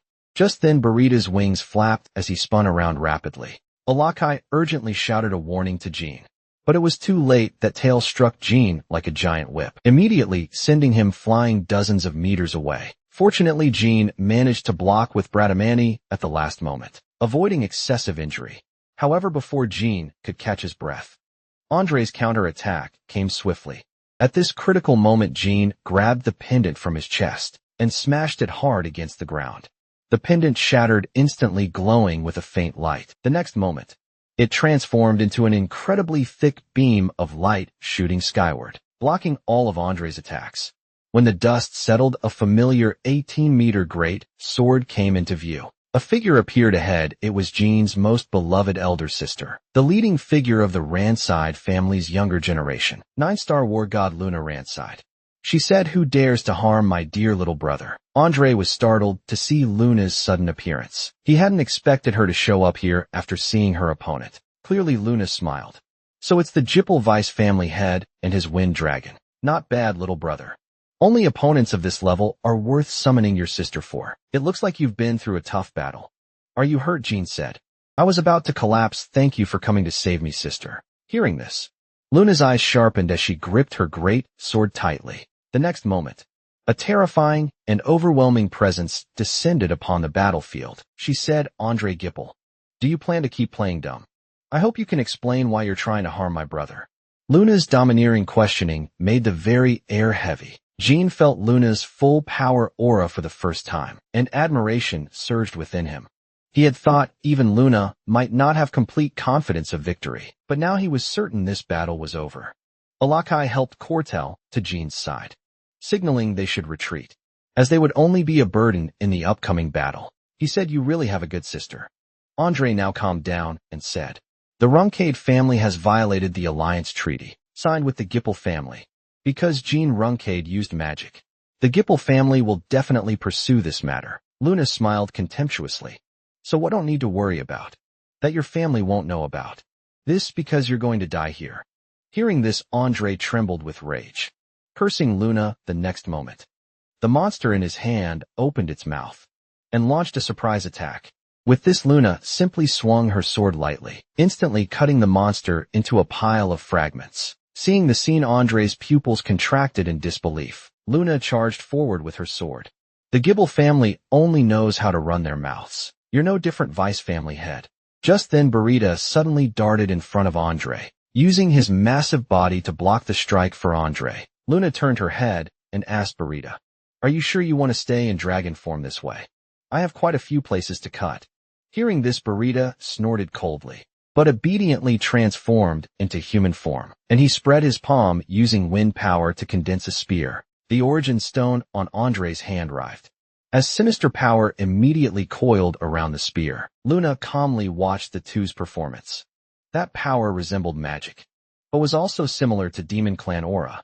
The Gippel Vice family head and Wind Dragon fighting together, yet still needing to rely on such inferior tools. How ridiculous, she said. Don't tell me you naively think you can survive with that thing. As soon as she finished speaking, the Wind Dragon thrust forward with a spear. Luna dodged and swung her sword, striking heavily against Burita's spear. Then the two clashed frantically in the blink of an eye. After another exchange, Burita gradually fell behind. Luna instantly closed and kicked Burita heavily in the body. The powerful force made him stagger backward uncontrollably. Luna spoke indifferently, since you've run out of tricks, I'll end this battle now with that. She raised her sword high, as magnificent righteousness erupted in dazzling light. The next moment, overwhelming righteousness shot straight into the clouds. Luna shouted lowly, rancid. Third secret technique, media rain. The heavens were torn open with a massive hole, illuminating with endless radiance. Rita and Andre's eyes were filled with terror. The strength Luna displayed made them feel utterly desperate. That dazzling beauty was so powerful it induced despair. His worldview completely collapsed. At this moment, this was neither the contract god's authority, nor the power of ancient artifacts. She could rival gods with a mortal body. Was this really something humans could achieve? Just as he was stunned, Burrito rushed to Andre's front to block the meteors, and loudly reminded Andre not to be dazed. As long as he was alive, there was still a chance of victory. Using the Origin Stone could turn the tide. Even if he died protecting Andre, the Origin Stone could resurrect him again. Hearing this, Andre regained his fighting spirit, gripping the Origin Stone tightly. With it, he could become a god. As the final meteor fell, space returned to calm. When the dust settled, only the wind dragon's remains lay before Luna. But Luna frowned slightly at this sight. Unsatisfied compared to her father's swordsmanship, she was still far behind, however. This battle should teach Jean quite a bit, and stimulate his fighting spirit. If she could never reach her father's level of swordsmanship, and Jean would be the Roncade family's only hope. But just then Luna's expression froze. A monster emanating terrifying aura appeared beside her. Luna said, "You're making me lose face in front of my little brother. You're endless, really annoying." The monster gritted its teeth and took a deep breath, then roared furiously toward the sky. Ulakai also confirmed that the Gipple family was using contractors to create Origin Stones. It was originally a weapon created by gods to check each other. Although this one appeared crudely made, it was still extremely dangerous. Ulakai grabbed Jean and immediately transformed into dragon form to take Jean away. But Jean felt they should fight alongside Luna, not let her face such a dangerous opponent alone. However, Ulakai told Jean that Luna alone was sufficient to handle that guy. They would only be a burden here. Hearing this, Jean clenched his teeth as unwillingness surged in his heart. He had not only made a contract with Soldre, but also met Ulakai after rebirth. From the beginning, he had possessed luck and abilities others could hardly achieve. Now he was so incompetent, unable even to resist enemies, only able to hide behind others. How was this different from his previous life? Jean clenched his fist tightly and swore. To himself, he would definitely become stronger, never wanting to feel this helpless again. Ulakai took in Jean's emotional fluctuations. He knew Jean had courage. He hadn't expected him to maintain fighting spirit, even facing such opponents, which pleased him greatly. He said, "Work hard. With your talent and indomitable fighting spirit, you can definitely reach the pinnacle of this world. Until then, Ulakai, will give everything to protect you." The 1,000-year contractor. In the center of the battlefield, Luna looked at Andre, who would become a monster. "You don't think becoming like this will let you defeat me, do you?" As soon as Luna finished speaking, Andre's hand reached forward. The next second, an incomparably terrifying energy instantly tore through the air. Andre roared arrogantly, "I now have 12 gods contained within me. You have nothing but a sword that doesn't match your height. Submit to me, Luna Roncade. Even if your father were here now, he wouldn't be my match." Hearing this, Luna said confidently, "For a swordsman, having one sword is enough." Luna's hand touched her great sword, her words full of pride. "If you had fought me with magic practice for half a lifetime, you might have seen half my true strength. But out of sympathy, I'll still show you what swordsmanship, honed for becoming stronger, looks like. After all, your inferior thing cannot possibly stand against it." Finishing, Luna's great sword rose with red righteousness like blazing flames. Seeing this, Andre felt surprised, but didn't take it seriously. Though this was his first time seeing such righteousness, so what, he had now reached the realm of gods. Then he gathered terrible power in his hands. He said, "Come on, Luna Roncade, I'll show you what complete helplessness means." At the same time, the red righteousness on Luna's great sword became increasingly violent. Her eyes turned cold as she slowly spoke. "Heart Sword, Crimson Moon God Slayer." The next moment, overwhelming, blood-colored righteousness instantly transformed into towering sword energy, ready to destroy everything before it. Crushing momentum, she struck down with one sword, instantly cutting Andre in half with a crack. The Origin Stone on his chest shattered. A massive explosion shot skyward. The next second, dark energy transformed into a soul-stealing storm, like a miniature black hole ready to devour everything around it. All existence in the space was inevitably drawn into it. Luna thrust her great sword into the ground to resist, but the powerful gravitational force made it difficult to control her form, and she was about to be pulled into the black hole. At this critical moment, Alakai appeared above her. Jean reached out to Luna, telling her to grab onto him. Jean's sudden appearance made Luna slightly stunned. She hadn't expected to be rescued by this little brother in the end. On the other side, Reyes was reporting to the man before him about what happened on the uninhabited island. The entire island had disappeared completely, and a strange vortex had sucked everything around it in, with residual magical power from wind dragons, silver dragons, and humans. According to investigation, that was Andre from the Gibble family.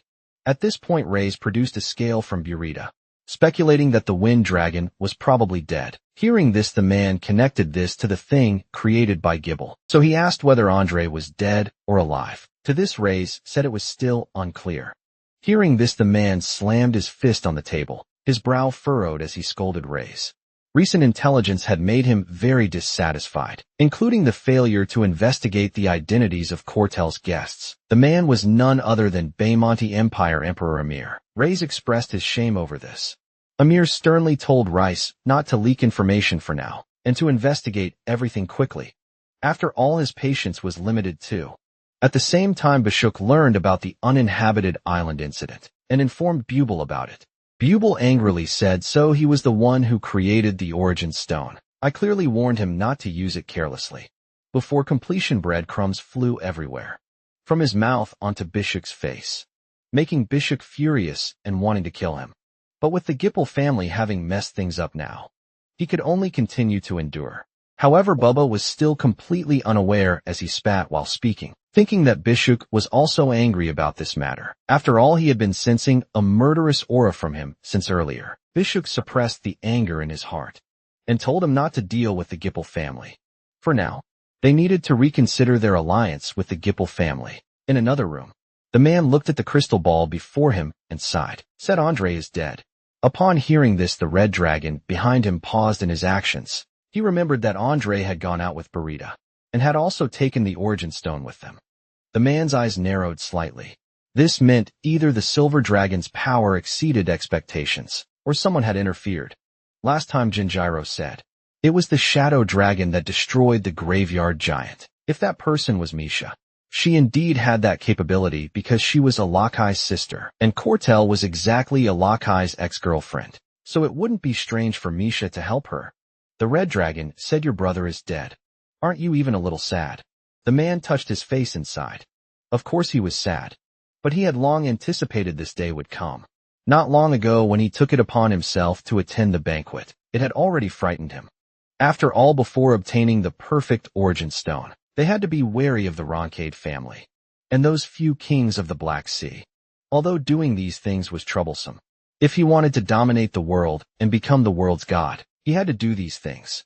Man's words revealed his ambition without a doubt, and he was none other than the head of the Gipple family, Kelly a Gipple on the other side.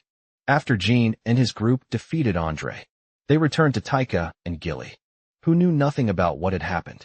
Thought Jean had made some mistake. That would get him expelled from the family. When she saw Luna chuckled and said she had misunderstood, but this also showed that Gilly was very worried about Jean. Just then Carl came to the room and was surprised to see two strangers. Jean immediately introduced them, saying, this is my elder sister Luna Roncade. This is Annie's guardian dragon. Lord Cortel. Upon hearing this, Carl's heart trembled. He immediately bowed 90 degrees respectfully to both of them and introduced himself just as Carl was chatting with Jean. Cortel directly interrupted them and asked where Annie was. Carl told them that Ratley had returned 3 hours ago and was now staying with Annie. But Ratley completely didn't remember what had happened during his disappearance, having no memory of being kidnapped. At this point, Alukai spoke up and revealed the reason. This was the Gipple family destroying all evidence related to the origin stone, including Rofle's memory. After all, that was a tool for devouring God's contractors, and they had only one purpose for creating origin stones. That was to become gods. To trample all the forces they opposed underfoot, to become the sole god dominating this world. As they spoke, Gilly woke up again, but when she saw Luna, she fainted once more moments later. Luna learned about what Jean had done in these 2 months. Not only had he destroyed the infamous gang Take Sing, but he had also established Tika as his base, the Jipal Vice family head. And the Wind Dragon had also died because of him. Such amazing achievements in such a short time. But he had used magic and authority power. So the family couldn't know about it, or his life would be in danger. Luna sighed that Jean was really reckless enough. Gilly also breathed a sigh of relief at this time. She hadn't expected that Luna already knew Jean's secret. Luna said she wouldn't interfere with this. But their father might soon know that she was also involved. Upon hearing this, Gilly was immediately frightened. Wouldn't this make things terrible? But at this moment Jean told them he had a way to deal with it, and his method was to go see their father, together with Sister Luna tomorrow. As soon as these words were spoken, Luna and the others stood up in disbelief. Jean explained, I want to warn Father that the Gibble family is implementing some kind of plan against the Roncade family. But Luna disagreed with Jean's approach, saying, if it's about the origin stone, I can tell Father myself after all. A provisional vanguard returning to the family on his own means, abandoning his career, but Jean was still shocking, saying anyway, Father will know it was me who did it sooner or later, so let me make a deal with him. Upon hearing this, Luna's eyes turned cold as she said, I've never had the thought of making deals with Father since I was little. You'll die at Father's hands sooner or later doing this. However, Jean just laughed and said, I know, but I believe Sister will definitely stop Father when the time comes. Hearing these words, Luna came in front of Jean, frowning tightly and staring straight at him. Jean also looked back at her without backing down. After a moment, Luna coldly reproached him, her words full of helplessness. You make even blood relatives feel so helpless. Billy must have a hard time being by your side. After saying this, she agreed, saying, we'll use the teleportation gate to return to the family. Early tomorrow morning, what's meant to come will come anyway. Better to die early and be reborn early. So Sister will be your shield. This once, since you dare to do this. You must have some confidence. Jean smiled slightly and responded, of course, Sister. As soon as Jean and Luna returned to the family, they were immediately surrounded by the Vanguard Knights. Second Sister. Lynch's eyes were cold and murderous as she questioned eldest sister, Luna, why she didn't stop Jean's behavior. Luna felt helpless inside and slowly said to Jean, brother, you really should treat me better. Upon hearing this, Jean could only laugh awkwardly. Right now, all the pressure was on Sister Luna. Vigo questioned Jean, saying, did you go crazy after leaving the family? Becoming so bold and reckless as a provisional vanguard, you dared to return to the Sword Garden without permission. Lan and Mio on the side blamed elder sister for spoiling Jean, reproaching Luna for doing wrong this time. Seeing the situation, Luna understood that these brothers and sisters had all come prepared. It seemed Father already knew about this matter. But the most important thing now was still Father's thoughts. Luna impatiently asked Linsha where Father was. Lentia turned her head and asked Jean if he had come to see Father. After getting Jean's affirmative answer, she sighed helplessly. Then she stepped aside and told Jean that Father was in the study, just as Jean and Luna were about to go in. Lentia suddenly drew the sword from her waist. She stared at Luna with a stern expression and said, the family head has ordered that only the provisional vanguard should go alone. Upon hearing this, Luna gritted her teeth. Her face was grim as she emanated cold, killing intent, saying, what if I don't want to? As soon as these words were spoken, all the vanguards instantly prepared for battle. Surrounding Luna, the atmosphere of the entire space became tense. As long as Luna made the slightest move, they would attack her without hesitation. Just then Jean's words broke the deadlock. He told Luna not to worry, that he was just going to talk to Father as a son. Upon hearing this, several people were stunned, thinking Jean had gone crazy, and didn't understand the seriousness of the situation. However, it was the brothers and sisters who didn't understand Father. Although a provisional vanguard returning to the family violated regulations, they didn't know that Father actually didn't care much about these rules. Jean adjusted his mindset and took a deep breath. Then he knocked on the door. The next second, a violent sword energy instantly shattered the door to pieces. This scene immediately stunned Jean. He had heard that Father's sword energy could be powerful, enough to directly kill opponents. Father was even using a sword condensed from righteousness, just to show him the peak strength of swordsmanship. And Father's cold voice rang out. I clearly said I'd give you 5 years. Why did you come back early? Jean chuckled and said, does a son need a reason to see his father? I came back because I missed you, Father. Upon hearing this, father fell silent. It seemed no child had ever spoken to him like this before. This feeling was quite nice. But father still maintained a cold appearance on the surface, saying, "You've just gone out once and become sentimental." But Jean said he'd always been that sentimental. However, as soon as these words were spoken, father closed his eyes the next moment. He erupted with terrifying killing intent, as substantial as reality. This immediately made Jean nervous, thinking he had said something wrong. But soon father restrained his aura and told Jean not to waste words, directly stating the purpose of his return. Then Jean informed father about Andre's death. Although it was Sister Luna who killed him, the incident was caused by him. He said there are several other matters. If you allow it, I'd like to report to you what happened during this time.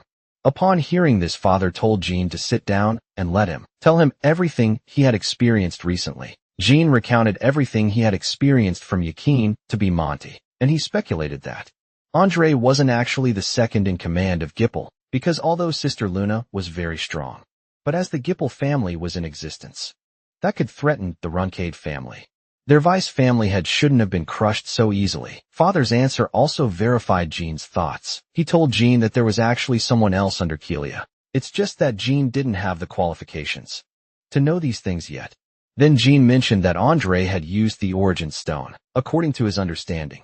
That was an imitation of the Origin Stone created by the gods long ago. Upon hearing this, father stroked his chin carefully, considering Jean's words, and asked if Ulkai had told him. Jean was startled upon hearing this. He hadn't expected that father already knew about Ulakai. Father showed a meaningful smile and said, "I not only know this, but I also know that you can use magic power. You don't think you could really fool me, do you?" Upon hearing this, Jean could only admit it, however. The next second father burst into laughter.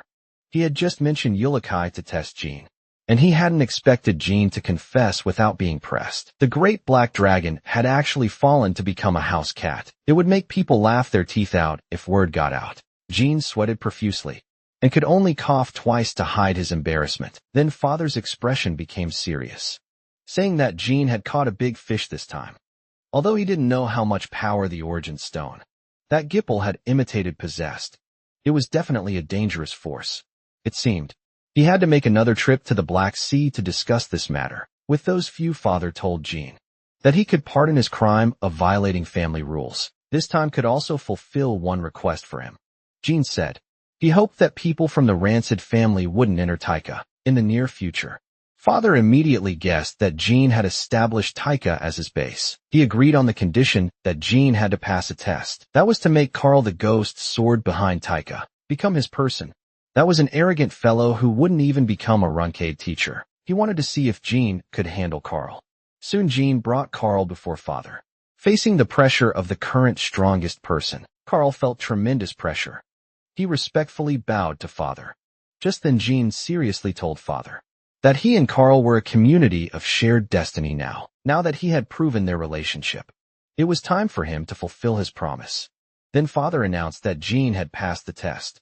From today on, without his permission, no one from Rancid was allowed to step into Taika. Then father told Jean to go out and call Luna in, as he had something to discuss with Carl alone.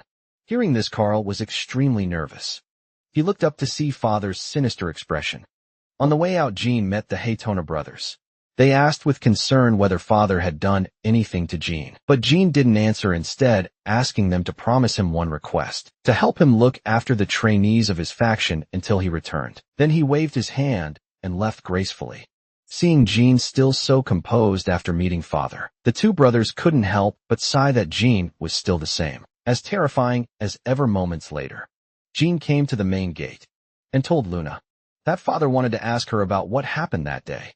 Annie, on the side, was dissatisfied with Jean's concealment, but Jean said this matter was quite important, so he couldn't tell them, which made her veins bulge with anger. But she was helpless soon.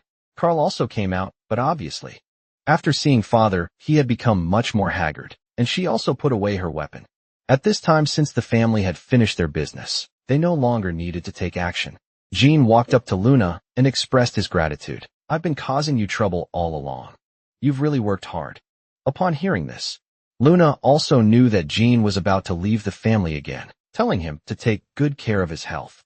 Before leaving, Jean turned back to bid farewell to everyone. See you next time, brothers and sisters. From then on, Jean practiced his sword 10,000 times every day, without eating or drinking. Even when blood stained his hands, he wouldn't stop, only because the desire to become stronger in his heart was incredibly intense. Even though Jean was already the most monstrous genius among his peers, he was still worthless in front of peak powerhouses, and his current strength was insufficient to support his ambitions. For this, he needed to become even stronger. Just then, Carl spoke up to stop Jean's training. Because even though he had the blessed physique of the Rancid family, his body couldn't handle such high-intensity training every day, although he was invincible among his peers. Being too eager would only backfire. Annie on the side lovingly took Jean's hand to heal it. Hearing Carl's words, Jean lowered his head in shame. Although he understood this principle, he just couldn't control himself. Upon hearing this, Carl suggested something that could calm Jean down. Fearing was someone stronger than him. Although Carl's appearance didn't look very reliable, he was someone who possessed the Ghost Sword title. After all, after speaking, Carl suddenly drew the sword from his waist, and cold righteousness instantly wrapped around the sword and slashed out in an instant. Several cracks were torn in the ground. Seeing this, Jean also understood Carl's strength. Carl told Jean that when he could take this move, then he could spar with him. For now, he had to get through the strongest guard member of Taika first. Lisa came to the training ground holding Julia. Carl told Jean to defeat his wife within 6 months, and he could use any means at his disposal. Jean was slightly puzzled by Carl's arrangement, because apart from physical fitness, Lisa didn't seem particularly strong in any area. Then Lisa arranged with Jean to spar after she got off work. Jean asked if this would take up too much of her time. However, Carl showed a meaningful smile. Lisa also told Jean not to worry, because the sparring time wouldn't be too long. Recently soon, it was time for the agreed sparring session. Lisa stretched her muscles, while telling Jean that she used to be a member of Bimonti's special task force. She never knew what it meant to hold back, so if he lost, he shouldn't be too discouraged.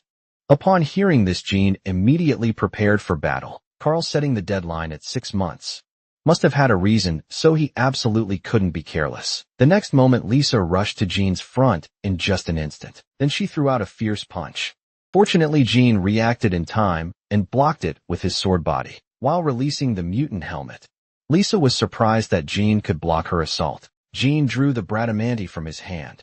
At the same time, a bright light appeared before Lisa's eyes. The dazzling light made it impossible for her to open her eyes. Taking advantage of this gap, Jean quickly assumed a battle stance and thrust his sword toward Lisa. Unexpectedly, this thrust was dodged by Lisa, crouching down at the same time.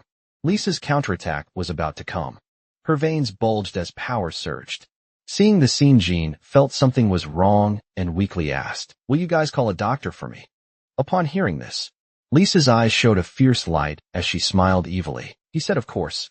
Don't worry." Meanwhile, the Jippel family officially announced the death of Vice family head Andre, but did not publicly reveal the cause of his death. Some speculated he died in internal family struggles. Others said he had angered the Emperor of Bemente. Various rumors emerged, but the most credible theory was that he died in a duel with members of the Roncade clan. People all felt there would inevitably be a battle between the two families, but the scales that would determine victory would depend on which side the neutral forces supported. On the other side, after Lisa and Jean finished their sparring, Lisa was surprised by Jean's performance. She hadn't expected that on just the first day, she would need to use her second move. Although she didn't use full strength in her first attack, this was also due to Jean's meticulous calculation of the terrain, which she only discovered after the battle ended. Lisa asked what that beam of light was earlier. Jean said that was ancient magic called flash cannon. Unfortunately, it still didn't work on you. Playing clever tricks really is useless. But Lisa disagreed. Clever tricks that could make opponents suffer were called strategy. She also admired Jean's combat talent in her heart. He created opportunities and variables through comprehensive calculation and prediction, which is why he had always been able to defeat opponents stronger than himself. This was what Lisa had learned from sparring with Jean. She could imagine how panicked his opponents would be when facing him in actual combat. Jean also felt a bit defeated at this time. This was the first time he had used all his skills and still lost so thoroughly. truly worthy of being a former Banished Special Task Force member. But soon he regained his confidence and ignited his fighting spirit, because only by defeating the strong could he become stronger. Carl behind the door witnessed all of this and recorded it in detail a month later. In the Black Sea region of the eastern continent, Khan passed through the dangerous beast swarms and delivered the letter Carl had sent to Father. When Father opened the letter, what met his eyes was Carl's rainbow flattery. The long and stinky opening made him want to beat Carl up. Khan said he would have Carl pay attention to being more concise next time. Then Father also saw news about Jean. It turned out he was being beaten by Carl's wife on the island. Every day in the first sparring session, he failed within 3 moves. In the second session, he failed within 5 moves. In the 7th session, he failed within 10 moves. And in the 30th session, he lasted 40 moves. Regarding the news of Jean's crushing defeats, Khan worried whether Father would feel disappointed. But Father's words made Khan's pupils contract, because Carl's wife was a member of the Mantis Special Task Force, Group 2, so she wasn't an opponent Jean could handle by luck. Not only that, in the 40th sparring session, they went 120 moves he had broken through his own limits. If you were the eldest, I could leave the family with peace of mind. But unfortunately, he's the youngest. Upon hearing this, Khan's pupils contracted. This was the first time he had heard the family head mention matters concerning succession. He had always been observing these children, but had never specified a suitable candidate. Even Joshua only became the first heir because Luna withdrew, not because the family head personally designated him at this time. Khan also voiced his own thoughts. He believed that although Jean's growth was amazing, it was still impossible to determine that he was the most suitable heir, because he was too soft-hearted, not ruthless enough as an heir. He needed to be able to strike at relatives when necessary. After thinking for a moment, Father said, "You're right in this regard. He's different from Joshua.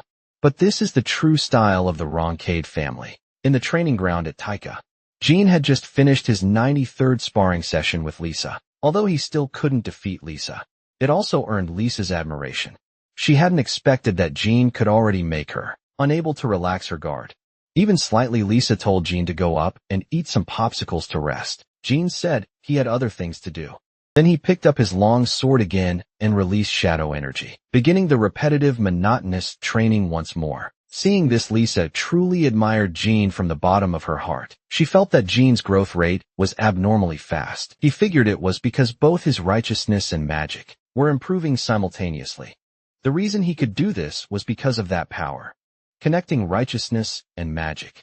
Shadow energy said to be obtained after signing a contract with a god, but it was also because of his indomitable spirit that he could bring that power to its fullest potential. Such a hardworking genius would reach the pinnacle sooner or later. At this rate, it wouldn't even take 6 months. Perhaps she would be defeated tomorrow. The next day, Jean and Lisa began their battle again. Facing Jean's swift offensive, Lisa dodged them all with agile movements. Turning and moving, soon she got close to Jean's front. Jean covered his long sword with shadow energy and slashed down sideways. Seeing this, Lisa charged forward with powerful righteousness. However, this was a feint used by Jean. He took advantage of the moment when Lisa was attracted by the shadow energy to get behind her. Seeing this situation, Lisa felt something was wrong. Jean's longsword danced and immediately cut a wound on Lisa's shoulder. The sudden pain made her unable to help but kneel on the ground. Jean sheathed his sword and nervously asked if Lisa was okay. Lisa said it was nothing serious, just that she hadn't been injured like this in a long time. Then Annie came to treat Lisa. Jean reflected on that moment. Logically, Lisa could have avoided that strike. He had won very luckily this time. Lisa was also recalling that moment when her vision was blocked by the shadow energy. She thought Jean would still use the same move next, so she hadn't prepared for other moves. She'd been too careless. This made Lisa somewhat annoyed. Her level had regressed quite a bit since retiring. Then she said, "I didn't expect that before the 6-month deadline I would lose," but Jean didn't accept the result of this victory. Upon hearing this, Lisa sighed lightly. She knew Jean would say this. She apologized to Jean for her inappropriate behavior caused by her carelessness. However, even if she had been careless 3 months ago, Jean wouldn't have been able to win. That is to say, Jean had improved. His positive and progressive fighting spirit and talent had made his strength improve rapidly. His righteousness and magic were also about to reach 6 stars. By then she would lose very thoroughly. Time quickly came to winter. Jean and Alakai went shopping and bought many popsicles. Jean was puzzled by Alakai's behavior of buying popsicles in winter. Alakai said, "Cold things are supposed to be eaten in winter to have flavor. Besides, strawberry pie wants to eat them at this time." Laughter reached Jean's ears. It was Carl and Julia. Carl said he had intelligence about Bishukai to tell Jean. According to his investigation, Bishuk was very likely part of the Ginger group. He went to a strange workshop every week. The workshop owner was called Bubel, who was a cadre of Ginger. The two had a close relationship. UK bought bread to take there every time, so Babel's position should be higher.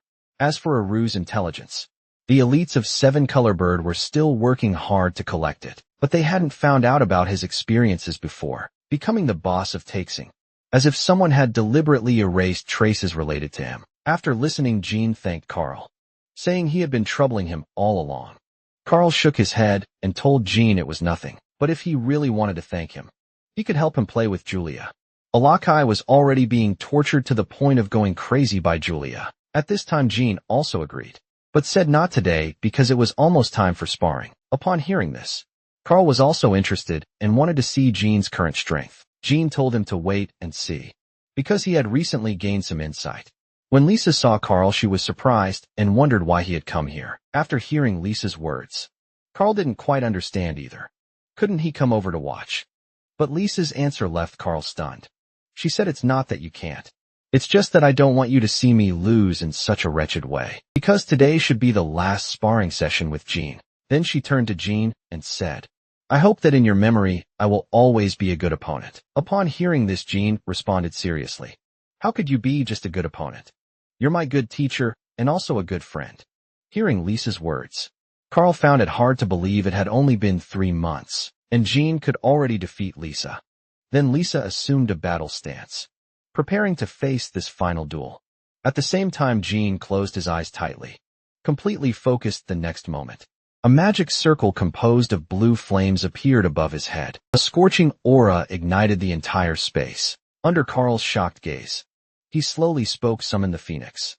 Once a mage reached 6 stars, they could open the dimensional gate to the fire realm, but the choice was in the Phoenix's hands. So mages all hoped to be chosen by a special Phoenix. Among the Phoenixes there was a noble existence that used blue flames, called the Phoenix King, named Tess. So far all mages who had summoned Tess had, without exception, become the strongest mage. Now Jean had become the chosen one of this era. Seeing this, Lisa held her breath and prepared for battle, and she launched herself forward and began this duel. Tess flapped its wings once. Blue flames immediately swept toward Lisa. Lisa hurriedly avoided the scorching flames. That was 5-star or higher fire magic, and there was a strange power within the flames. Touching it slightly would make the body feel heavy. This heavy pressure would make her stamina deplete rapidly. Therefore she had to fight quickly. Just then Jean flashed to Lisa's side, under the cover of the flames. His long sword swept out fiercely. Although Lisa dodged this strike, her shoulder was still cut by the sweeping righteousness. Then Jean leaped up and threw out a sharp edge. That was a slash composed of wind magic. Jean analyzed Lisa's moves in his mind. Although her attacks were varied, they all had one thing in common. That was dominance no matter when. She always wanted to occupy the dominant position, so now that she was being suppressed, she must be anxious to regain dominance. So Jean decided to make good use of this point. Then he launched a continuous and fierce offensive against Lisa. For a moment, she could only defend with difficulty. At the same time, Jean gathered magic power in his hand again. In an instant, flames erupted. However, before Lisa could catch her breath, blue flames from Tess emerged behind her, flanking her while in front. Jean was pursuing victory with absolute suppression. This put Lisa in a dilemma.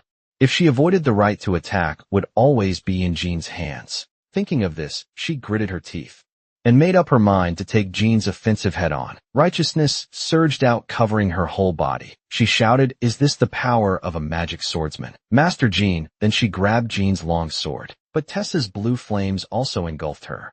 When the smoke cleared, Lisa had withstood Jean's combined attack. Righteousness surged on her fist, and she was about to punch out. She said, "I finally caught you." However, in front of her was only a long sword. With no one there seeing this, Lisa was full of confusion.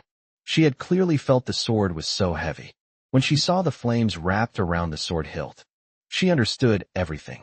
It was a heavy pressure applied by Tessa's blue flames. Lisa turned around and smiled helplessly. "Young master, you've gone behind me again." Jean's wind magic surged as he transformed his palm into a sword and delivered a fierce slash to Lisa's body, immediately making her spit blood and fall to the ground. After more than 3 months, Jean had finally successfully defeated Lisa. Lisa curiously asked Jean when he had started formulating his strategy. Jean scratched his head and said, "Would it sound too arrogant if I said this? But I indeed started from the very first sparring session." Upon hearing this, Lisa smiled. "No. It's very reasonable as long as it's you saying it." Then Jean once again expressed his gratitude to Lisa, thanking her for the sparring during this time. That had made him rapidly stronger. Just then Alakai and Cortel hurriedly found Jean, urgently telling Jean to immediately summon Tess. When Tess appeared before them, Cortel immediately knelt down in terror and paid her respects. Even Alakai, who usually feared nothing, greeted Tess. However, his awkward attitude annoyed Tess, who immediately jumped up and started pecking at his head. Tess told Alakai to convey his words to Jean, but continued to peck fiercely at Alakai's head without stopping. Alakai could only shout for Jean to send Tess back. After Tess left, Alakai rubbed his head and sighed as he told Jean, "You must be curious why I begged that blue feathered bird for mercy. That wasn't Tess's original form. Just now, only by going to the flame realm can you see its true form. And that's a domain even gods cannot govern. So even Shuno, the fire god, cannot control the flames of the flame realm. I went to the flame realm with Cortel and several other dragons and gods. Some gods angered Tess there, and then they witnessed Tess's true power. The furious Tess burned them to ashes on the spot. This left a terrifying shadow in our heart." Upon hearing this, Jean pondered that he would need to reach a very high realm to fully unleash Tess's power. But Alakai told him this was impossible. No matter how strong Jean became, he couldn't mobilize all of Tess's power, because no one could fully exercise their authority in another world. This was a form of punishment. Therefore, gods who went to foreign worlds were directly burned to death by Tess. Similarly, Tess couldn't exert full power in this world either. But even so, it could easily burn everyone to ashes. Alakai emotionally scolded Jean for summoning such a dangerous phoenix, saying they were all scared to death, afraid that Tess might burn Jean to ashes if it became unhappy. After Alakai came to his senses, he sighed with relief and said belatedly, "But if it would do that, it wouldn't have chosen you in the first place." Then Alakai said, "Tess asked me to tell you that he's very satisfied with you. Congratulations." After hearing this, Jean realized he had contracted an incredible being. Fire god Shuanyu controlled all flames in the world. For his contractor Kelia and guardian dragon Ketan, any fire attacks were ineffective. But now with Tess, this could become a crucial trump card. Meanwhile, at the Black Sea, Father had also received Jean's message. But he wasn't interested in Jean's contract with Tess. He only cared about his swordsmanship situation. And the description of Jean's swordsmanship was only a brief 2 sentences. This made Father feel somewhat dissatisfied, especially since Jean was a member of the renowned swordsman family. The Runside at this time, Khan reported another piece of intelligence to Father. That was about the Helen family, also a swordsman household. Their genius heir was heading to Kosarina to carry out a mission. Kosarina was a martial arts tournament held by a pirate 10 years ago. Mary had won second place there. So Father decided to send Jean there to participate in the tournament. In front of so many people, he couldn't use shadow energy or magic. He could only rely on swordsmanship to decide victory. After dueling with a genius who focused solely on swordsmanship, he would understand that as a roncade, he should prove himself through swordsmanship. Jean soon received Carl's recommendation. But Jean wasn't interested in this kind of tournament, organized by pirates. However, Carl mentioned that Dante, from the Halon family, would also participate in this tournament. The Halon family head Ron was also someone who stood at the pinnacle of swordsmanship. Before Jean's father reached the Holy Knight level, they were evenly matched. Dante Helen was Ron's most beloved grandson and was hailed as a genius swordsman. After hearing Carl's words, Jean pondered but still felt there was no need to go. This immediately made Carl break out in cold sweat. He hurriedly pleaded with Jean earnestly. Seeing this, Jean had no choice but to agree, as he had guessed the reason for Carl's desperate persuasion. It was likely related to when Father had asked him to stay behind for a private conversation. Having him duel with the Helen family member was also Father's intention.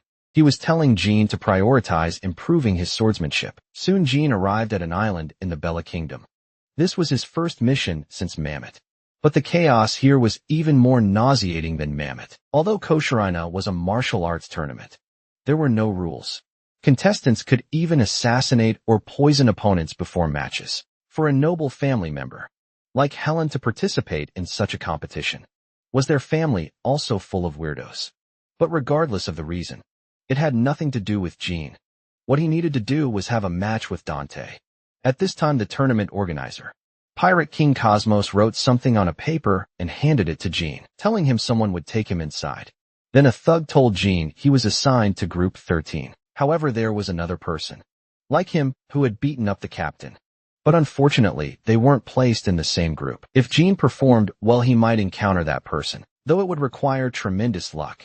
Soon the thug led Jean to Group 13's area. He told Jean that rooms had to be fought for by himself. Jean surveyed his surroundings. Each room housed 2 or 3 people. Clearly there weren't enough rooms. They deliberately made contestants squeeze into cramped rooms and fight each other. This wasn't a martial arts tournament at all, but a survival game. Jean entered a room under the thug's bewildered gazes. He put down his sword and took off his coat with a sinister expression, saying, "I'll count to 3. Before I finish counting, all of you get out." Then he began counting down while the thugs stared in confusion. 3, 2.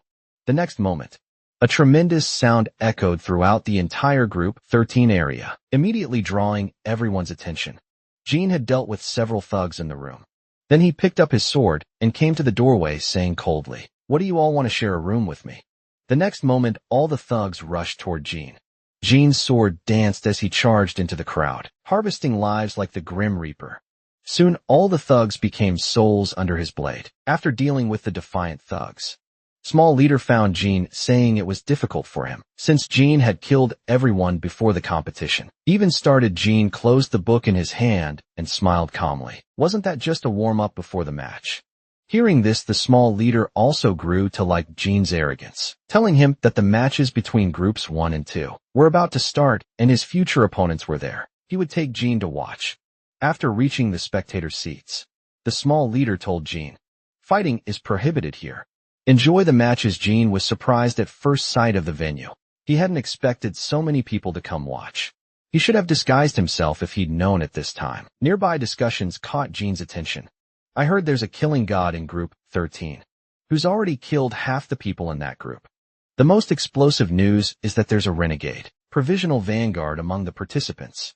It's said to possibly be the Hayatona brothers or Jean Runkai." Hearing this, Jean also suspected whether the Hayatona brothers had come to participate, since it was about time for those two to make their name. Then fireworks rose above the square.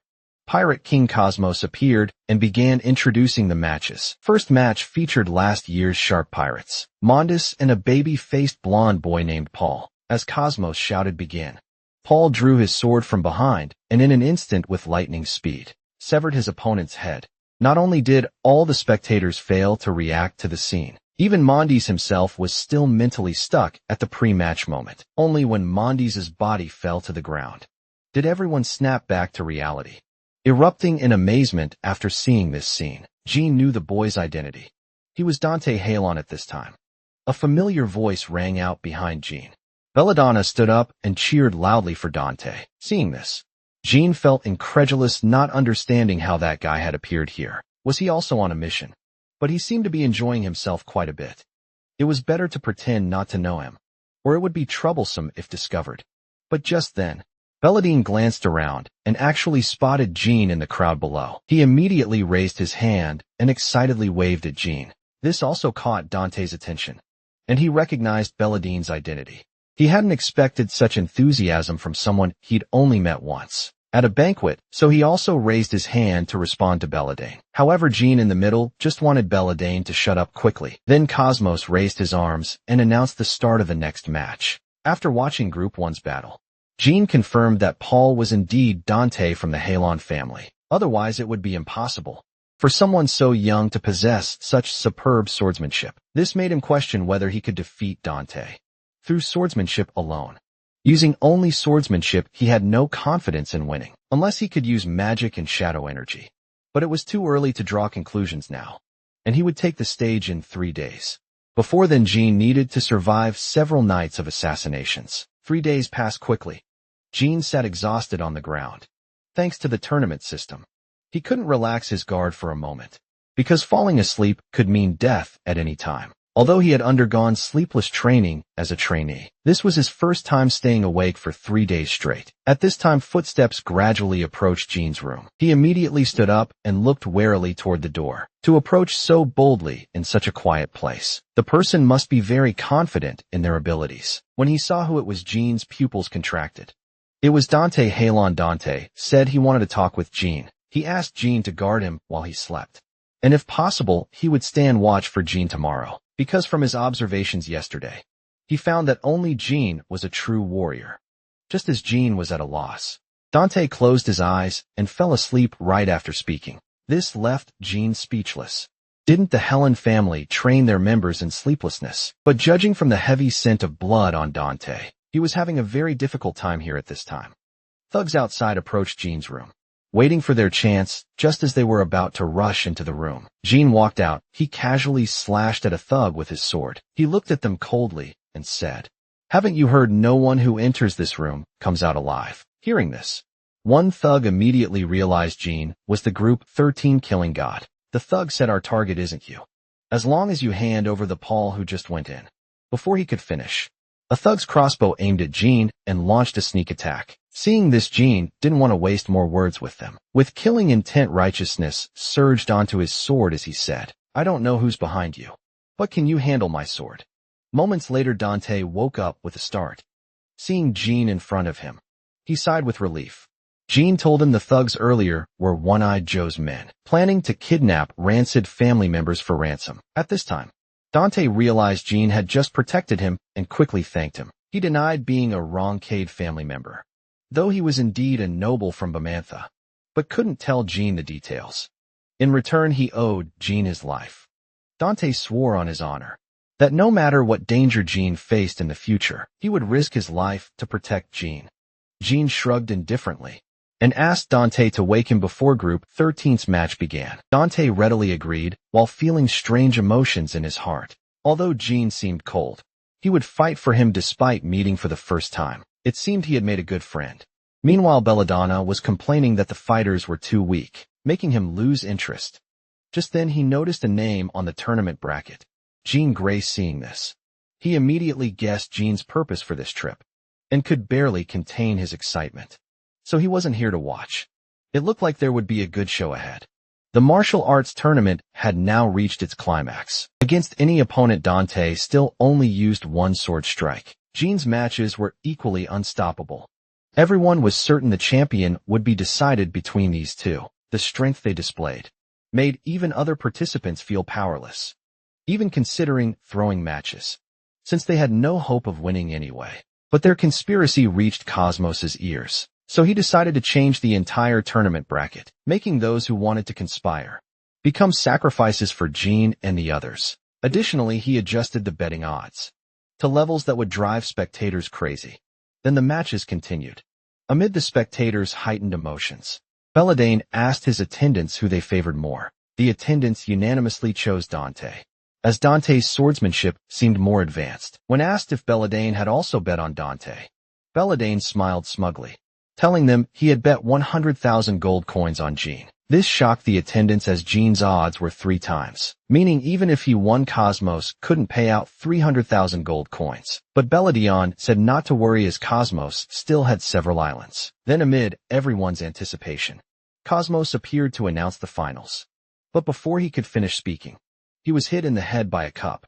The spectators impatiently told him to stop talking and start the match quickly. Seeing this, Cosmos raised his arms and introduced the finalists. Swordsmanship genius Paul Mike and his opponent, Group 13's killing god, Jean Grey. As Cosmos announced the start, both men reached for their swords and became fully alert. The next moment, Dante moved first, taking the initiative in just an instant. His sword reached Jean's face.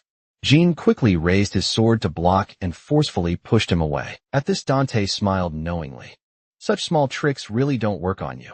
Golden righteousness gathered at his sword tip like a storm. Seeing this, Jin wasn't to be outdone.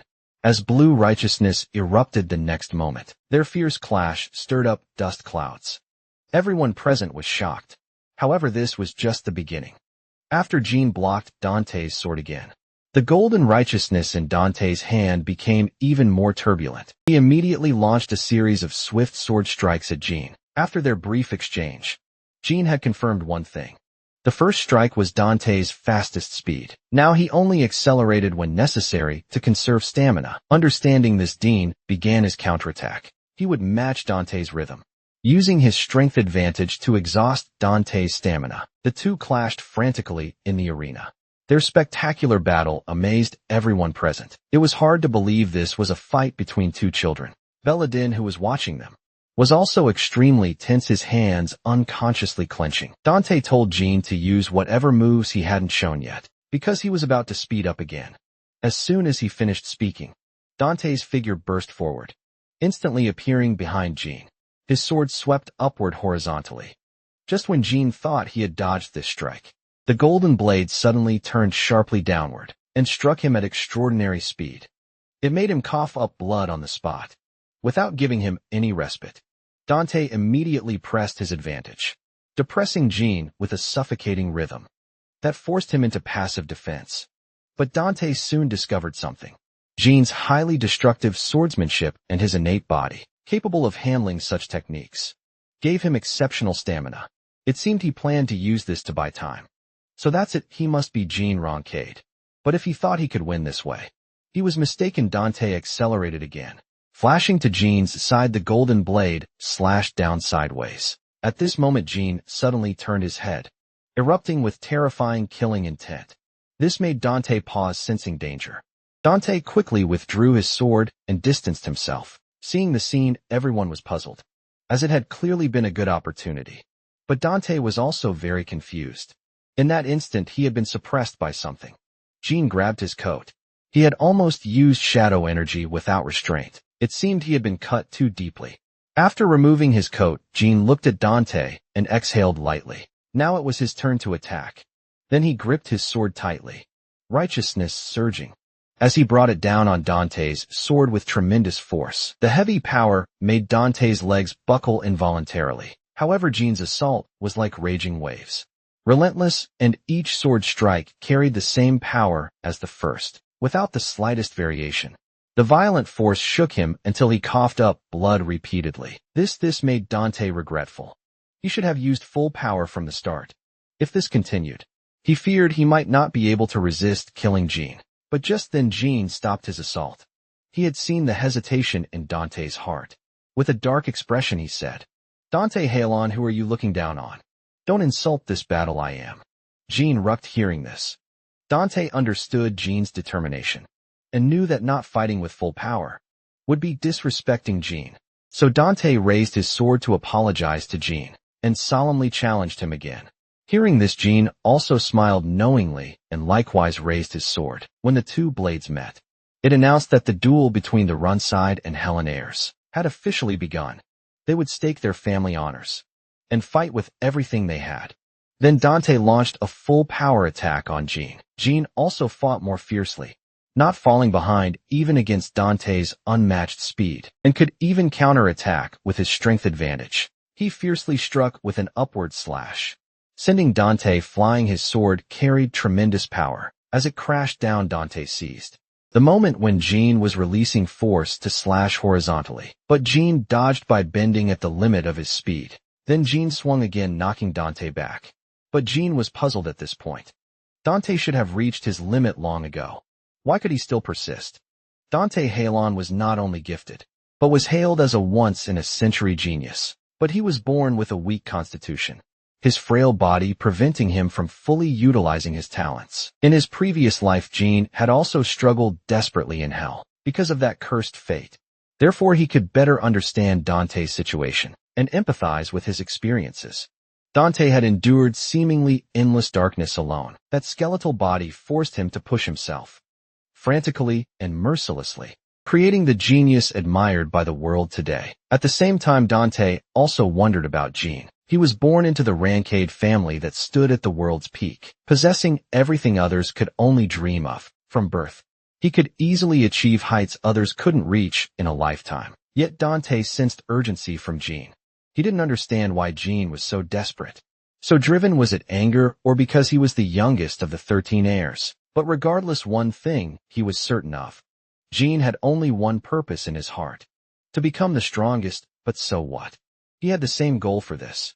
He had lost count of how much effort he'd put in. How many times he'd been defeated.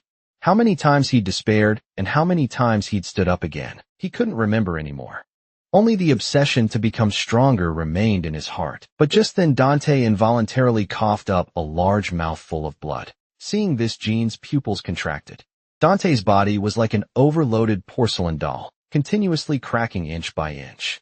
But if Jean stopped his sword now, it would insult Dante, leaving him torn with indecision. At this time Dante could no longer hold on.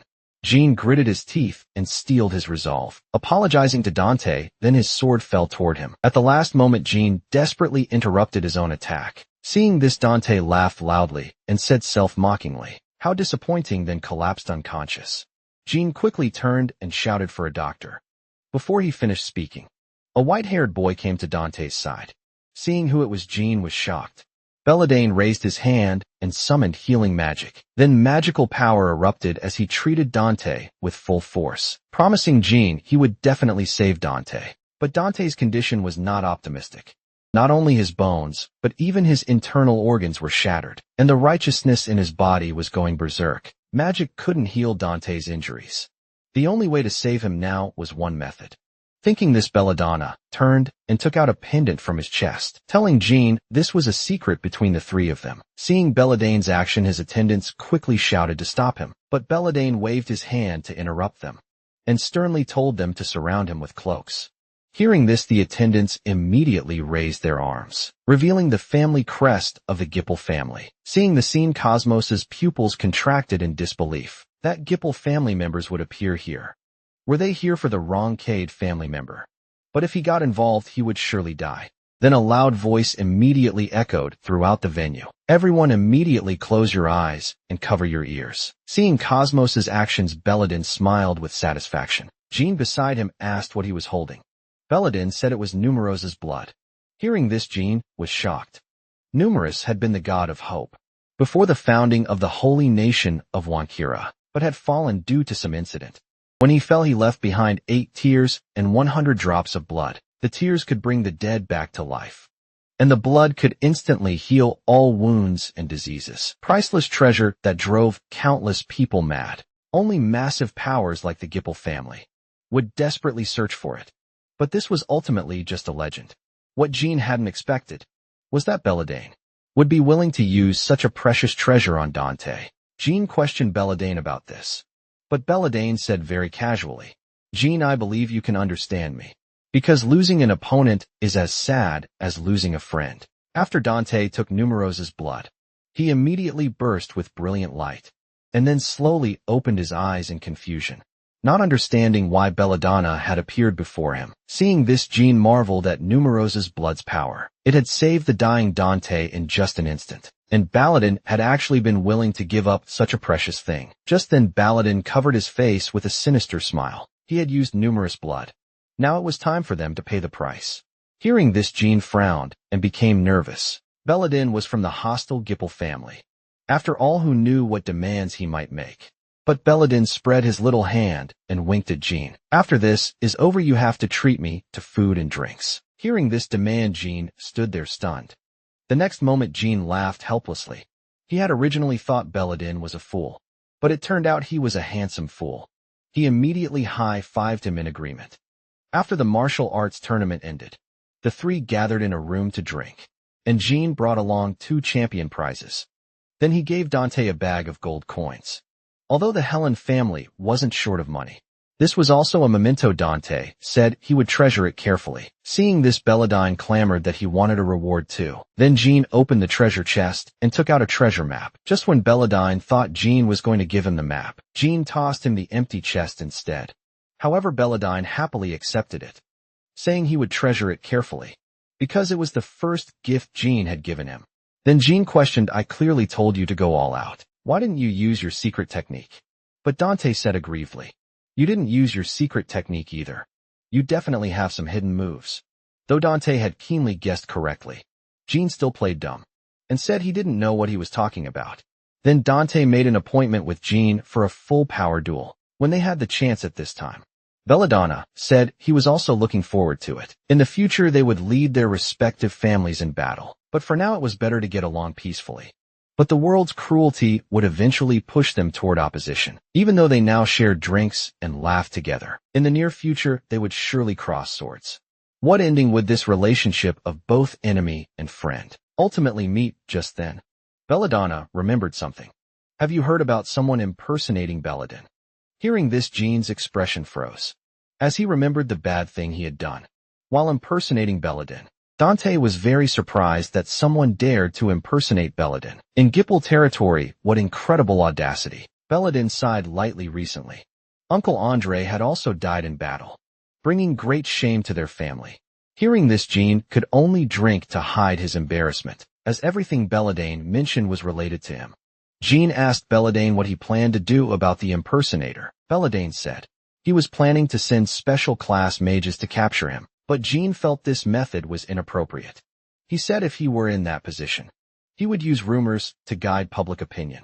Because if the Gipple family made a big show of capturing him, it would only tell the world they had been played by that guy. As for the impersonator, they could catch him slowly later. After thinking it over, Bella didn't felt Jean made a lot of sense, and decided to arrange things according to Jean's method. When he returned after speaking, Jean stood up saying that was enough for today. If he stayed longer, he feared he might develop feelings for the two of them, and he still had many things to do.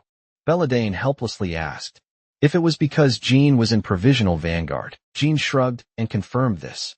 Then Belladin bid farewell to the departing Jean. See you next time, my friend. Hearing this, Jean paused, and after a moment of silence, Jean chuckled proudly, who's your friend? After Jean finished his martial arts tournament journey, Father at the Black Sea received another letter from Carl. The letter contained only a few brief sentences, which made Father very dissatisfied. He asked Carl to write briefly, but hadn't expected him to write only this little. After speaking, violent righteousness instantly destroyed the letter, his whole being emanated a vicious aura. It seemed he'd need to have a drink with Carl soon. Meanwhile, Carl shivered, feeling a chill rise up his back. But Jean said the furnace was burning so warmly. Where was any chill coming from? Then Jean took out the map he'd obtained at the COS tournament for Carl to examine. Carl took the map and studied it carefully, but couldn't immediately figure out how to find this place. Just then Julia's eyes lit up as she looked at the treasure map, clamoring that she wanted to go treasure hunting too. But then Julia suddenly stopped, her deep eyes staring intently at the map. She pointed to a spot on the map, saying there was something very important there, something people carefully guarded as precious. As she spoke, Julia shed sad tears, as if she had seen certain scenes across time and space. The next moment, she painfully covered her eyes and knelt down, repeatedly shouting, "No, well, okay." Immediately picked up Julia and shouted, "Her time authority is going berserk. Quick, call the guardian dragon." Soon Julia's guardian dragon, Ratley, came to her side. Then he activated his authority to soothe Julia's emotions. Moments later, Julia returned to calm. Lukai came before Ratley and asked, what did Julia see? Was it the future? Ratley explained no. What Julia saw was the past. As mirrors, contractors only see the past when encountering objects or places with great resentment or obsession. The place Julia saw seemed like a very primitive tribe. The indigenous people there only worshipped the deities they served and were completely isolated from the outside world. But it was precisely because of this that they were able to live peacefully all along. Until the appearance of that group of mages broke this status quo. They started digging around everywhere, under the pretense of learning about culture, and gradually made unreasonable demands. They even began killing the indigenous people, threatening them to hand over something, which seemed to be a sacred object they worshipped. Upon hearing the word sacred object and indigenous people, Jean instantly thought of a possibility. He asked Ratley to draw what the sacred object looked like. Ratley then picked up a pen, indicating that it was a copper mirror that emitted light, and after seeing the sketch that Ratley drew, Jean's suspicion was also confirmed. That sacred object was the spring of magic. In his previous life, a brave journalist exposed the evil deeds of the Gipple family, which made the world aware of its existence. The Gipple family found Colin to obtain it, and brutally exploited the indigenous people there. So that primitive place was the Colin ruins. And that group of mages were members of the Gipple family. And this map pointed to the location of the Spring of Magic. Jean never expected that the map he obtained from the pirates would be a clue pointing to such a priceless treasure. Alakai on the side noticed Jean's thoughtful expression and asked if he had any leads. But Jean didn't want them to know that he knew about the future, so he found a random excuse to brush it off. Jean apologized to Carl because he'd let Julia experience terrible things, but Carl said don't mind it, because as a contractor of the gods, this was a path she would have to walk sooner or later. But since we already know this map is extraordinary, we need to take action next. I'll arrange for people to search for someone who can interpret ancient languages. Just wait for my message hearing this. Jean smiled knowingly and said, then I'll leave it to you. But despite saying this, Jean was very clear in his heart about the difficulty of finding such a person, because hundreds of years ago, the Gipple family slaughtered the indigenous people of Colin, and now they were almost all extinct. Even those who barely survived were imprisoned by the Gipple family. Could he find the Spring of Magic before them? Meanwhile, in another room, a woman sat in devout prayer. A tear slid down her cheek. The woman wiped away the tear and murmured, it's time I should prepare to welcome the guests on this side. Jean and his companions found someone who could decipher the ancient language on the map, and that man was a drunkard with dark red skin.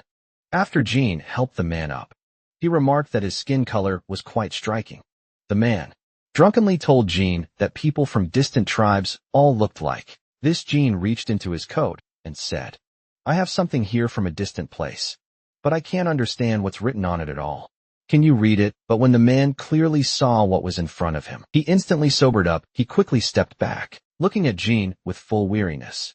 At this moment, Alakai and Ratley also surrounded him. The man loudly questioned, who exactly are you? Did you come here for my identity? Jean's lips curved into a slight smile as he said, I am a guest of Lisa, the captain of the Tika garrison. Those two over there are both dragons.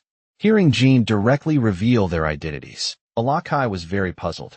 But Jean indicated that he would have to tell him sooner or later. Anyway, hearing this, the man lowered his guard and said, as long as you're not from the Gipple family, then what's your purpose in finding me? Jean said, guided by that map. We searched for a long time, but couldn't find anyone who could understand ancient language. But we coincidentally discovered you living in Tika. But the man denied Jean's statement because in his view, this wasn't a coincidence at all. He said, please follow me. I'll take you to meet someone. The man then led Jean and the others to a woman. The woman greeted them, noble guests of Tika. I've been waiting for your arrival. Parn apologized to Osha for bringing people back without her permission, but Osha indicated he had done well. Jean and his companions were also sizing up the woman, feeling that she was different from others. There was a sacred feeling emanating from Osha, as if she was someone chosen by their faith. But Osha's next words shocked Jean. One born of a renowned swordsmanship family and chosen by the Shadow God, the last dragon of the Shadow clan, and the guardian dragon of the Ismir contractor. Osha immediately revealed Jean and his companions' identities. As soon as she spoke, Jean felt Osha's aura was familiar, and he guessed, could it be that you are a god? Hearing this, Osha smiled and indicated she was merely a vessel of the gods. After all, if she were a god, she wouldn't have lost her homeland and be living here under a false identity. Ulakai also saw that Osha was the spirit of an ancient god, which was why she possessed amazing insight.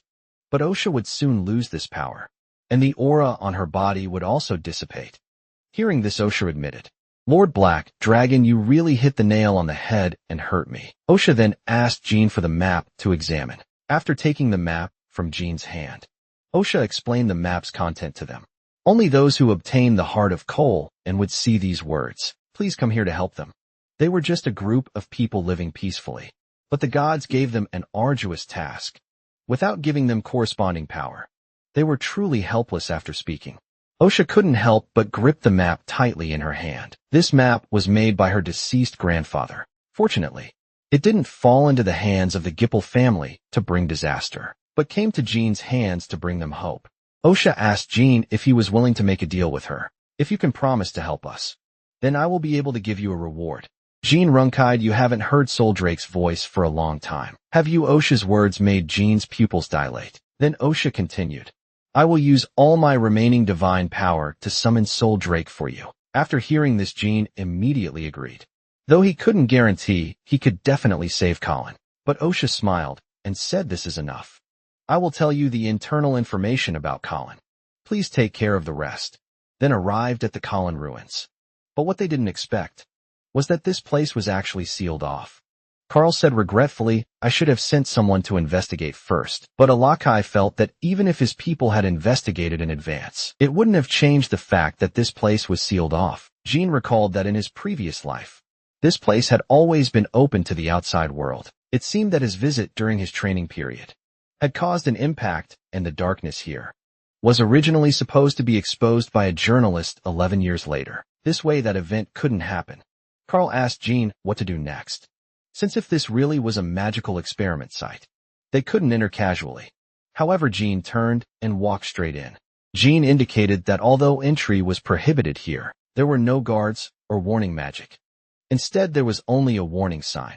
Logically, the Gipple family shouldn't be so lax in management. After hearing Jean's analysis, Carl was startled. Could it be that they had already found that artifact? Jean thought they might have given up just then. Alakai sensed something unusual. He immediately signaled everyone to be alert. And when they saw the situation clearly, in front of them were the red people of the Colon ruins, and a silver-haired man who was still drinking. Jean and his companions immediately recognized the man's identity. He was Myron, the mad mage of the Gipple family's magic tower and Kelia's sixth son. Not only was his behavior strange, but he was also extremely crazy. But Jean felt puzzled as a pure-blooded Gipple member. Myron had no guards around him. Hearing this, Carl told Jean that Myron, as the master of the Gipple family's seventh magic tower, not only had magic that reached the 8-star level, but he also carried various artifacts. But he was very confident in his own strength. Ulkai showed a vicious, evil smile and said, in that case, let's just chop off that guy's head and then escape with everyone. But Jean immediately rejected Ulkai's proposal, because the other party was a pure-blooded member of the Gipple family. They had just killed Andre not long ago, and killing Myron would make things bigger, unless they had a reason that would prevent the Gipple family from acting rashly. Just then there was movement nearby. A man wearing glasses suddenly appeared. Jean walked behind the man and questioned who he was. The man hurriedly said his name was Dino and that he was a journalist. Hearing this, Jean's pupils contracted. He didn't expect this was the journalist who exposed the Colon incident in his previous life. So before the event was exposed 10 years later, he had been making preparations alone. Jean looked at Dino, thin build, looking to be in his early 20s. But it was this young man who single-handedly opposed the Gipple family, which made him feel admiration for Dino. Jean asked Dino if he came here for some news. But Dino didn't answer Jean's question, instead nervously inquiring about their identities. First, Jean said, don't be nervous, we're just a few passers-by who came to our friend's hometown at his request. Since you're a journalist, it seems our purposes are the same. Jean's words greatly surprised Dino, who said, you actually know about the Colon natives. Mulakai said to Jean, is it really okay to tell that guy everything? But Carl waved his hand and said, Master Jean wants to create a legitimate reason. That person should want to expose what's happening here. Cooperating with him gives us a legitimate reason to act against the Gipple family. He should have collected a lot of relevant intelligence. Hearing this, Dino took out a notebook and gave it to Jean, and the content was all records from Dino's personal interviews with the Red people. This made Jean marvel at his courage. If discovered by the Gipple family, he wouldn't have a good ending. But Dino said, it doesn't matter because I've already been in contact with Myron. I learned some things by drinking with Myron. I found that Myron wasn't very guarded, so he won't use me to test you all.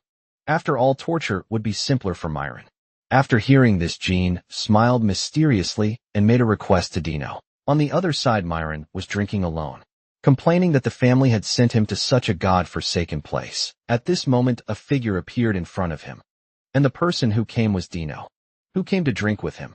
When Myron saw Dino, he immediately perked up and happily greeted him to come over quickly, but then his eyes narrowed. He said, you didn't come alone today. Dino explained, these are interesting tourists I met on the road. I thought you'd like them, so I brought them over. I didn't greet you in advance. I'm very sorry hearing this.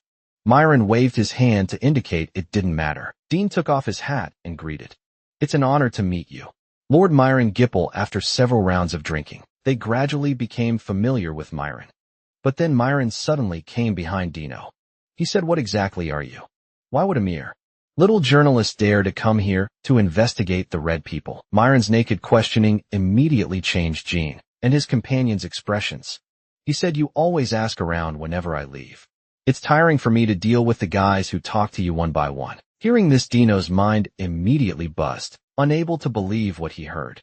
Seeing Dino's expression, Myron couldn't help but sneer. Then he laughed maniacally, saying, you clever fool. Don't you know that everyone who talked to you has disappeared? A bunch of ants. Where exactly did you get your confidence? As he spoke, he violently smashed the wine bottle in his hand toward the fire. The flames immediately shot up 2.2 meters high, and at the same time Myron's mocking voice came through the firelight. He said, I never understood why you were so bold. But now I finally know the reason. So the guys from the Garden of Swords are your backing. At this moment Myron finally tore off his hypocritical mask. Seeing this, Gene and his companions also prepared for battle. The next moment the two figures burst into action. Ulkai grabbed Dino and pulled him over. Gene drew his long sword and came to Myron's side, but somehow he had already raised a protective shield. Surprised Gene because he hadn't felt any magic power fluctuation. But even if he used the campfire as cover to cast magic, there shouldn't be no trace of magic power fluctuation. What method had Myron used? Alakai also noticed something was wrong with Myron and shouted to warn Gene. Because even if magic power fluctuations could be hidden, they couldn't be eliminated. You must have some unknown means at this time. Myron also saw through Gene's identity and guessed that the escaped goddess had commissioned the Roncade family. Myron said to Gene, you're just a preparatory vanguard. Logically, you can't accept commissions yet, which means this is your personal business. Gene didn't answer Myron's question. He held his long sword in front of his chest. Assuming a battle stance, he said, even if I ask you how you recognized me, you probably wouldn't tell me. So let my sword make you confess.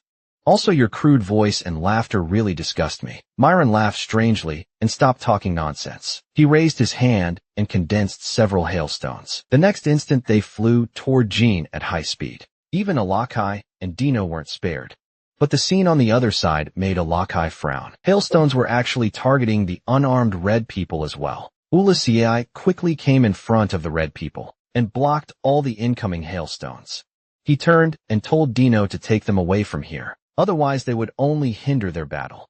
But just as Dino turned to direct the Red People to leave, they each showed painful expressions. Seeing the scene, Dino's pupils contracted. Tears burst from his eyes as he roared with all his strength. Myron Gipple, you scumbag.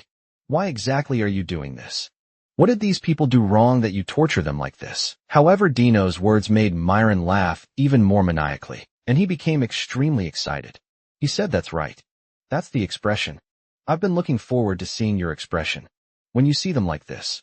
Now I'm very satisfied. What a stupid and ridiculous guy. It's all because of you that those lowly creatures became like this, because you're all equally base. Do you really think you can save them? As soon as he finished speaking, a furious fist came crashing down at him, immediately sending him flying dozens of meters. But Myron also used magic to defend himself in time. At this moment, Gene's anger reached its peak. The violent shadow power manifested as a ghost-like deity. He said, now you don't need to waste any more words, because the reason to kill you is already sufficient. Seeing this, Myron found it hard to believe. Gene was actually a 1 in 10,000 magic swordsman, and he also controlled shadow energy that devoured everything. This power, which was neither magic nor righteousness, kept devouring Myron's magic like a moving shadow. Myron's pupils shrank as he thought of a possibility. Could it be that Soldrick had rejoined the Runkide family? Meanwhile, Gene noticed something unusual and immediately shouted to warn Ula. Kai and the others' dense ice spikes had somehow condensed in the air. Even Alakai hadn't noticed it all. Gene indicated that Myron had hidden his magic power fluctuations, so they should assume Myron was constantly casting magic. Seeing his trick exposed, Myron praised Gene's keenness, but he believed they couldn't possibly save all these lowly people. At this time, Alakai suddenly grabbed Gene and threw him like a cannonball, shooting straight toward Myron. Seeing the scene, Myron stretched out his hand and slapped it hard on the ground. In an instant, countless ice spikes fell like raindrops. However, this couldn't stop Jean's advance. He dodged and weaved as he rapidly approached Myron. Myron raised his hand and summoned a magic staff, then concentrated magic power on the staff. The next moment, several sharp edges shot rapidly toward Jean, accompanied by a loud boom. They exploded, seeing his attack succeed. Myron immediately burst into wild laughter. However, Jean had already reached behind him under the cover of smoke and dust. Seeing the scene, Myron's pupils shrank. Jean had already released the metal helmet to neutralize the attack. Then he rushed toward Myron with his long sword. Myron reacted and summoned an ice wall to block in front of him. However, that seemingly impregnable ice wall was instantly broken by Jean's sword. This made Myron feel extremely troublesome, because no matter what magic he used, the magic power would be eliminated by the shadow energy. But the next moment he showed a maniacal laugh again, and magic circle appeared under his feet. Countless chains danced out from the circle, instantly binding Jean tightly. Myron also showed a triumphant smile and said, "Got you." However, the next moment the sound of a sword rang out. Jean immediately cut through all the chains. Seeing Jean break free, Myron laughed even more maniacally. He said, "Jean Runkide, you've made me feel excitement for a long time. The place I spent energy to set up has become meaningful." Because of this, seeing dense magic circles constantly emerging, Jean marveled that Myron was really a madman. Ulakai on the side saw this and quickly told Dino to take the red people away from the magic circle range. Iron laughed maniacally. "Running is useless, because I've set up magic circles everywhere you can see. Enjoy yourselves." The next moment, all the circle traps began to activate flames. Ground spikes, sharp edges, ice spikes, various magics formed a dragnet. Then a thicker pillar of flame exploded in front of Jean. At the same time, the ground behind him began to rise strangely. That was magic known as the erosive land. Anyone who touched it would become nutrients for the earth. Therefore, Jean now had no way to retreat. Then he had only one choice left. Jean took a step forward and fiercely slashed at the fire pillar with his sword. Shadow energy immediately devoured the flames, instantly exploding in front of Jean. At this time, Jean felt strange. Logically, even if Myron reached the 8-star level, he shouldn't be able to control such enormous magic power. Could he have some hidden tool? And Myron also found it hard to believe Jean had actually seen through his magic. Just now, he didn't step on the erosive land to avoid the fire pillar, but moved forward to destroy the incoming fire pillar. Jean didn't understand magic. He wouldn't make this choice. Myron guessed, "Could it be that you're a magic swordsman?" Jean didn't respond to Myron's question, but it was this expression that gave Myron his answer. Myron said, "I see, since you have magic power, then it'll be easy from now on." The next moment, he formed a wind magic under his feet, then grabbed toward Jean at extremely high speed. He said, "I'll use magic power, stronger than yours, to make your magic power flow backward." In battles between mages, the strength of magic power was key to victory, because the person with less magic power would experience magic power backflow first, which was a deadly phenomenon. After magic power went berserk, the backflow would cause organ rupture. However, the Rancade clan had no magic power in their bodies, so they couldn't make Jean's magic power flow backward. But now he faced a madman with 8-star magic power. If he succeeded, the consequences would be unimaginable. However, Myron's plan was already within his expectations. A massive dark light suddenly appeared in Jean's hand. That was a Samis light magic flash cannon. Jean said, "This is my gift to you. Open your eyes wide and watch carefully." Myron dipple. Next moment, dazzling light exploded, instantly illuminating the night sky, immediately plunging Myron into complete darkness. At the same time, Jean seized the opportunity, gripped his sword with both hands, and surging shadow energy flowed on the blade, forming a black light that slashed Myron's hand. But he quickly reacted, grabbed the fallen magic staff, used wind magic to escape Jean's attack range, then used magic power to drive out the shadow energy remaining in his wound. Myron said in surprise, "I didn't expect you could also use ancient light magic. This really exceeded my imagination." At this time, Jean was also breathing heavily. Using so much power at once put considerable strain on his body. Myron possessed intuition and reaction abilities that surpassed ordinary mages, just like a wild beast. Although his magic power wasn't as strong as Andres, he was a more troublesome opponent in battle. and now it seemed he had very rich combat experience. So besides magic power backflow, he must have other hidden moves. Just then Myron's eyes glanced towards somewhere behind him. Then he laughed maniacally again. You must think I'm a madman. But you and I are the same type of person. Jean said, are you trying to buy time with nonsense? Your last words are too boring. Myron held up 2 fingers and said, sorry you can't kill me yet. Because my uncivilized friends are still protecting me. Myron's inexplicable words gradually made Jean lose patience. Jean said, what exactly are you trying to say? Hearing this, Myron raised the magic staff in his hand and said, you should have also noticed that I control magic power above 8-star level. So how did I do it after saying this? He threw an attack toward behind him saying, now you can find out there lay many red people. Myron said these lowly creatures dared to betray me, so I had to use them as my magic power amplifiers. Hearing these words, Jean couldn't help but grip his long sword tighter. But Myron's next words made his pupils contract. Although they look like corpses, they're actually all still alive, replenishing magic power for me. Therefore, if you want to kill me, you must first eliminate these guys. Come on, Jean Runcade. Kill them all, then have a final battle with me. But just then a girl stepped forward to expose Myron's lies. That's not true. What he's saying is all lies. It's not that we're amplifying magic power for him, but he tortured us and forced us to reveal how to use the sacred object. Now these tragic compatriots of mine lying on the ground are all dead. Seeing his lies exposed, Myron immediately flew into a rage, roaring for the girl to shut up.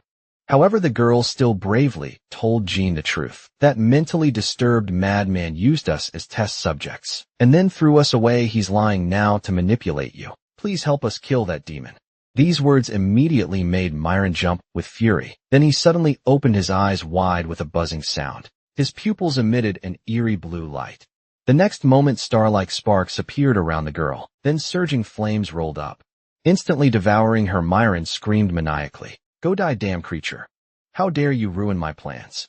At this time, Dino suddenly appeared and told Jean that the girl must be saved because she was Taika, the goddess's representative, and the only core figure among the red people. But Jean didn't immediately respond. He just looked at the flames burning on the girl's body. That was the Gipple family's secret technique. Blue fire magic eyes. In his previous life, he had heard his master mention this was a unique skill of the Gipple family. Just by looking once with the eyes, flames could be ignited that couldn't be extinguished. The opponent could only die in agony from the burning. Jean had asked how to deal with this. His master smiled faintly and told Jean a method. Burn it with flames even more scorching than it. Magnificent blue flames swept across. A clear cry echoed through the sky. Myron's eyes were full of shock and disbelief. That was the legendary king of Phoenix Tess. After being saved by Jean, Taika also awakened. She felt the surrounding blue flames, but the blue flames didn't cause her burning pain. At this time, Jean's voice brought her back to her senses. Thank you. If it weren't for you, I would have been played by that guy. You're safe now. Hearing this, Taika hurriedly waved her hands and said, it's not time to relax yet, because Myron is using the power of the sacred object, but he hasn't obtained the sacred object. Only learned a few activation phrases through torture. The sacred object is still hidden in a place only we know. After the battle ends, I'll tell you the location of the sacred object, so please end our suffering. Mika's heart-wrenching plea made Jean's heart unable to remain calm. The Gipple family had brought them too much pain. Then he turned to look at Myron's expression full of disbelief. He said, it seems Tess choosing me was a big blow to you. Are you done with your juggling performance now? The joke should end here too. Let me send you to your death. Hearing these words, Myron's face darkened as he said, what an arrogant fellow. After saying this, he violently inserted his magic staff into the ground. Then enormous magic power poured out, instantly forming a terrifying black hole above. He said, I was once the lover of the witch Herala, and I've shared drinks with the king of the Black Sea. Now you dare to say you'll send me to hell? Then I'll let you see what real hell looks like. After saying this, he raised his palm and began chanting obscure incantations. But just then a torrent of scorching flames gushed out, immediately making Myron's body stiffen. Tace was angrily attacking Myron. Seeing this, Jean felt puzzled. Could it be because of that incantation? At this time, Alakai came to his side, nervously telling him that the incantation Myron was chanting could make the beast King Olga possess him, so while Tace was hindering him, they must quickly stop him. Gather as much shadow energy as possible to unseal the divine sword. After saying this, Alakai waved his hand, and shadow energy gathered in his hand like a storm. The thick shadow energy was violently thrown out, instantly forming a bridge connecting to the black hole. Then Jean leaped up onto the shadow energy. His figure burst forth, rushing toward Myron. But just then Jean's figure paused. A sharp pain surged into his heart. Blood gushed from the corner of his mouth. Under excessive use of power, his magic power actually began to flow backward. At this moment, even summoning test could no longer be maintained. The situation instantly became very bad. Seeing this scene, Myron immediately noticed Jean's condition. Then he showed a maniacal grin. He said, "Jean Rancade, are you ready to welcome the hell of death?" The black hole above had already condensed into a magic circle, and a terrifying aura leaked out, as if some horrible existence was about to descend. But just then Myron's laughter came to an abrupt halt. Jean had already leaped in front of him.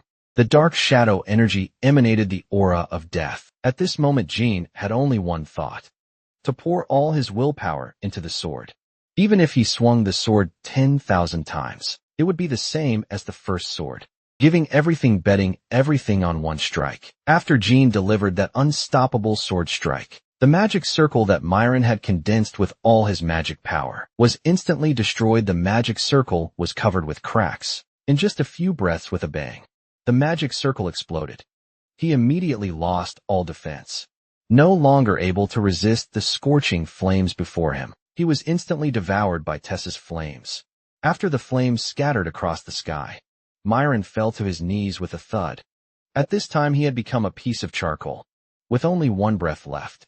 Jean breathed heavily, recalling that moment just now, his shadow energy release, which was different from usual, and this first understanding of the feeling was like touching the threshold of the heart sword. But just then the magic staff in Myron's hand glowed with green light. This immediately startled Jean, but fortunately, it was just a false alarm as Myron collapsed to the ground with a thud. This great battle finally came to an end. Seeing this, the tense string in Jean's heart also relaxed. Fatigue washed over him like a tide. He could no longer support himself and fainted. While Jean was falling into sleep, a voice rang in his mind. The magic staff of the Gipple family's magic tower master has a special device. Once activated, it can send an emergency signal to its affiliated magic tower. That means you have no time to lie down anymore.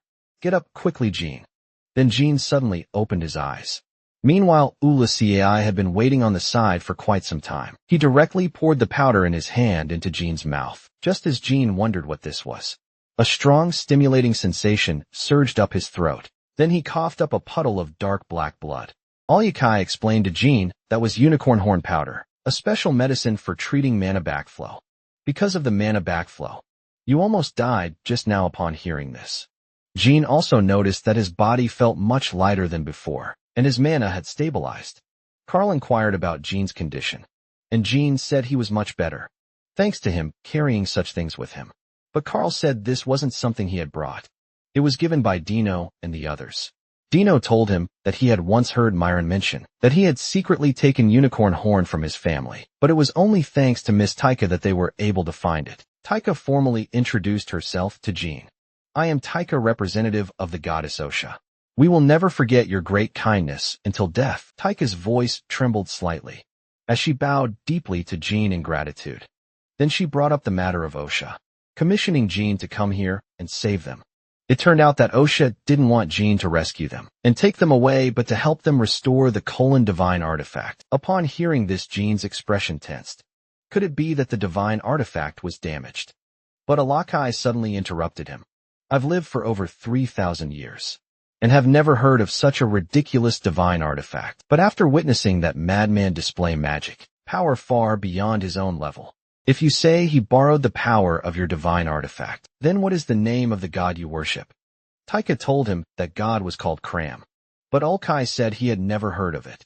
At this time, Carl reminded them that they should quickly find the divine artifact and leave this place. After all, this was Gipple family territory, and they might discover the anomaly at any time. However, Taika told them of a problem.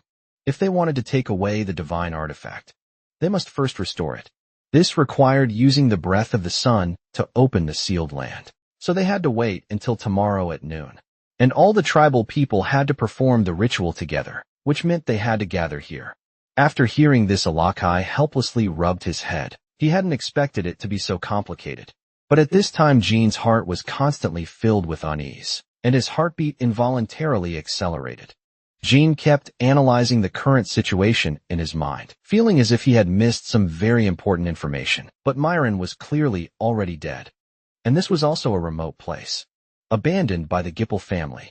So if no one sent a signal, it was precisely this point that made the answer in Jean's heart. Ready to emerge, Myron was the magic tower master of the Gipple family. Upon hearing this, Alakai expressed his confusion. Wasn't this already known? But Carl quickly came to his senses and immediately understood Jean's meaning.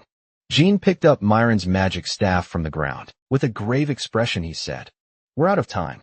The gem on the magic staff was continuously emitting eerie green light waves.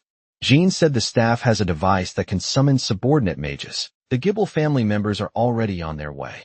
Upon hearing this, Alakai and the others were immediately shocked, asking Jean how he knew. Jean said that he had once heard his sister Luna mention it, but actually this was what he remembered from his master's words. In his previous life, when he had fainted, Carl told everyone based on intelligence from the colorful bird that each magic tower of the Gipple family had at least 100 mages, all 7-star and 8-star or above. Plus they still had to protect ordinary people.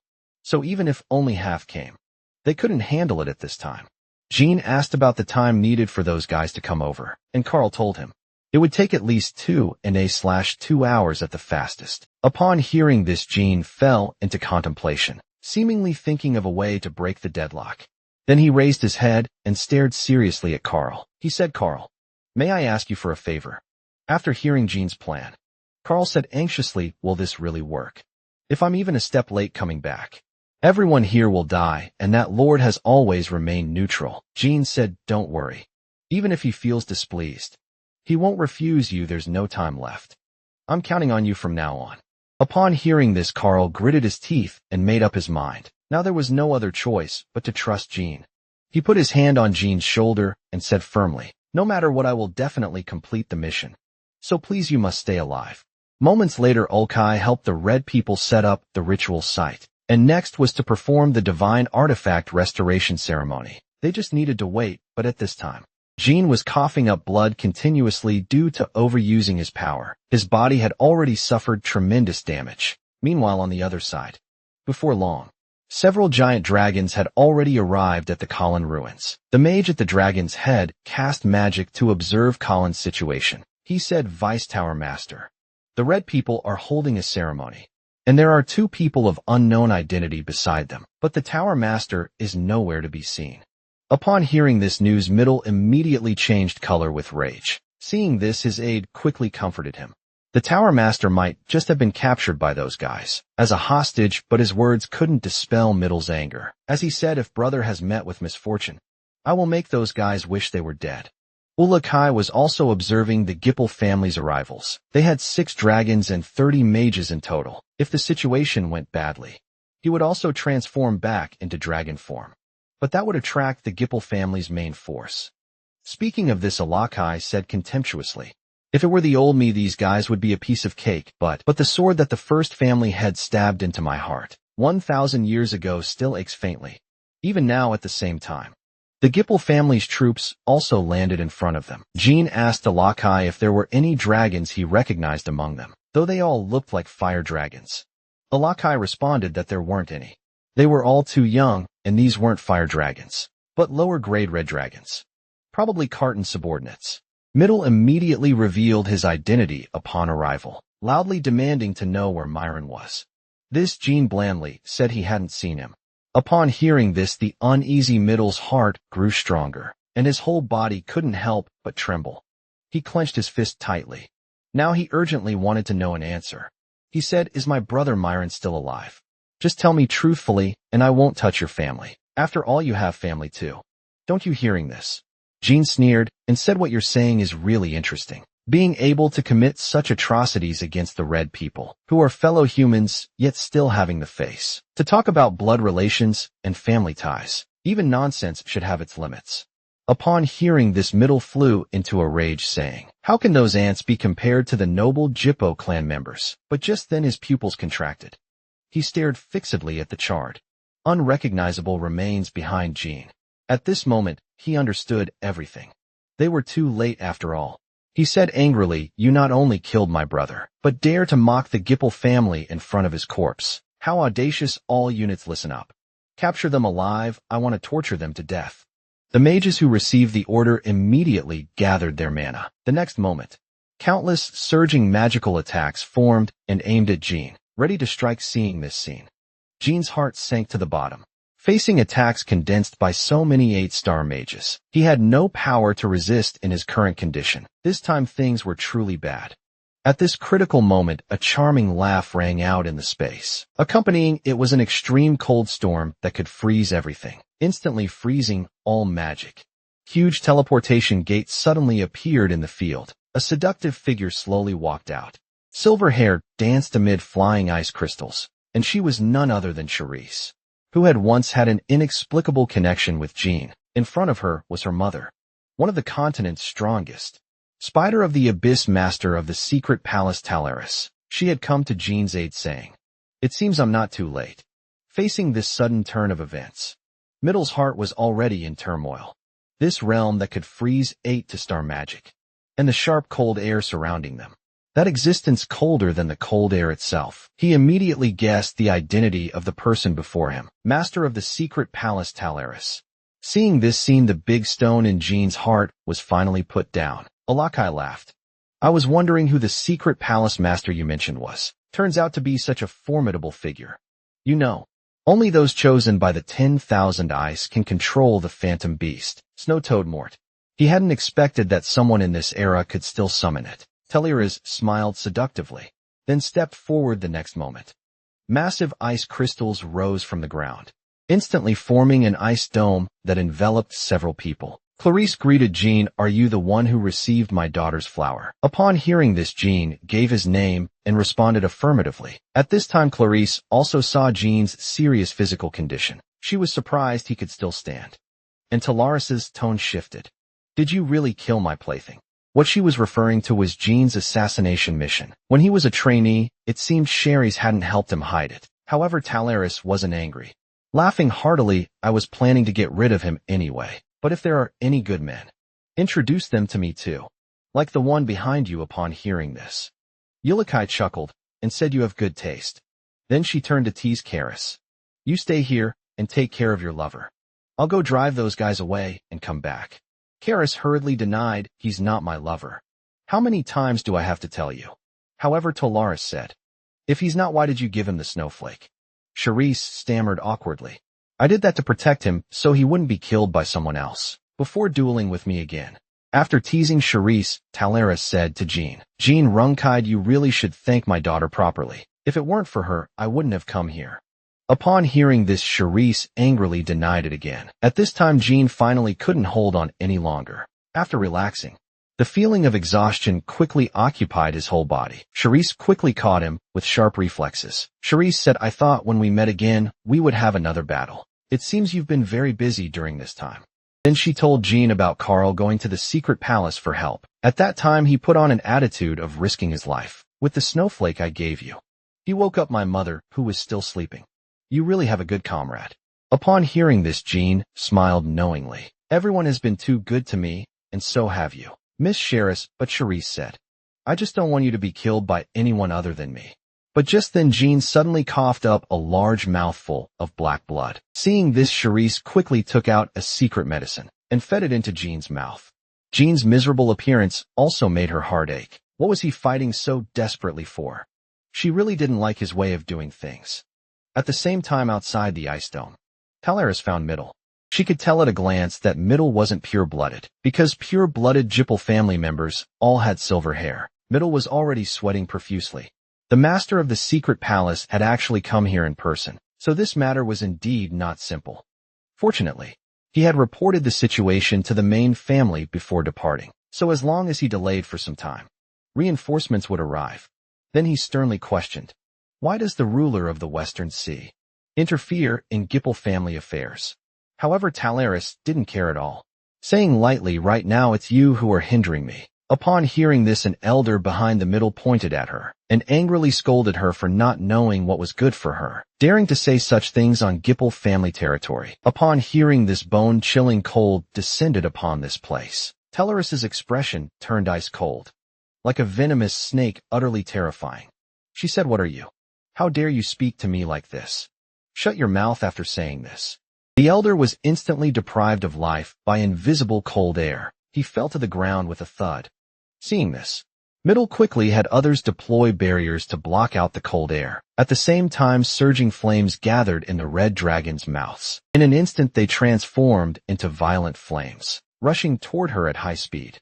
With this, Tallerus merely waved her arm lightly. Those fierce flames were immediately frozen and extinguished. With a bang, they became countless ice crystals. Tallerus said mockingly, "Do you want to continue seeing this?" Middle gritted his teeth and stared at her fiercely. He raised his hand to summon his magic staff, saying, "Even if we all die here today, in the end it will only be your name and the legend of the secret palace that will be erased from this world."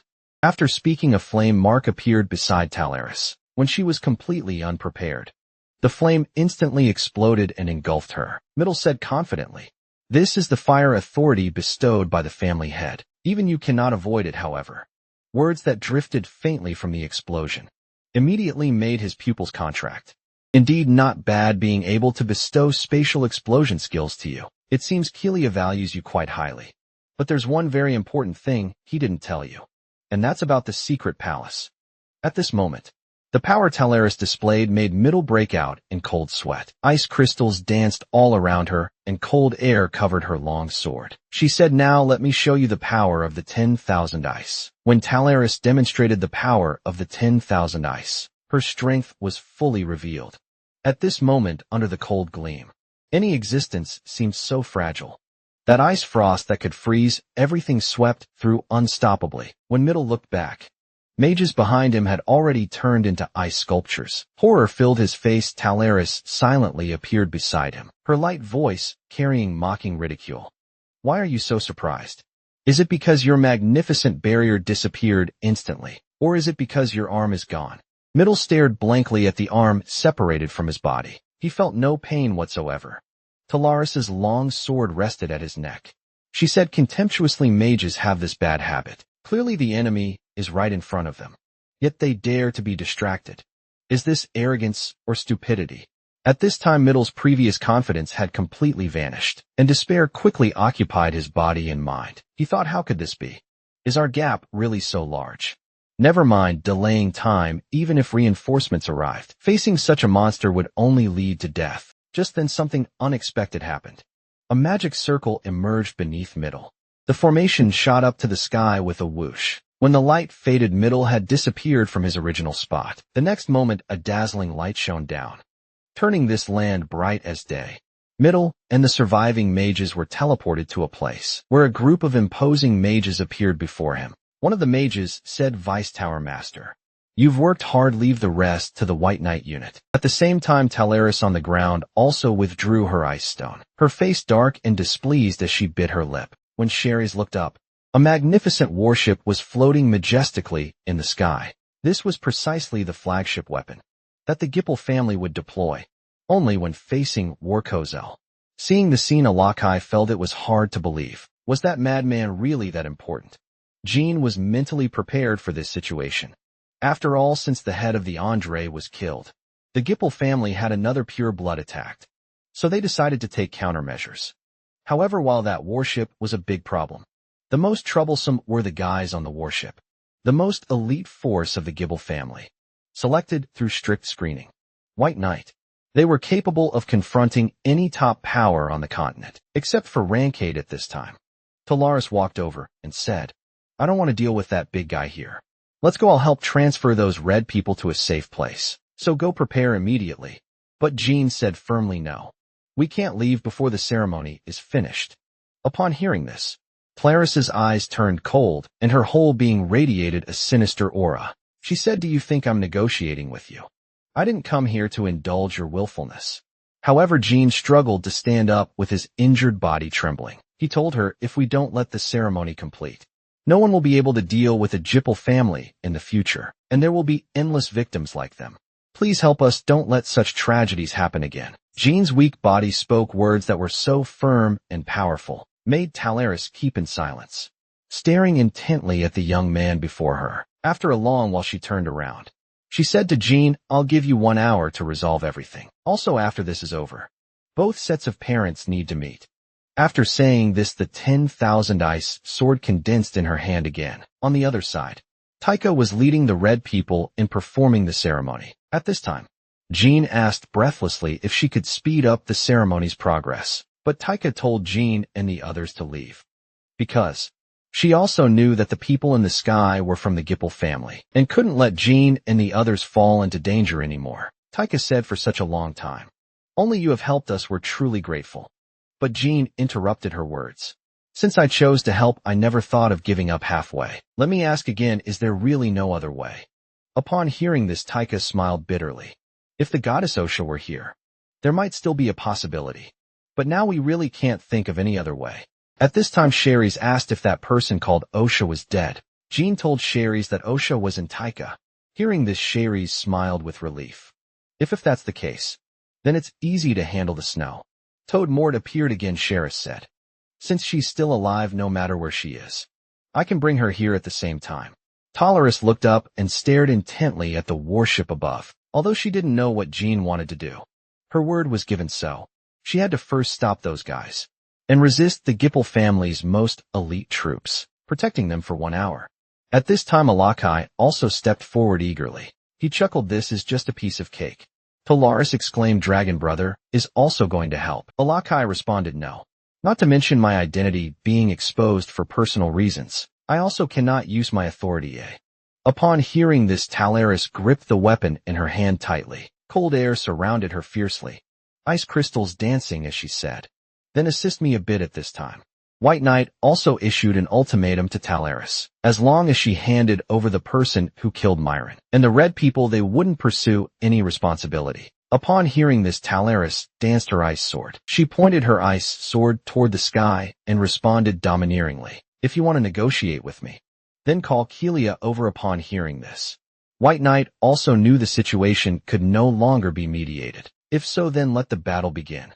He raised his hand and condensed magic, instantly forming wild flames dancing in the air. The blazing fire was frighteningly red. Then he pressed his palms together forcefully, chanting, be annihilated. The next moment, the fierce fire became unstoppable and shot out explosively, wanting to devour everything under the fierce flames. Under that fireball, Alakai had been waiting for a long time. His violent fist instantly cut through the air, shattering that terrifying fireball into sparks in an instant. At the same time, cold air surged on Talaris's ice sword. She suddenly swung her sword forward fiercely. The sword, energy wrapped in ice frost power, rushed rapidly toward the warship. White Knight's magic power appeared in his hands. He forcefully slapped toward the ground quickly, condensing a formation under the warship, immediately blocking that ice frost sword energy. After seeing Alakai's performance, White Knight became puzzled about his identity. He had actually blown up his magic with one punch, without even using righteousness. Clearly not someone to mess with. So he immediately ordered contact with the main family. He wanted to apply for permission to use the warship cannon. On the other side, Jean and Charisse also reached Taika. He anxiously asked where the goddess Osha was. However, Osha seemed to have predicted Jean's arrival. She had already prepared, and they just needed to depart immediately. At the same time, Talaris, at the center of the battlefield, frantically swung her ice sword. Countless ice frost sword energies flew out, following her graceful movements, continuously attacking the warship above. Alakai was responsible for blocking the fireballs attacking from above. Each fireball was shattered by his punches. He felt his fists were about to catch fire. But just then a cold air swept over.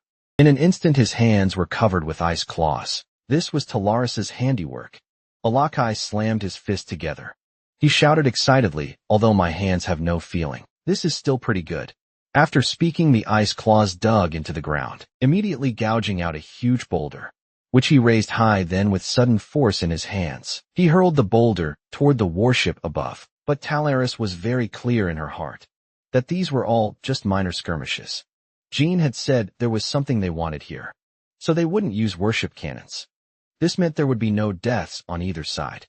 They just needed to maintain the standoff and delay time. However, White Knight also saw through her thinking. But indeed, as Talaris thought, the main family had indeed temporarily not approved killing them. But the ceremony the red people were holding, and the two people who suddenly disappeared made him uneasy. He couldn't afford not to use deadly force. Just then they also received a reply from the main family. Only a simple sentence: leave none alive. Kill them all. Alakai on the ground was wondering why they had suddenly gone quiet. But just then, what happened before him filled Talaris's face with shock. An ominous premonition quickly fermented. Violent magic power gathered at the ship's bow, instantly condensing into a huge energy ball, with explosive magic power raging wildly around it. White Knight said coldly, "Master of the secret palace, the family head has just approved the application. This is your last chance. Hand them over before I count to 3 and you can leave safely. Otherwise I will kill everyone here." Upon hearing this, Talaris also understood they were going all out this time. However, at precisely this moment, a teleportation gate appeared behind her. When she turned around to look, she saw Sherry's and the other two who had just returned from Taika. She immediately shouted for them to leave quickly.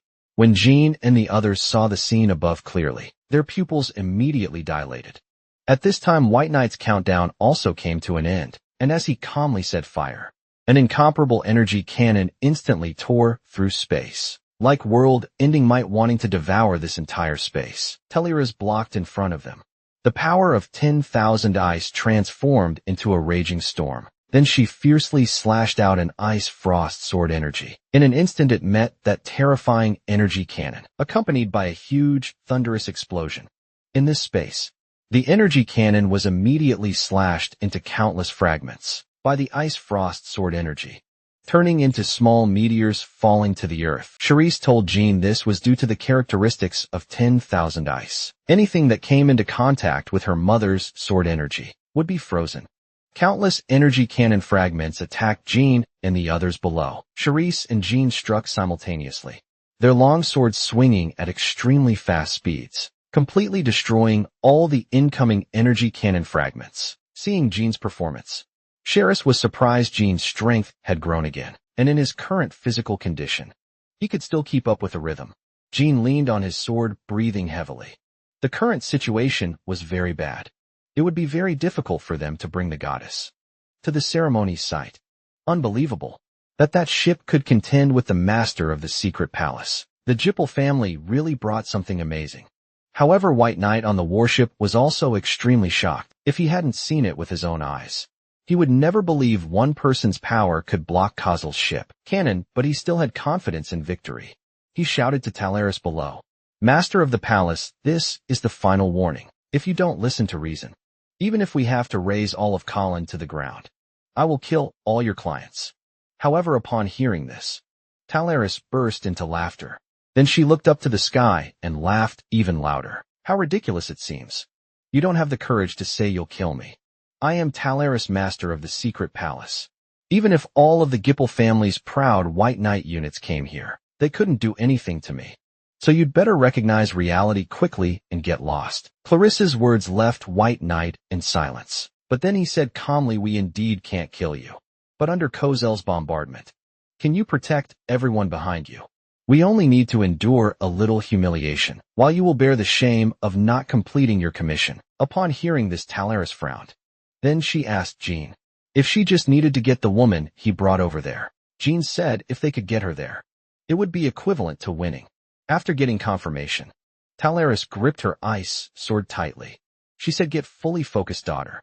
I'll resist the attacks. You find a way to get her to the altar today. Either the secret palace or the Jippel family will be shamed." At the same time, Captain White Knight also ordered everyone behind him. "Warship cannons prepare today. I will erase Cologne from the map." Jean tore off his clothes, then tied his long sword tightly to his hand. He said, "Miss Sherry's, please protect the goddess. I'll clear the path." Upon hearing this, Charisse quickly said, "Can he manage alone? How could you possibly block so many fragments? If you're not careful, you could really die." Jean was silent for a moment, then said, "I was able to live until now thanks to the help of many people. If I don't fight desperately, I won't be able to tolerate my own choices. Jean's unwavering words fell on Osha's ears, immediately triggering memories in her mind. Once she had managed to escape, only under the sacrificial protection of many clan members. Therefore, the hope of saving her people also fell on her shoulders. The remaining clan members suffered cruel torture under the Jippel family's brutality. But even so, no one was willing to reveal her hiding place. Although she kept telling herself this was the best approach, abandoning everyone and fleeing was also her choice. She hid on a small island, using her gradually weakening divine power to pray to an unresponsive god, and waited for someone who could redeem them. All of this was her choice. So now even if she died, she must die alongside her people, even if it meant sacrificing her life. Just then Kazel's energy cannon also finished charging. Then it blasted down toward everyone below again. Seeing this, Talaris quickly slashed out an ice frost sword, energy immediately slashing the huge energy cannon into fragments, turning into countless small energy cannons pouring down. At this time, Jean had only one thought in his mind. He just needed to believe in one thing, that every sword he swung could maintain the same power as the first sword. As countless energy cannon fragments fell to the earth, Jean's sword in his hand swung faster and faster. While turning his head, he shouted loudly to Karis, "Don't stop, I'll help you block the attack from the side." But just as Jean was distracted for a moment, several more fragments rapidly fell toward him. At the critical moment, a figure appeared and scattered all those fragments. Alakai turned his head and warned everyone to be careful, as the attacks wouldn't stop. As soon as he finished speaking, White Knight once again issued the command to fire the energy cannons. Seeing this scene, Talaris also gritted his teeth and prepared himself. The next moment, the energy cannons exploded in the air again, instantly transforming into countless meteors that struck toward everyone. Alakai shouted loudly, "Don't stop. Hurry up and go." He then joined forces with Jean to shoot down the dense fragments. Taking advantage of this gap, Sherry's quickly escaped, but just then, another fragment shot rapidly toward her back. However, Jean leaped forward and struck it down. Seeing this, Alakai smiled and said, "Not bad, you can actually keep up with me. Just keep it up like this." However, before he finished speaking, the next moment his pupils contracted sharply. He saw Jean get hit directly by a fragment. Sherry's nervously called out Jean's name. Upon seeing this, however, more fragments rapidly bombarded him, immediately burying him in the meteor sea. But after hesitating for just a moment, Cherries remembered what Jean had said. She steeled her heart and picked up Osha, refusing to let Jean's efforts go to waste. Her sword swiftly swung to sweep away the fragments in front of her, although she still couldn't understand why Jean would fight to such an extent. Before she could think more, a fragment suddenly struck her back. As her strength gave out, Charisse threw Osha out, then fell to the ground with a thud. Osha turned her head anxiously, caring about Charisse's injuries. But Sheriff sternly shouted, "Don't look back, don't let our efforts be in vain. Keep running." Hearing these words, Osha was deeply moved and couldn't calm down. She then gritted her teeth and made her determination, turning around to run with all her strength. This time, she wouldn't just wait helplessly for the god's response anymore. Prayer alone couldn't change anything. She had realized this too late. Now she had to make a new choice. At this time, Jean, who was severely wounded and near death, had already fallen into unconsciousness. But a voice in his mind was calling to him, "Wake up, Jean Runkai." When Jean opened his eyes, the scene before him had completely changed. Blood-red lava was destroying this land. Charisse lay silently on the ground. Talaris held her daughter with a grim expression, surrounded by countless people from the Gippel family. The outcome was already visible. They had become the losers of this battle, facing such a painful ending. Jean stared wide-eyed at everything before him, his heart full of disbelief. Just then a sound came from behind him. When he turned to look, he saw a red flame dragon standing behind him, holding a dying black dragon in its grasp. That was clearly his contract dragon, Alakai. Jean looked at the red flame dragon, which was not only several times larger than ordinary dragons, but also completely red. He immediately understood this was Kelly's guardian dragon, the flame dragon Keaton. From this it was clear that the Gippel family had truly made thorough preparations. They had ultimately become the losers of this battle, and the price of failure was death. At this time the voice in Jean's mind spoke again. "You must be very curious about what went wrong. Whether you should have left immediately after killing Myron, or should have directly fled with the natives from the beginning, or perhaps you shouldn't have helped them at all in the first place. Are you filled with regret? This series of questions left Jean silent. But the next moment he clenched his fists. He said angrily with his whole body trembling, "This was my own choice, and I don't regret it. What angers me is that despite fighting desperately, I couldn't change anything. I'm angry at my own incompetence and weakness. Everyone was dragged down by me because I was too weak and foolish. We ended up with such a result." At this moment Jean blamed no one else. He felt unwilling and guilty. If he could have been stronger, could he have changed this outcome? Hearing Jean's words, the mysterious person said with satisfaction, "In that case, don't forget this feeling you have now." With that she snapped her fingers. In an instant, brilliant light swallowed Jean. When the light faded, Jean had appeared in another space. When he saw clearly who was before him, his pupils immediately contracted in shock. The other person said, "I am the deity Cram. With Soul Drake's help, I sealed myself in this mirror. I have been waiting for you." Hearing this, Jean felt confused. Ram said, "Time is urgent now. But through today's events, you should understand how difficult the path you must walk will be. It can be said to be full of thorns and countless difficulties if you cannot protect those around you. How painful would that be?" Hearing this, Jean couldn't help but clench his fists tightly. He angrily cursed at her. What's the point of saying this now? Everything is already over anyway. However, Cram said, "Things are not over. Let's go outside to continue our conversation." The next moment, Jean was once again enveloped in light. When he regained consciousness, he had returned to his body. Jean sat up. He had lost count of how many times he had fainted today, but he suddenly felt something was wrong. What was all that just now about? At this time, Karis walked over and said, "You're finally awake." Karis smiled and said, "It's rare to see you with such a panicked expression. It seems you now know how to value your life."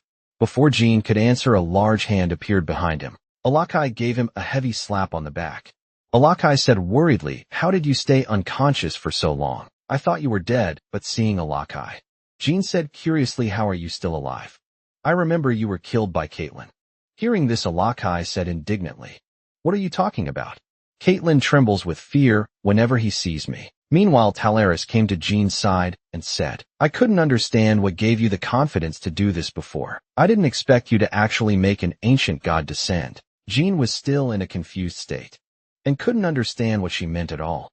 Alakai told Jean, the goddess used her own body to make an ancient god descend, and it wasn't an ordinary god either. As soon as she appeared, she instantly defeated Kazel. I don't know what method she used, but White Knight's troops couldn't move at all. In this endless magical power and barrier, in my memory there's no record of this god's existence, although I don't know what god she is. She's definitely not a minor character. Alakai called out to the distant goddess, "Jean has woken up. You should tell us now. What exactly do you want to do?" Jean looked at the woman before him and felt that the soul before him was not Osha. At this time, Cram also began explaining to everyone. She said, "It was Osha who sacrificed her own body, so I was able to descend." Jean runkied. "Consider the death and pain you experienced today as a small lesson. It will make you more determined to do what you must do at this time." Jean also understood that everything just now had been an illusion. Alakai urged Cram to quickly answer his question. He wanted to know what this suddenly appearing god intended. Said bluntly, "You who arrived so late should put away your arrogance. What do you want Jean to do?" By doing this, Cram opened her palm and summoned an object. Seeing this item, Jean's pupils immediately contracted in shock, because he recognized this thing as the spring of magic. Cram told everyone, "I am the creator of magic and the source of endless magical power, but the world couldn't bear that power and nearly faced destruction. It was Soul Drake who helped me. He sealed both my power and me in this mirror." Alakai expressed doubt, as he had never heard of any god of magical power. But the next moment the mirror emanated a shadowy aura that instantly filled the entire mirror's surface. Cram indicated this was the seal Soul Drake had placed. Seeing this, Alakai's doubts were confirmed. He could tell at a glance that this was indeed Soul Drake's shadow seal. But this seal had become very weak, so she needed to find someone who could continue maintaining the seal. The mirror contained endless magical power, and if this boundlessly expanding magic were released, it would destroy the entire world. Therefore, to prevent such a thing from happening, she asked Soul Drake to seal her in the mirror. The Cole and people here have been guarding her for over 1,000 years. Hearing this, Alukai angrily questioned, "Do you know what they endured to guard the mirror? You should have had capable people do this kind of work." Cram, said the Colin people, then were different from now. No force dared to underestimate them. But after I was sealed, they lost their protection, which is why they gradually fell to their current state. However, thanks to you, they can finally end their suffering soul. Drake's 1,000-year contractor. Hearing this, Sheris and Talaris were immediately shocked. Talaris was even happier, laughing continuously, making Jean feel a chill down his spine. Then Cram pushed the mirror in front of Jean and said, "Accepted, Jean Ronkaid, you have the ability to protect the world and possess Soul Drake's power." As soon as Jean took the mirror, he felt his magical power surging within his body. But as the magic flowed out, the seal became looser and looser. This disaster-like thing had been abused by the Gibble family. In his previous life, Jean said, "It seems I'll have to replace the Colin people in guarding the seal from now on," but Cram told Jean to be precise. "Only you can guard it. The Colin people have been doing something beyond their capabilities all along, and I'm not just asking you to maintain Soul Drake's seal. The seal itself is a gift Soul Drake left for you. This is a masterpiece created by Soul Drake, using all his power during his most powerful period. It's not only high-density shadow energy, but can even be said to be part of Soul Drake himself." But Jean didn't seem particularly happy after hearing this. Although this thing would indeed be of great help to him, what he cared more about was the promise Osha had made to him to summon Soul Drake once. For him, hearing this, Cram's expression froze, then she fell silent. After a long while, she apologetically told Jean, "Osha was too anxious and made you a promise beyond her capabilities. After all, even the Black Dragon beside you cannot get a response from Soul Drake. How could she possibly do it? I apologize on her behalf." Jean said, "It's okay. I didn't do this for a reward. I'm already grateful to have a gift." Seeing Jean's reaction, Cram sighed inwardly. She thought to herself, "Forgive her, or she couldn't possibly know. You are a reborn person, and how did you come to be reborn?" Meanwhile, Cram's body was gradually fading. She said, "My time is almost up. I've said everything I needed to say. It was your choice that freed them from their curse. Like mission, thank you very much. Child of Soul Drake, our Redeemer. I will bless your journey ahead from within the mirror." With that, Cram's body completely disappeared from the spot. At this time, Talaris's voice came from behind Jean. "This is the first time I've seen a deity thank humans. What a precious scene. We should also leave now, as those guys will wake up. And if we don't go, their reinforcements will come again."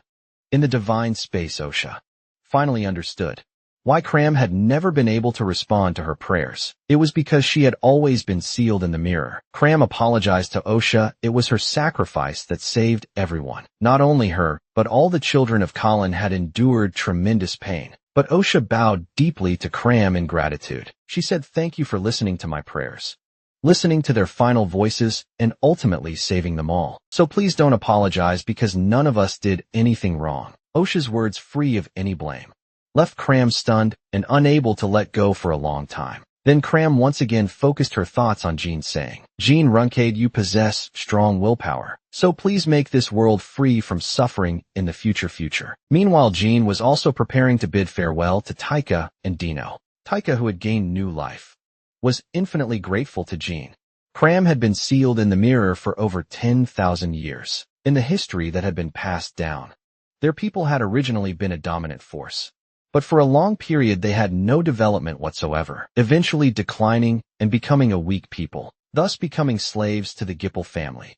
What happened after that was, as Jean knew, if the mirror had fallen into the hands of the Gibble family, then the sacrifice of their entire people would have become meaningless. But unfortunately, it was Jean who obtained the mirror in the end. Saying this, tears of excitement couldn't help but flow from Tika's eyes. But Jean rejected Tika's statement, because the current outcome was all thanks to everyone. If those madmen from the Gipple family had obtained the mirror, they would have created an army of mages, just like in his previous life, and then the world would have been doomed. And Jean told the two that he would arrange for them to be in the Hopperist United Nations. Hearing this, both were very surprised. Dino said, "As a prospective pioneer of the Rancid family, you cannot get any support from the main family, so you don't need to do this for us." But before Tino could finish speaking, Jean took out a piece of paper from his pocket and handed it to him, saying, "This is a letter I wrote to Luna. the first pioneer of the Rancid family. After you arrive at the territory, show this letter and she will help you. Hearing this, Dino once again thanked Jean. Jean smiled and said, if you want to thank me, then write more reports criticizing the Gipple family. But Dino wondered if the Gipple family would really remain indifferent to this. With just his own power, it would probably be very difficult. But Jean said, I'm not the only one in this world who dislikes the Gipple family. I'm just the key spark after seeing your reports. People who have been persecuted by the Gipple family will stand up. You will definitely become a good journalist. So be confident. Then Jean found Teleris and said, I apologize for only having time to formally greet you now. Thank you very much for your help. Hearing this, Teleris smiled carelessly and said, it's just a small matter, no need to be so formal. But Jean was worried that this incident would cause the Gipple family to hate the secret palace. Even more, Teleris said no. From now on, Kelly will be more cautious in dealing with the secret palace, because he definitely didn't expect an ancient god to descend, so he'll only think I've become stronger. Hearing this, Jean also felt relieved. But at this moment, Teleris changed her tone. However, I didn't help you out of kindness, but because of a commission, so you don't need to thank me. Jean asked her, is there any reward you want? Teleris smiled mischievously and said, what kind of request do you think I should make to you, who are both Soul Drake's contractor and a magic swordsman? Hearing this, Jean felt a chill in his heart. Although he had expected the situation, he didn't know what kind of request she would make. But the next moment, Teleris laughed and said, how about we forget it this time? After all, I also obtained some important intelligence. As she spoke, she asked for Sheris's opinion on the side. Sheris blushed and shouted loudly, why are you asking me? Then Teleris and Sheris also prepared to return. Before leaving, Sheris said to Jean, next time we meet, we must have a decisive battle. This incident doesn't mean anyone owes anyone anything. But before she could finish, Teleris interrupted, oh my, you're still in your adolescent phase. How dishonest! Sheris cried out in embarrassment. Mother, why have you been like this since yesterday? Jean watched the mother and daughter bicker, with sweat dripping down his face. On the other side, in the depths of the Black Sea, father was cooking and eating fierce beasts, but then a bright light appeared behind him. The figure that appeared was none other than Teleris' father. Asked in confusion why she suddenly came to find him, Teleris waved her fan and said, long time no see, Sherlong. How about letting your youngest son become my son-in-law? On the other side, after the Colon incident came to an end, Dino and Tika came to the Rancid territory with the letter Jean had given them, and found Luna. According to the contents of the letter, Luna also learned about the great deeds her younger brother had recently accomplished. He had not only killed the Gipple Magic Tower Master, but also fought a great battle with the White Knight Legion, controlling Kozel, standing as the victor until the end. How remarkable indeed! Luna was very happy about Jean's performance, and asked Dino if Jean's body was still well. Dino said, although the battle was intense, young Master Jean had recovered before we left. Hearing this, Luna also put down her worries, and asked the wet nurse to help them find suitable jobs to settle here with the territory's residents in the future. Then she told Dino to speak up about anything he needed, and she would support him with all her power within her capabilities, but he must achieve respectable results according to Jean's requirements. Hearing this, Dino fell silent, then spoke with determined expression to make a guarantee. You need not worry, I will definitely not disappoint you. Soon after, a news report caused a huge uproar worldwide, with the content being the massacre of Colon natives. An unidentified adventurer had punished the Gipple family members, who massacred the Colon people. Once this news broke, opposing forces of the Gipple family, including the Runkle family, quickly spread the rumors. Although the Gipple family claimed externally that this was all Myron Gipple's individual misconduct, fragments of Kozel were found at the scene, indicating that the Gipple family had actively participated in the entire incident. Just as the Hippus United Nations was furious, and the Lutro Magic Federation was equivocating, the Emperor of the Bimani Empire personally declared that the Gipple family was innocent, which gradually calmed the boiling public opinion. The Rungate family, which had made the incident public, gained tremendous prestige, while Bamonti, which supported the Gipple family, received corresponding rewards. The Gipple family, having lost their reputation and prestige, became low-key. Dino had thought that the Roncade people were all warriors, obsessed with swordsmanship, but it turned out this was all his prejudice. Because not only Jean, but even Luna had helped. It brought about an amazing chain reaction. It received many letters of support and financial assistance. The Colon people who had been ignored for hundreds of years now received so much attention. All of this was thanks to Jean's contribution. Now they no longer needed to pray to the god Cram, but should pray for Jean instead. Until the fact that the unidentified adventurer who helped them was Jean Rancade could be openly reported, until Jean would become a pioneer in the future, master the hegemony of the Rancade family, and crush the Gipple family. On the other side, in the depths of the Black Sea, Khan came to find Father with Carl's letter. But the next moment his pupils suddenly contracted. He saw an iceberg had appeared before him, which was Talaris's handiwork. After she mentioned making Jean her son-in-law, Father immediately erupted with terrifying aura, which startled her. Father asked with displeasure, "Is this a new way of provocation for you?" To this Talaris grinned and said, "I already told you I'm not here to provoke you like before." At this moment, she suddenly focused her gaze and threw an ice wind toward the rear. With a clang it struck Khan. After seeing who it was, Talaris said somewhat surprised, "Oh, it's you, Khan." Father told Khan to ignore her and asked Khan to give him Carl's letter. After receiving the letter, Father read about the things Jean had been doing recently. Khan also informed Father about the recent reports. But after hearing this, Father found it somewhat hard to believe. Jean shouldn't have the ability to fight against Kosal. No matter what, he immediately asked Talaris if she had done it. Alaris chuckled and said, "Don't look at me like that. I was just fulfilling someone's request. I think his name was Carl." Hearing this, Father immediately became displeased, because Carl hadn't mentioned this in his letter. Father thought, "That damned guy. How dare he hide things from me? I need to teach him a lesson." However, Talaris said, "Your thinking is wrong. You should praise Carl instead. Carl understands whose person he is, and clearly maintained distance from you. He made it clear that he's not your person, but Jean Runcate's person." Hearing this, Father fell into thought and quickly understood what Talaris meant. He said, "I almost made things difficult for Jean. Consider it that I owe you a favor." Talaris smiled teasingly and said, "Then what about the favor your youngest son owes me?" Father snorted coldly and said, "Go settle that with him yourself." After conveying everything, Talaris also prepared to leave. Before leaving, she said, "Consider seriously what I said about the marriage. My daughter and your youngest son are more compatible than you imagine." At the same time, Jean and Tika suddenly shivered. He turned to look in a certain direction, somewhat puzzled about what was happening. Carl said, "I've been having this feeling lately too. Are you experiencing it as well?" Young Master Gilly said, "Could it be a side effect from the mirror enhancing your magical power?" Jean laughed heartily and said, "Probably not, but after the Colon incident, Jean's strength had indeed improved greatly. His current levels were swordsmanship, 6-star shadow energy, 5-star magical power, 7-star just by holding the mirror. His magical power could immediately reach 7-star level. The effect of this thing was truly terrifying. But he couldn't let his magical power upgrade in this way anymore, or the seal would loosen at this time. The butler came to report to Carl, "There's a man who says he's an information broker and wants to work under you."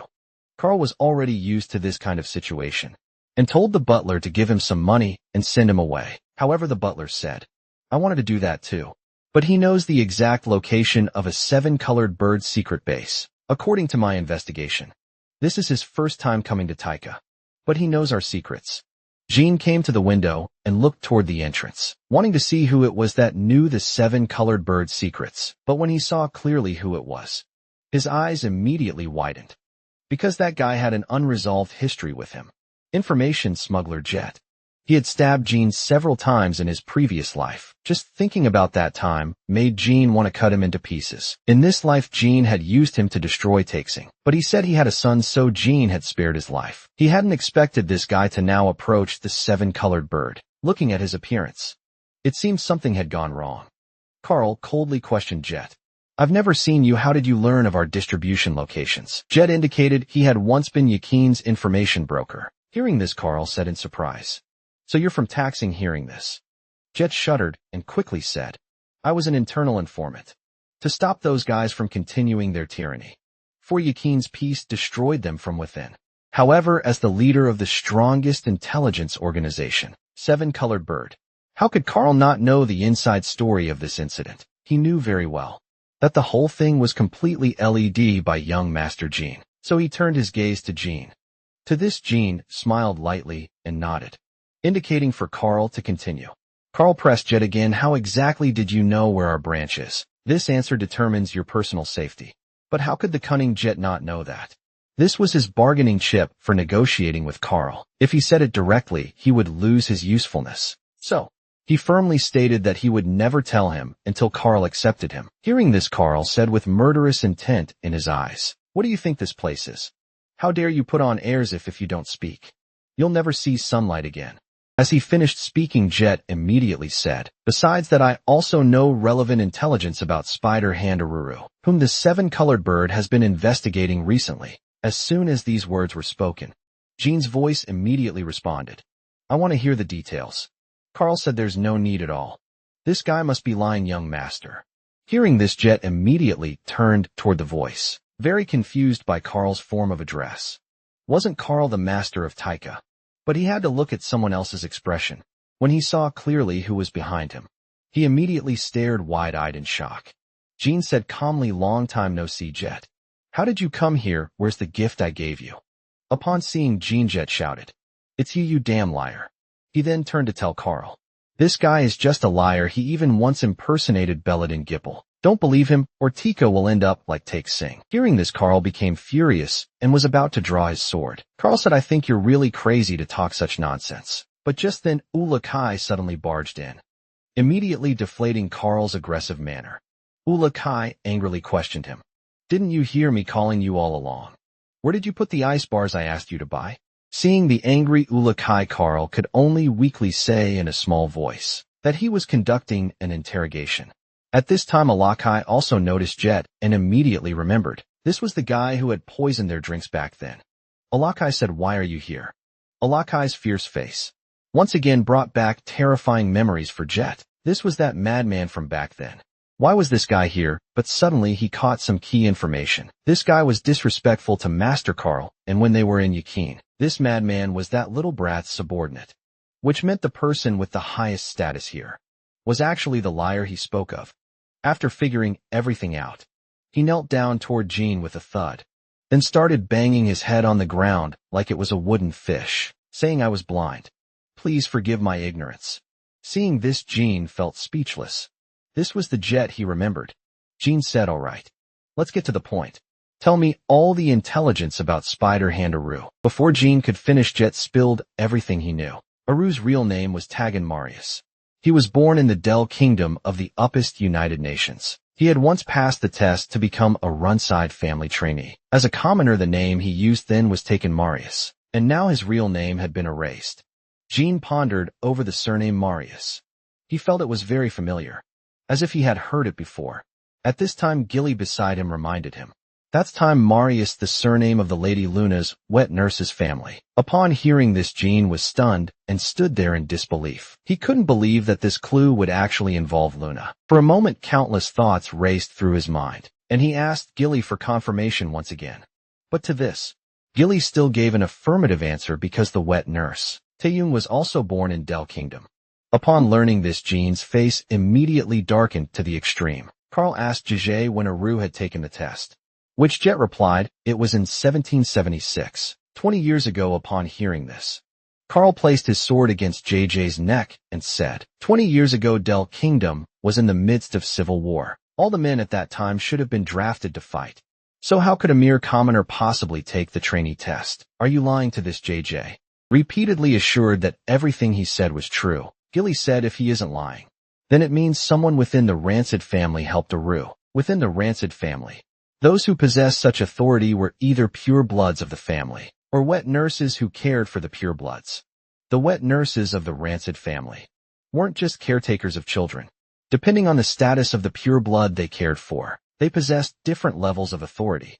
20 years ago, everyone believed that Luna would be the next family head. Therefore, Sister's wet nurse must have possessed supreme power within the family. At that time, if those two people truly had a blood relationship, the person who cursed me in my previous life really be her. But Jean thought it was also possible that time acted alone, yet he couldn't understand the reason behind it at all. So we could only ask J-Jet once again if this intelligence was reliable. To this, Jet staked his own life as guarantee that this intelligence was absolutely true. This was information he had personally gone to the Del Kingdom to confirm. Upon hearing this, Jean immediately made a decision saying, "Very good, then you'll lead the way for me. I want to go to the Del Kingdom right now." At the same time, in the Del Kingdom, a thug was beating the man before him. He threatened with the money he had extorted from the man. "I told you what would happen if you exceeded the payment deadline, didn't I? Why won't you listen?" The man said nervously, "I still have a daughter to raise. If you keep this up, I'll report you to the guard unit." But to this the thug said arrogantly, without care, "Seems like you forgot that behind me stands the famous Runcade family." But suddenly a voice interrupted him. "You'd better shut up if you say more. You'll put me in a difficult position." Brother Gaba, seeing this scene, the man's expression changed drastically, saying, "How are you here? Is that guy also nearby?" But as soon as he finished speaking, his veins bulged out, large amounts of blood gushed from his mouth, and in the blink of an eye, he collapsed to the ground lifeless. Then a masked man appeared saying, "How disappointing, even with mother's help. He still lived like a thug." The man beside him fell to his knees in fear, pleading, "I'll give you all the money. Please spare me, I won't report this. I have a daughter waiting for me at home, please." But the masked man laughed mockingly. "Oh my, you actually see us as the same kind of people as these thugs. Sorry, we don't need money." After saying this, an attack flew over, slaughtering the man's blood on the spot. The purple-haired woman still had undissipated magic power. In her hands, she said, "I personally bear you no ill will. You can only blame your bad luck. Everything I do is for that lord on the other side." Jean was about to set out for the Del Kingdom to investigate the truth behind the curse.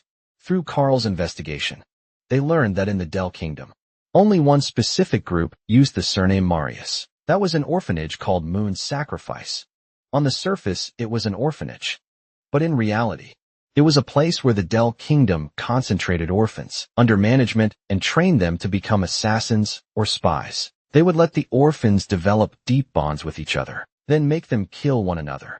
Only the children who survived could become assassins. But after the prince's faction won the civil war, it was abolished and 10 children from the orphanage were liberated and gained the status of free citizens. Aside from the already dead Ruru, 9 people remained, and they all now lived within Del Kingdom's borders. After saying this, Carl handed Jean the addresses of those 9 people. Jean was filled with anticipation for this journey, hoping to find clues about the curse. "This time I must find the one who cast that curse." The scene shifted and Jean arrived at the Del Kingdom with Jet. The closest person to them now was Gaba, about an hour's journey away. Yet asked if they should find lodging first before going to this. Jean said it wasn't necessary. He wanted to meet the 3 survivors living in the western region today, then find lodging afterward. They then came to Gaba's house, but despite knocking for a long time, no one answered at this time. Jean noticed the commotion and noise in the distance, so he went to the back of the crowd to see what was happening. It turned out that a murder had occurred below. From the traces on the bodies, one died from wind magic and one died from poisoning. This made Jean somewhat angry. Someone actually dared to commit magical crimes on rancid territory. What audacity at this time! The voices of the onlookers caught his attention. That damn Gaba really got what he deserved. Who told him to be a scoundrel? Upon hearing this, Jean quickly confirmed with the man, "Are you saying he's Gaba? Because from the corpse it's impossible to identify him, so I'm curious how you know who he is." The man explained, "Last night at dawn, many people saw him walking this way drunk. Soon after someone screamed, and then he ended up like this." The other dead person was someone who owed money and was always tormented by him. Upon hearing this, Jean immediately understood everything. From the poisoning, it was clear that the killer's initial target was Gaba, then used magic to eliminate the witness. But one thing Jean found strange was that if they chose to poison Gaba, they could have just waited until he was alone before acting. Why were they in such a hurry thinking of this? Jean suddenly realized something. He immediately had Jet check the location of the next person. They needed to rush over immediately. He had a bad premonition spreading rapidly in his heart. However, when Jean and the others arrived, the man had already been murdered, and the cause of death was also poisoning. From the traces, he hadn't been dead for long. And from the method, this was the same person who killed Gabo. In other words, someone was assassinating the survivors of Moon's Sacrifice, and they had little time left. So Jean rushed at full speed to the next survivor's home. However, each time, he was still one step too late. The survivors died one by one, and the magic they used became increasingly powerful. Now only the last two survivors remained. At this rate, they simply couldn't catch up with those guys, and appearing at crime scenes might make them suspects. So JJ suggested that Jean simply report this to the guard unit. But Jean firmly rejected this proposal, because if they reported it, they would also be investigated, making them even more unable to catch up. Jean took a deep breath, suppressing the anger in his heart. Jean said, "Damn bastards. Although I'm only a reserve vanguard, they dare to obstruct me on rancid family territory. No matter what, I must get there first." On the other side, the assassins' targets were down to the last person. The purple-haired woman said boredly, "How boring, they received the same training as us. But why are they so pathetic?" The masked man said, "Although it was all training, the content of our training wasn't the same. After all, only we were chosen by that Lord. So of course we're better than those failures." At this time, they also arrived at the location of the final target. Barris smiled sinisterly and said softly, "Then let us end this mission now." However, when they arrived at the last survivor's home, the scene before them was beyond their expectations, because the place was already empty. It turned out that Jean had finally arrived ahead of time at the last survivor's home and taken the final survivor away. He said to the man, "Someone is killing your brothers. Those guys are assassinating based on distance from the teleportation gate, so they're always one step ahead of me. Therefore I had no choice but to come find you who lives farthest away. Thanks to this, your daughter was saved." But after hearing Jean's words, the man said somewhat sadly, "Sorry, I probably have no way out. The children from the orphanage all underwent cruel training long ago. Those who can easily kill them are only those two people, Barris and Karatzo. Those two guys are on a completely different level from us." Upon hearing this, Jean was very surprised. He asked in confusion, "Weren't there only 10 survivors from the orphanage?" The man denied no. There were 12 survivors in total. And the guys hunting us are monsters personally trained by that lord. As soon as he finished speaking, an attack suddenly landed behind the man. A figure in high heels slowly walked out saying, "Oh my, I thought I couldn't catch up with you. Brother Danny, when did you become so clever? How did you know we were coming for you?" Danny questioned why Barris and Corazon were doing this. He didn't understand to this. Karatzo didn't want to explain too much and wanted to immediately end Danny's life. But at this moment, lightning drifted before him. And then, a thick bolt of thunder crashed down toward Barris and Karatzo. The sudden magical attack greatly surprised the two. This was Jean's doing. At this moment, undissipated lightning still surrounded his body. Jean's cold voice reached their ears. "I've been very curious about which guys were obstructing me. Now that I've met you, I'm truly delighted. Who gave you the courage to act so recklessly on rancid family territory? I will slowly figure it out." At the same time, Jean was also secretly sizing up Barris and Karatzo. They both looked under 30 years old. That woman was at least an 8-star mage. But she wasn't from the Gipple family. So who could she be? Jean's appearance left Barris somewhat incredulous. He said Brother Danny actually hired a bodyguard too. How did he become aware? But Karatzo thought Danny couldn't possibly have known about their actions in advance. So he speculated that bodyguard must know something. So he wanted to take him away. Barris said, "Is that so?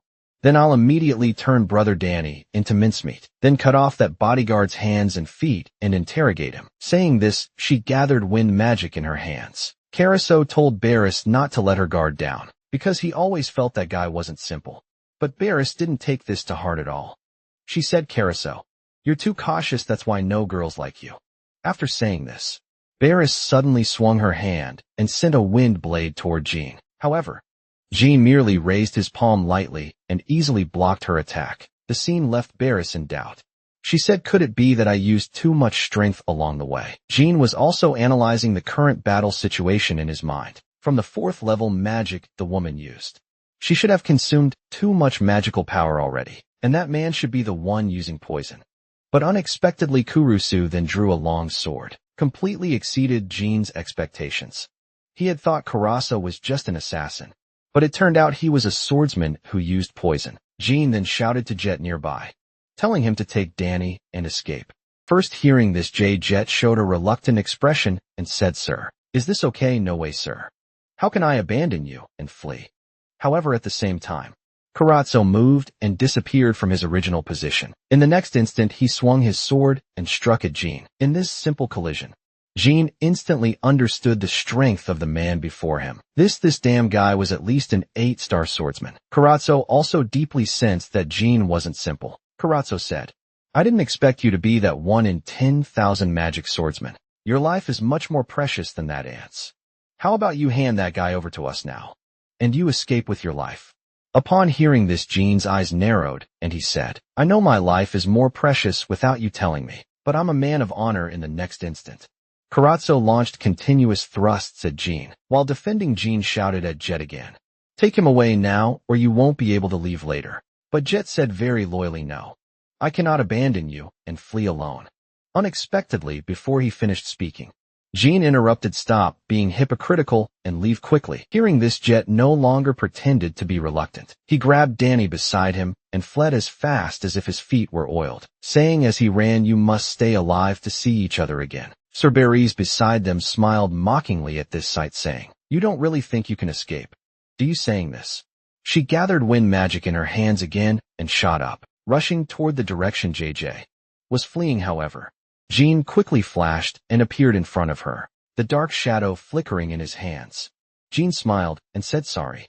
You need to receive a gift before leaving." Then under their shocked gazes, blinding white light completely exploded before them, illuminating the night sky like daylight.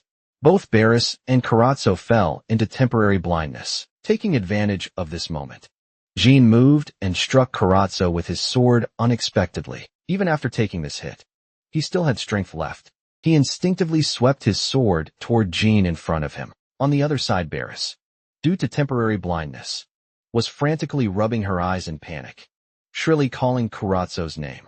At this time, Karatsu was weakly covering his chest and standing in place. Large amounts of blood flowed from the sword wound Jin had inflicted. When Barished opened her eyes and saw this scene, she immediately became furious.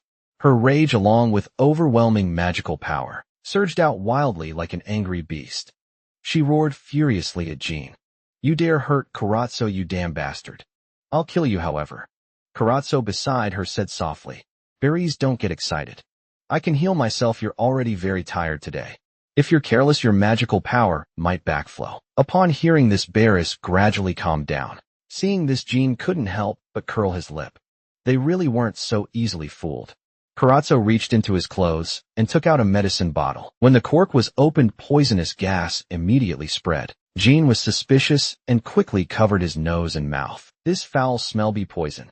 He had heard of people who built up tolerance to poison and then used it in reverse. Although this would damage their lifespan, it could also grant great power. However, during his brief contemplation, Karatsu had already recovered his condition. He said, "Magic swordsman, you're more troublesome than I imagined. That light magic just now was unheard of. Although I have many questions I'd like to ask, completing the mission is more important right now. I'm changing my mind about capturing you alive." After saying this, he disappeared from his original position like a ghost. In the next instant, he appeared behind Jin. Jin quickly reacted and swiftly turned around, raising his sword to block this surprise attack. However, before he had any time to catch his breath, a wind blade slashed toward him, landing beneath him. Then more wind blades enveloped him. Jin dodged them all while moving and turning. But soon Karatsu's surprise attack came again. However, Jin quickly blocked it with a backhand. This greatly shocked Karatsu. Regarding Jin's strength, his aura was clearly only 6-star, but his speed was beyond that level. This meant he must be hiding some unknown trump card. As he thought, Jin suddenly showed a slight smile. Blue flames rolled around his body. Jin said, "Let me deal with the mage first." In an instant, blue flames swept toward Barished. Seeing the scene, her expression changed drastically. How was this possible? This was actually Tessa's. However, before she could finish speaking, she was engulfed by the magnificent blue fire, leaving only a sharp scream echoing in place. Seeing this, Karatsu anxiously looked back. Seeing this, Jin smiled contemptuously with disdain. "You still dare to be distracted? You two really have good feelings for each other."